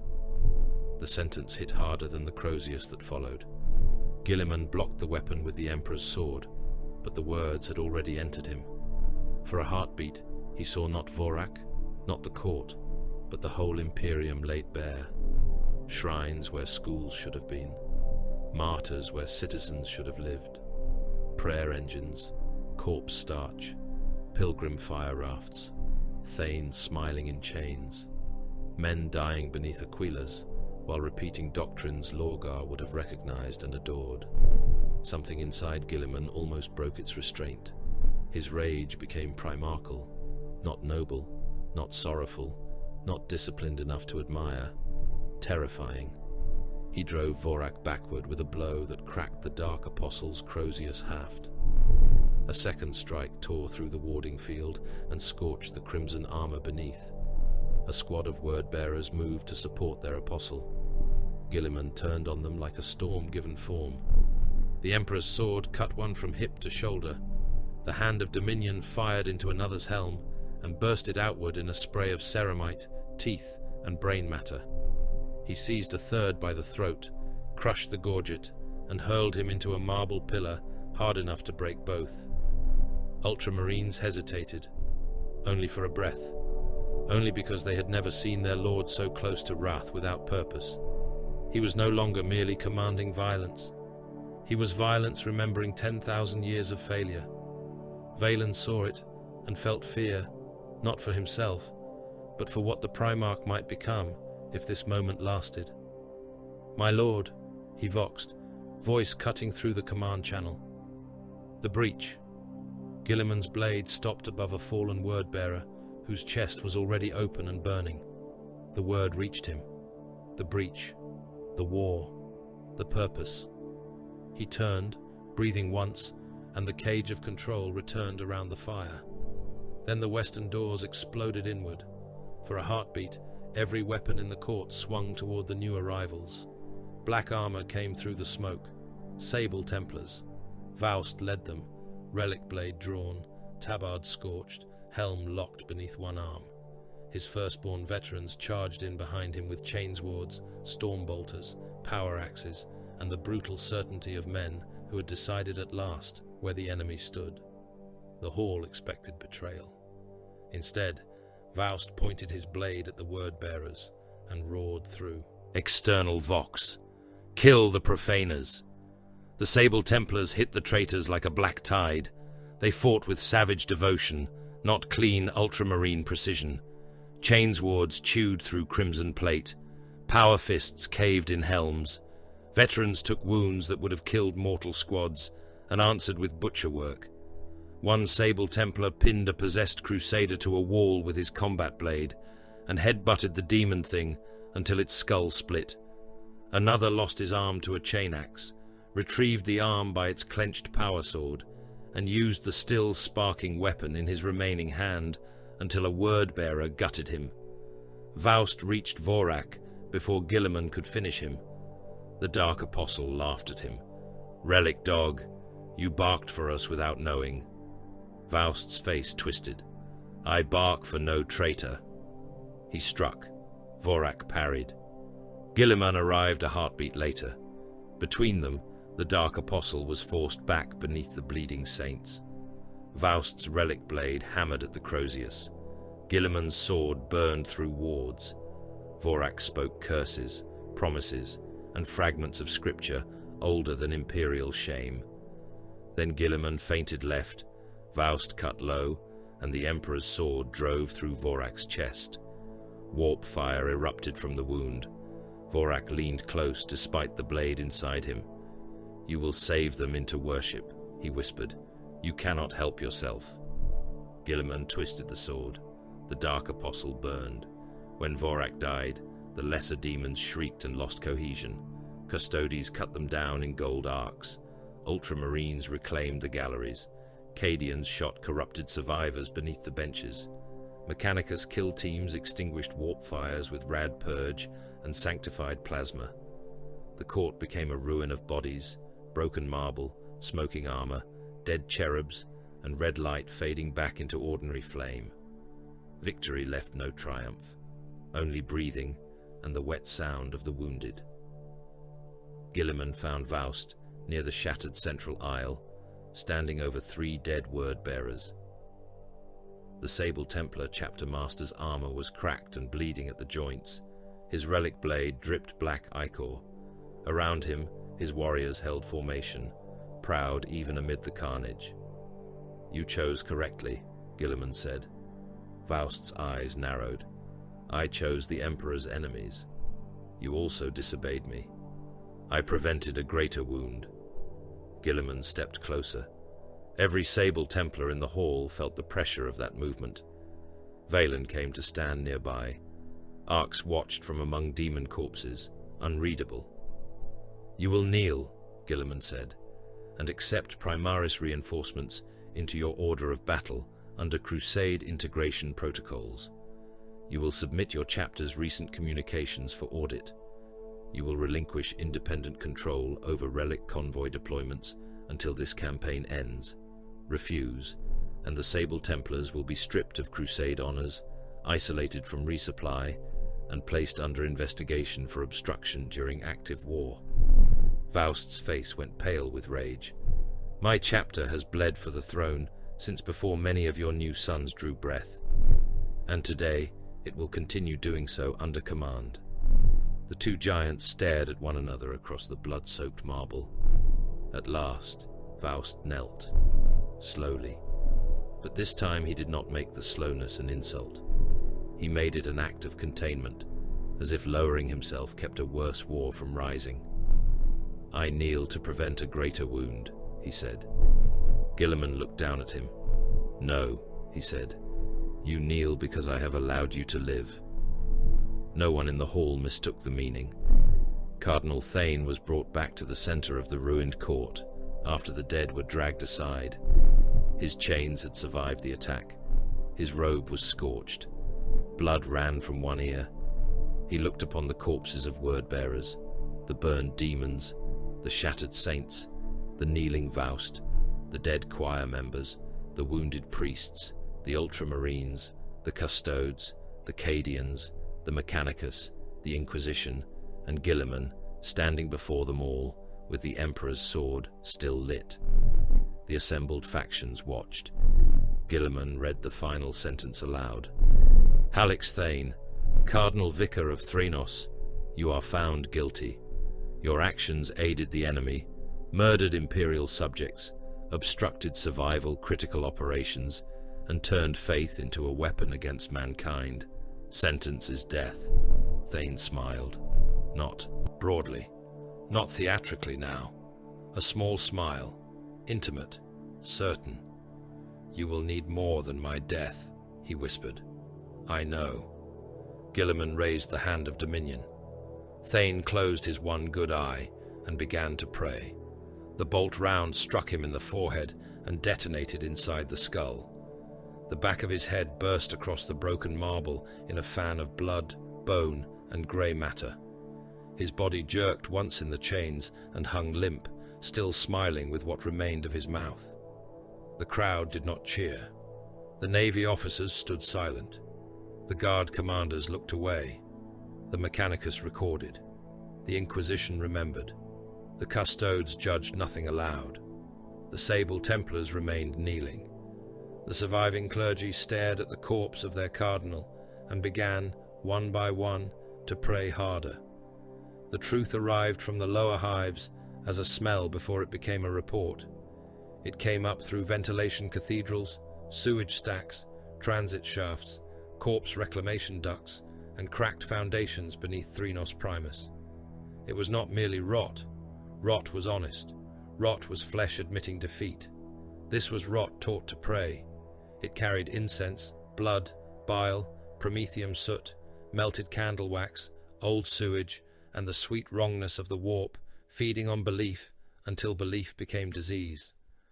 The martyr rebellion had not ended when Thane's skull burst across the marble. It had seeded itself.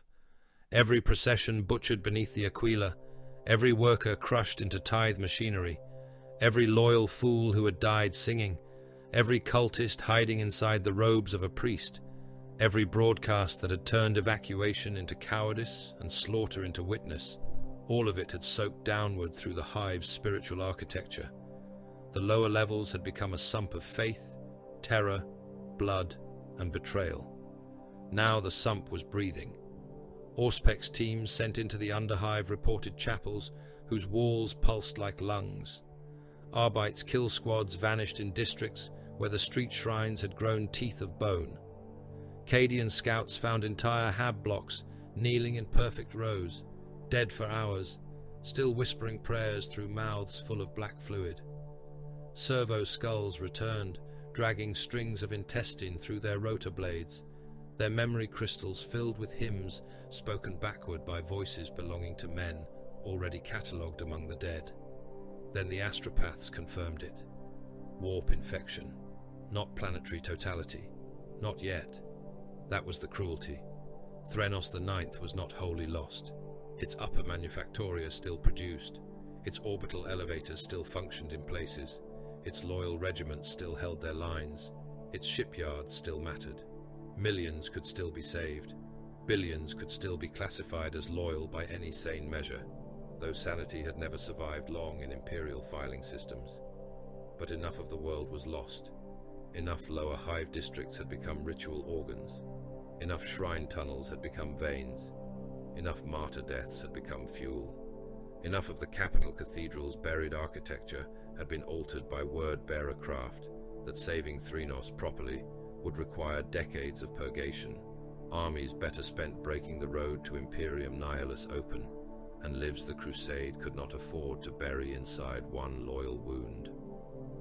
Robout Guilliman stood in the command vault of the Macragge's honor and watched the projections reach the answer before any man had the courage to say it.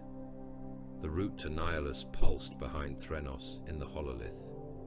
Worlds beyond the rift remained in partial darkness, waiting for fleets that might never arrive, commanders who might already be dead, reinforcements traveling through nightmare and storm. Every delay here multiplied elsewhere. Every regiment left to cleanse Threnos was a regiment not sent to a starving fortress world. Every battleship held over this poisoned hive was a battleship absent from the gauntlet. Every month spent preserving the salvageable flesh of one planet was a month in which a dozen others might fall screaming into the dark. The Imperium demanded impossible choices and then called the survivor guilty for making them. The council gathered again, though now no one pretended it was a council of equals. The ecclesiarchy survivors wanted martyrdom, not openly in those words, not after Thane, not beneath Guilliman's eyes. They spoke instead of witness, sacred endurance, purification through sacrifice, the spiritual danger of abandonment, the need for the faithful of Threnos to die with certainty rather than live under suspicion. Their faces were pale, their robes smelled of smoke.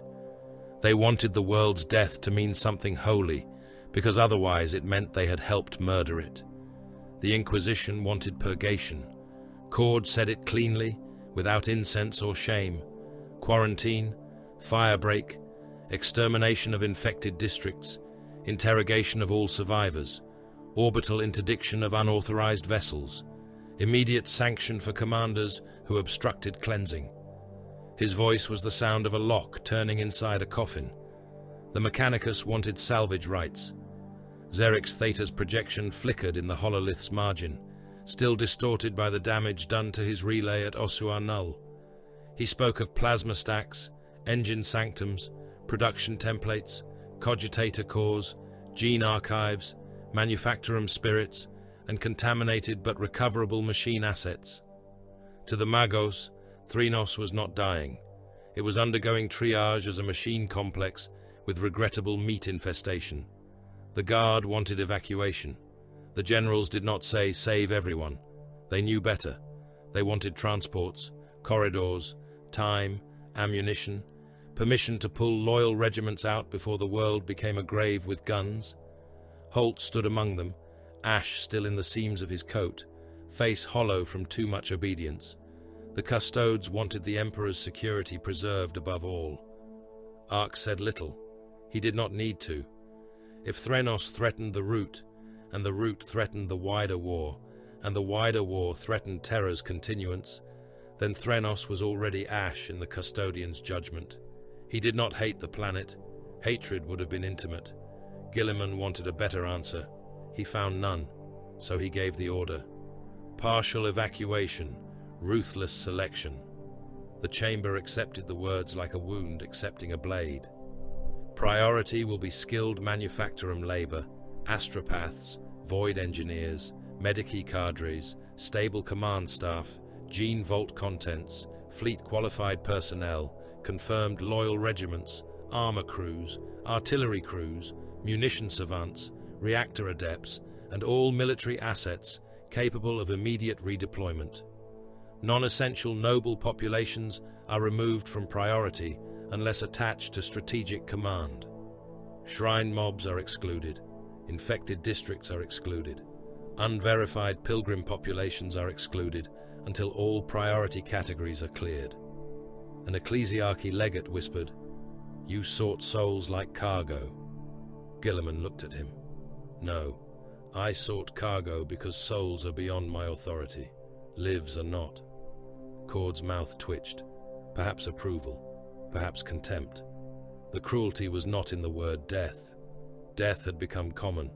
The cruelty was in the categories. One man evacuated because his hands knew plasma couplings. Another abandoned because his only credential was faith. One regiment lifted because its officers had obeyed. Another left because its command chain had fractured. A noble line sealed inside its private bastion because its voidcraft had already been requisitioned. A choir saved because astropathic training could not be replaced quickly. A hive district left because to enter it would cost more than it yielded. Guilliman did not call it justice, he called it command. On the surface, Holt held the evacuation corridors while the world began to understand it had been judged. Landing field Iron Benediction had become a rectangle of fire and iron carved into the hive outskirts. Valkyries dropped and rose through smoke. Mass landers groaned under crowds of selected survivors pushed through processing lanes by Cadian provosts and munitorum handlers. Medici servitors scanned, rejected, tagged, injected, amputated or dragged bodies aside with the same sacred indifference. Servo skulls repeated category orders until their little voices became hateful. Void engineer classification confirmed. Proceed. Shrine levy unverified. Hold. Regimental asset confirmed. Proceed. District contamination probable. Denied. Denied became the most common prayer. The denied gathered beyond the barricades in a mass of men, too frightened to be a mob and too angry to be harmless. Some were infected, some were cultists, some were loyal, some had no idea which they were anymore. Holt knew many of them were not corrupted. He could see it in the way they clutched ration cards, work badges, regimental discharge tags, family, icons, machine permits, anything that might prove usefulness to an empire evacuating by function. The line could not tell intent at range. The line had orders. A man climbed the barricade holding up a forged labor seal and screaming that he knew how to maintain coolant valves. Acadian shoved him back with a rifle butt because the seal had not been verified. Behind him, something inside the crowd unfolded. A cultist's back split open, and arms that were not arms dragged two men into his ribs. Lasfire cracked. The crowd surged. Heavy bolters fired above them first, then into them when the front broke. Demons clawed through hab-block walls as if the stone had become wet paper. They came slick and red, horned and laughing, dragging strings of mortal intestines like festival ribbons. Cultists with mining charges ran beneath them. Civilians ran from both. Holt's line fired into all of it, because distinction had collapsed under pressure. A Lehman Russ crushed a group trying to force through a service gate. Holt saw one man beneath the tread, face turned upward, mouth open in accusation or prayer. The tank rolled on. A demon leapt onto its turret and tore the commander in half through the hatch, showering the crew compartment with blood before a melter team burned the thing off in a burst of white heat. The tank kept moving, its machine spirit either brave or too damaged to care. Holt reloaded his las pistol beside a barricade made from ammunition crates and corpses. His adjutant shouted, "They are not all infected." "I know. Sir, I know." A horned thing came through the smoke, wearing a dead preacher's skin, like a cloak.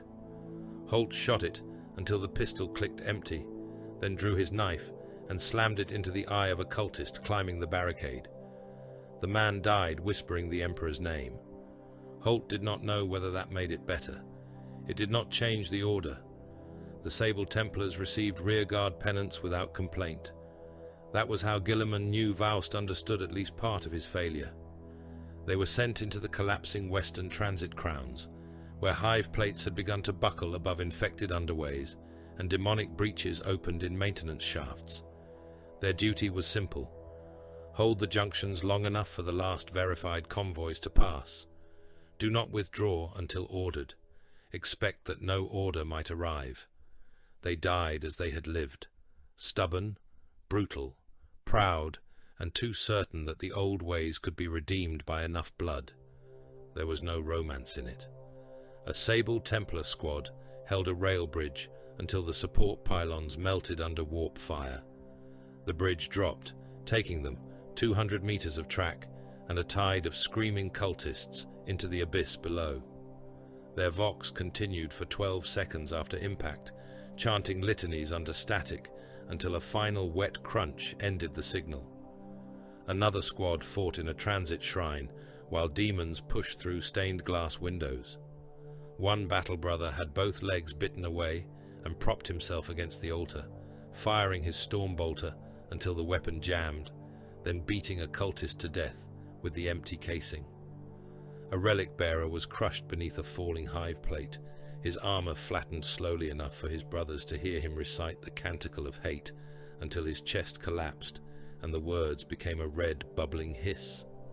Faust himself held Gate Odrin Black with the remains of his honor guard. His black armor was split in 3 places. One pauldron hung by cables. Blood ran from beneath his gorget. He fought beside a Baneblade wreck, while infected civilians, cultists, and demon things crawled over its hull. His relic blade rose and fell, each stroke taking limbs, heads, ribs, horns. A demon with a mouth across its belly bit into his left arm and tore away ceramite and flesh. Faust drove his combat knife into its throat and kept fighting one-handed. Over the command net, Guilliman heard the Sable Templars chanting. He could not decide whether he hated it or envied it. Their faith made them foolish. Their faith made them dangerous. Their faith also held the gate for 9 minutes longer than projection. 9 minutes saved 2 evacuation columns. 9 minutes cost a chapter's pride in meat and black ceramite. The final strike entered the cathedral core while the world above was being sorted for death. Guilliman led it himself.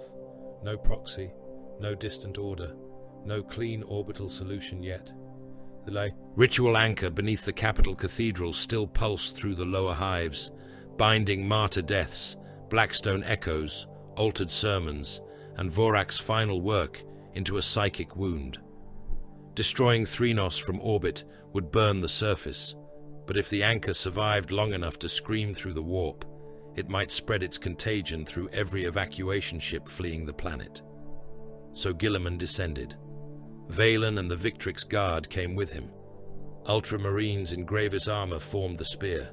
Custodes advanced along the flanks, Guardian spears burning. Mechanicus killclades followed under protest, arc rifles and plasma weapons ready, servo skull auspex chains whipping madly in the corrupted air. Cadian Kasrkin sealed the rear tunnels, though several made the sign of the Aquila before entering and looked ashamed for needing it. The cathedral core was no longer architecture. It was an organ. Walls of marble bulged with veins. Reliquary alcoves opened and shut like mouths. St. Bones crawled in their cases, assembling into obscene little shapes that scraped at the glass with finger bones. Possessed priests lurched from side chapels, bellies swelling, throats chanting 2 sermons at once. When bolt fire struck them, they burst like sacks of teeth. Not flesh, teeth, hundreds of them, wet and clicking, spraying across armor, skittering under boots, biting at cable joints and exposed skin. Demons crawled from reliquaries, dragging chains of prayer beads through pools of clotted blood. One emerged wearing the faces of several dead confessors stretched across its skull. Another had a torso made from bound hands, each palm marked with a tiny aquila. A Victrix Guard veteran took a claw through the abdomen and was lifted from the ground, armor opening with a sound like torn tank plate. He drove his power sword down through the demon's skull, even as his intestines spilled over the creature's arm. Valen caught him as he fell, but the wound was too large. The brother tried to speak an oath. Blood filled his helm grill instead. Guilliman moved through it like a blue and gold engine of judgment. The Emperor's sword reduced demonic flesh to ash and shrieking vapor. The hand of Dominion pulped possessed armor at point-blank range, detonating bolt shells inside bodies that had forgotten where their organs should be. He crushed a priest thing underfoot, felt it split beneath his boot, and did not slow. A demon prince shape began to form from a mound of dead shrine guards. Guilliman ordered plasma concentration before it fully entered reality. The thing opened 3 mouths to speak. The Hellblasters fired as one, and it became a smear of burning shadow across the vaulted ceiling. At the heart of the core, beneath the broken altar foundation, Vorak waited. Not alive, not in the way flesh understands the word. His body had burned in the trial court, but his sermon remained. A blackened silhouette hung inside a lattice of bone, scripture, and captured astropathic organs. The Crozius head floated above it, demon face grinning. Around the anchor, the air repeated fragments of his voice in layers, each one fed by dying prayers from across Threnos. Guilliman stepped into the chamber and felt the presence turn toward him. Still cutting, Vorak's voice said from everywhere. Still saving, still feeding. Guilliman raised the Emperor's sword. You are dead. So is your father. See how little that ended. Valen stiffened. Arx angled his spear. The anchor pulsed. Images flickered in the air. Pilgrim ships dying under Imperial guns. Martyr processions torn apart by heavy bolters. Thane smiling. Faust kneeling. Workers chained to machines. Guilliman's own face painted with a halo. The Emperor on the golden throne, not as Guilliman remembered him, but as mankind imagined him. Vast, starving, crowned by prayers, enthroned in agony, growing. Vorak laughed softly through dead throats. You think I offered you chaos? I offered you literacy. Read what you are writing. Every purge, every necessary atrocity, every martyr you fail to prevent. Every desperate prayer screamed as your guns fire. Every world saved by burning another. You feed him. You all feed him. Guilliman advanced. The Emperor denied godhood, and mankind denied his denial. The anchor's light deepened, gold and black at once. He is becoming what they need. A god built from fear, sacrifice, obedience, and 10,000 years of begging. You hate the creed, yet you preserve the empire that chants it. You despise martyrdom, yet you manufacture martyrs by the billion because your arithmetic demands it. You do not understand the throne you serve because you are still looking for a man upon it. Guilliman struck the lattice. The sword burned through bone and script, but the voice continued. Every horror you call necessary is another brick in divinity. Every soul you sought, every world you condemn, every corpse you count instead of save. You are not fighting the god, you are building him more efficiently. The words entered Guilliman and found no easy denial, so he gave them none. He brought the Emperor's sword down with both hands. The anchor screamed. Astropathic organs burst. Bone spars split. Parchment ignited. The demon face in the Crozius head opened wide in laughter as Guilliman drove the burning blade through it and into the black heart beneath. Warp fire blew outward, hurling ultramarines from their feet, peeling armor paint, shattering relic glass, and turning the remaining possessed priests into columns of ash and teeth. Vorak died laughing. Again. Perhaps finally. Perhaps not in any way that mattered. The argument remained. Guilliman stood amid the smoking ruin of the anchor and felt no victory, only the pressure of the next order waiting behind the last. He returned to orbit while Threnos burned in patches beneath him. The evacuation count was below hope and above disaster. That was how the Imperium measured mercy. Enough had been removed to preserve the campaign. Enough remained to make the decision monstrous. The infected hives pulsed red on the hololith. The lower districts were gone. The capital cathedral core was destroyed, but the warp sickness had spread into foundations, transit arteries, corpse reclamation networks, and sealed population vaults. To cleanse it by ground war would break the Gauntlet campaign. To leave it would turn Threnos into a beacon for everything waiting beyond sanity. Guilliman stood before the assembled command staff. No one asked the question. He answered it anyway. Exterminatus-grade purgation is authorized for infected hive regions, cyclonic payloads on lower hive strata, lance strikes on cathedral foundations, corpse reclamation networks, and confirmed warp breach sites. Preserve orbital elevators still carrying evacuation traffic until final departure window closes. Once clear, burn all remaining contaminated infrastructure. The words passed into Fleet Command. Mechanicus protests began and were ignored. Ecclesiarchy prayers rose and were ignored. Cord sealed his approval in black wax. Arx watched Guilliman, unreadable. Valen stood beside him, face pale with the knowledge that obedience had become participation in planetary murder. Below, the final transports clawed upward through ash. Then the heavens opened. Cyclonic fire fell into Threnos the Ninth. The first torpedoes cracked the lower hives from beneath, turning buried districts into expanding suns under the crust. Lance strikes speared down from orbit in white lines, piercing cathedral foundations, transit arteries, manufactorum depths, and corpse sump megastructures. Hive plates lifted, buckled, and split. Entire city layers collapsed into fire. Billions burned in darkness they had been told was holy. The oceans of chemical waste flashed into poisonous storms. Mountains of Hab steel sagged and ran molten. Bells rang until the towers holding them became vapor. From orbit, the infected hives became wounds of light. The root survived. That was the sentence history would keep. Guilliman watched the planet die by sections and forced himself not to look away from a single one. The campaign was over because the ledgers said it was over. The Carcerus route held. The Nachman passage breathed again, narrow, wounded, filthy with wreckage, but open. Convoys moved through it under gunship escort and lance shadow. Fuel barges crawled behind battleship screens. Munition haulers translated in disciplined intervals. Astropathic choirs whispered through pain and static, their messages thin but usable. Relief fleets could now pass toward the drowned half of the Imperium, toward the worlds beyond the rift, where the Emperor's light arrived as a rumor, a memory, or not at all. The Word-bearer's cell had been destroyed.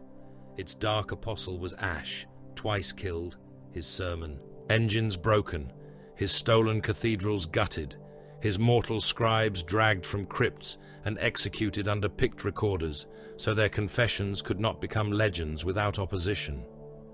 The Blackstone node at Ossua Null was gone, shattered with the dead moon that held it. Grayax Minor obeyed.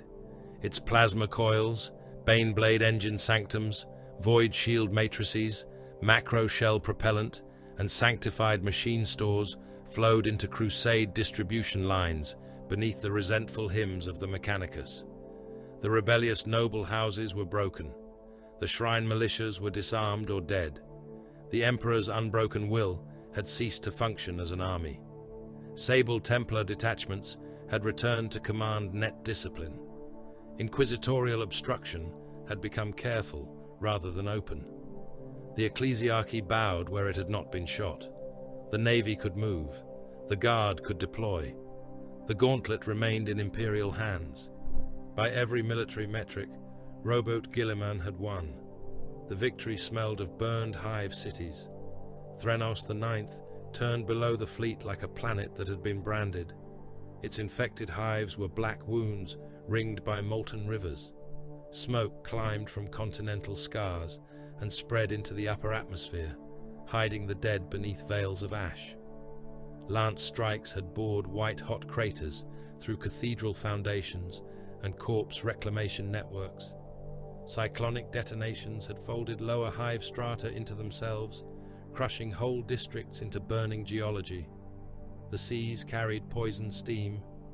The remaining orbital elevators groaned under evacuation traffic, their cables blackened, their loading platforms crowded with soldiers, labor cohorts, void engineers, medica cadres, astropaths, and the selected remnants of a world that still called itself loyal, while sections of it glowed like coals in a furnace. The cost ledger followed Guilliman wherever he went. Billions dead.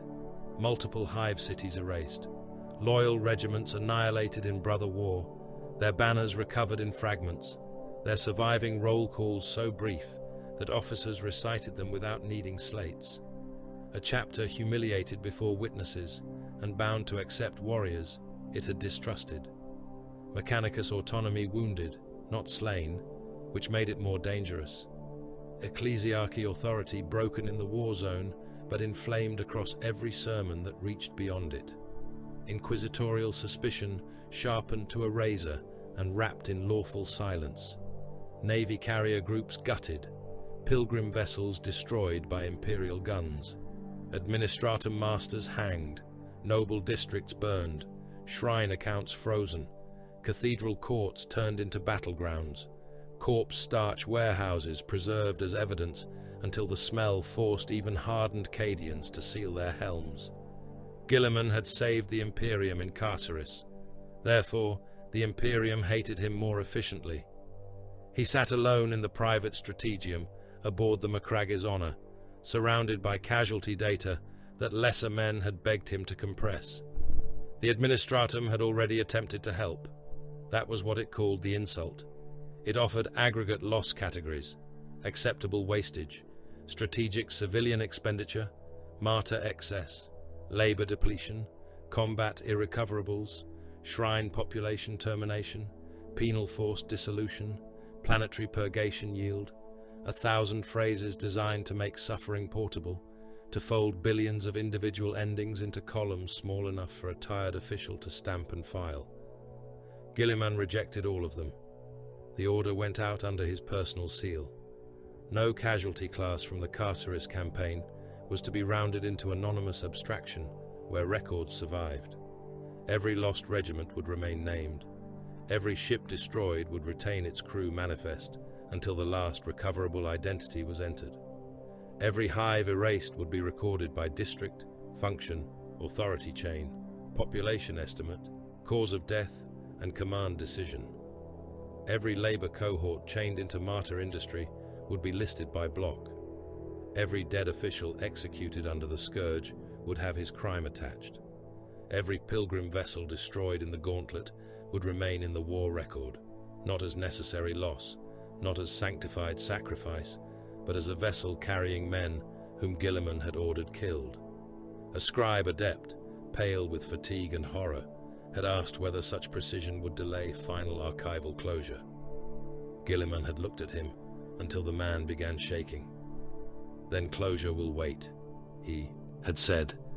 This was his rebellion against the empire he ruled. Not mercy, not enough, never enough, but refusal. Refusal to let the Imperium make the dead convenient. Refusal to allow language to bury the bodies faster than fire had made them. If the Imperium must survive through horror, then at least the horror would keep its name. He reviewed the lists alone. There was punishment in it, and he accepted that punishment because he had earned no lesser thing. Names crawled over the hololithic display in pale procession. Holt's Cadians appeared again and again, dead in streets, dead in boarding corridors, dead beneath shrine fire, dead beside evacuation barricades. Navy crewmen cooked inside hangars and frozen in void rupture. Sable Templars crushed under collapsing transit plates. Ultramarines torn open in the cathedral core. Mechanicus killclades atomized by Necron Gauss fire. Astropaths burned out by the final scream of Ossuar Null. Workers rescued from chains, then killed by artillery hours later, because the corridor they entered became a battlefield. He read until the words became shapes. He kept reading after that. The chamber doors opened without a chime. Shield Captain Tivarian Arx entered as if permission was something he granted to walls by passing through them. His auramite armor was clean again, though Guilliman knew it had been red and black after the cathedral core. The custodian carried his guardian spear at rest. No mortal announcement preceded him. Custodes did not need ceremony. They were ceremony weaponized. Guilliman did not look up from the names. "Terror speaks." "Terror murmurs," Arx replied. "It rarely speaks with one voice. That is because too many of its mouths are diseased." Arx stood before the table. The casualty light moved across his golden plate and vanished without seeming to touch it.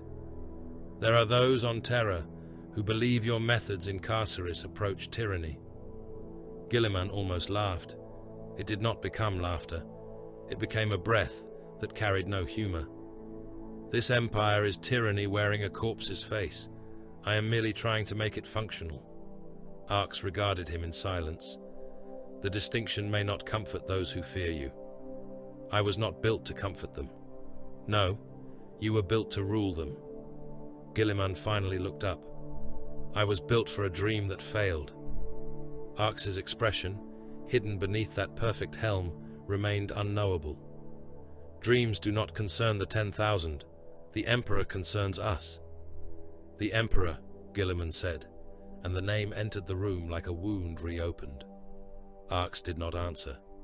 Later, after the casualty lists had been locked and the last command confirmations transmitted, Guilliman went to the sealed astropathic shrine alone. It lay deep within the flagship, behind warded bulkheads and custodes watched passages, far from the devotional clutter that lesser men tried to grow wherever silence remained too honest. The shrine was not a chapel, though priests had called it one until Guilliman forbade them from entering. It was a chamber of black metal, psychic shielding, stasis braziers, and old communication architecture built to endure screams that would kill an unprotected mind. A single astropathic conduit ran through its center, caged in silver, adamantium, and wards older than most Imperial sectors. Fragmentary impressions from Terra arrived through it in pieces. Not words, never words. Light first, too vast and too wounded to be sunrise. Then rot, not the rot of Nurgle, not the laughing abundance of plague, but the dry rot of flesh kept beyond death by will, machine, and necessity. Silence followed, immense and judging. Command pressed behind it, not spoken, not kind, not fatherly, but imperative enough to make instinct kneel. Hunger came after command, and Guilliman's hands tightened, because hunger did not belong in his memory of the man who had denied godhood. Divinity flickered through it, or the shape of divinity made by minds unable to conceive power without worship. Corpsehood lay beneath all of it. Corpsehood and radiance, a throne and a wound, a lighthouse and a tomb, a father and something else. Guilliman knelt. He did not know why. That ignorance shamed him more than kneeling. The metal beneath his armored knee clicked softly under the weight. The Emperor's sword rested across his hands, its flame dimmed, but never gone. For a moment he remembered the Great Crusade, not as poets imagined it, not clean, not noble, but young compared to this. His father in gold, the Imperial truth, worlds forced into compliance beneath banners that promised reason, while armies carried death. No gods, his father had said, no superstition, no worship. Mankind must stand upright. And now mankind crawled through the dark, clutching bones, praying to a corpse, birthing miracles and madness from the same throat. What was on the throne? The man he had known. A god mankind was making. A psychic engine wearing a familiar outline. An echo swollen by 10,000 years of worship. A prisoner. A predator. A father. A corpse. All of them. None of them. Guilliman bowed his head, and the words came from him before strategy could edit them. "I am loyal," he said into the sealed silence, "but I do not understand what I am loyal to." The shrine did not answer. Perhaps that was mercy. Perhaps that was the answer. On Threnos, Colonel Severin Holt survived and was promoted. The order arrived while he stood beside an evacuation ramp, watching the last verified Cadian wounded being loaded into a lander. His greatcoat had been burned along one side. His rebreather hung broken against his chest. His augmetic fingers twitched from damage taken in the lower hive fighting. He had slept for less than an hour across too many days. His eyes looked older than his face had any right to look. A Munitorum officer with a bandaged scalp presented the slate.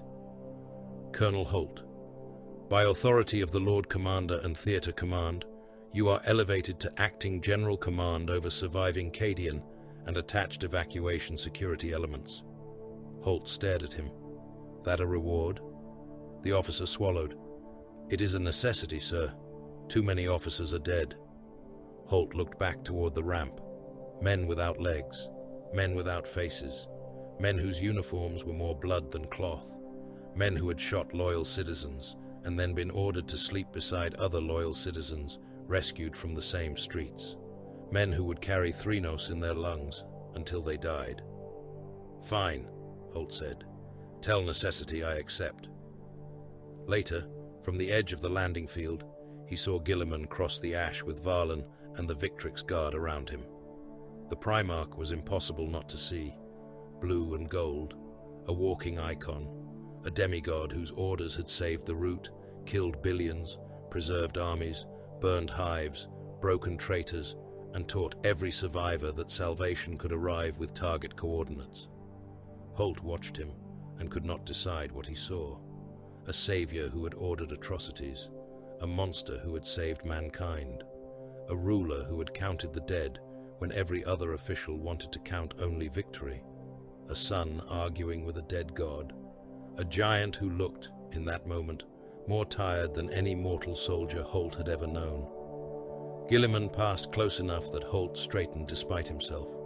The Primarch looked at him. "General Holt." Holt almost laughed at the title. He saluted instead. "Lord Regent, you held the corridors." "Yes, my lord." "You understood the cost." "No, my lord." Guilliman paused. Holt lowered his hand. "I saw the cost. I obeyed it. I do not understand it." For a moment, the avenging son said nothing. Then he nodded once. "Neither do I. Not fully." He moved on, leaving Holt with a promotion, a surviving command, and the knowledge that honesty had not saved either of them from the next war. The Sable Templars accepted Primaris reinforcements under protest. They did so in a hangar bay aboard a strike cruiser whose black hull still bore scars from the gauntlet. Their surviving firstborn stood in ranks, armor cracked and patched, chains heavy across their chests, relic seals fluttering in recycled air.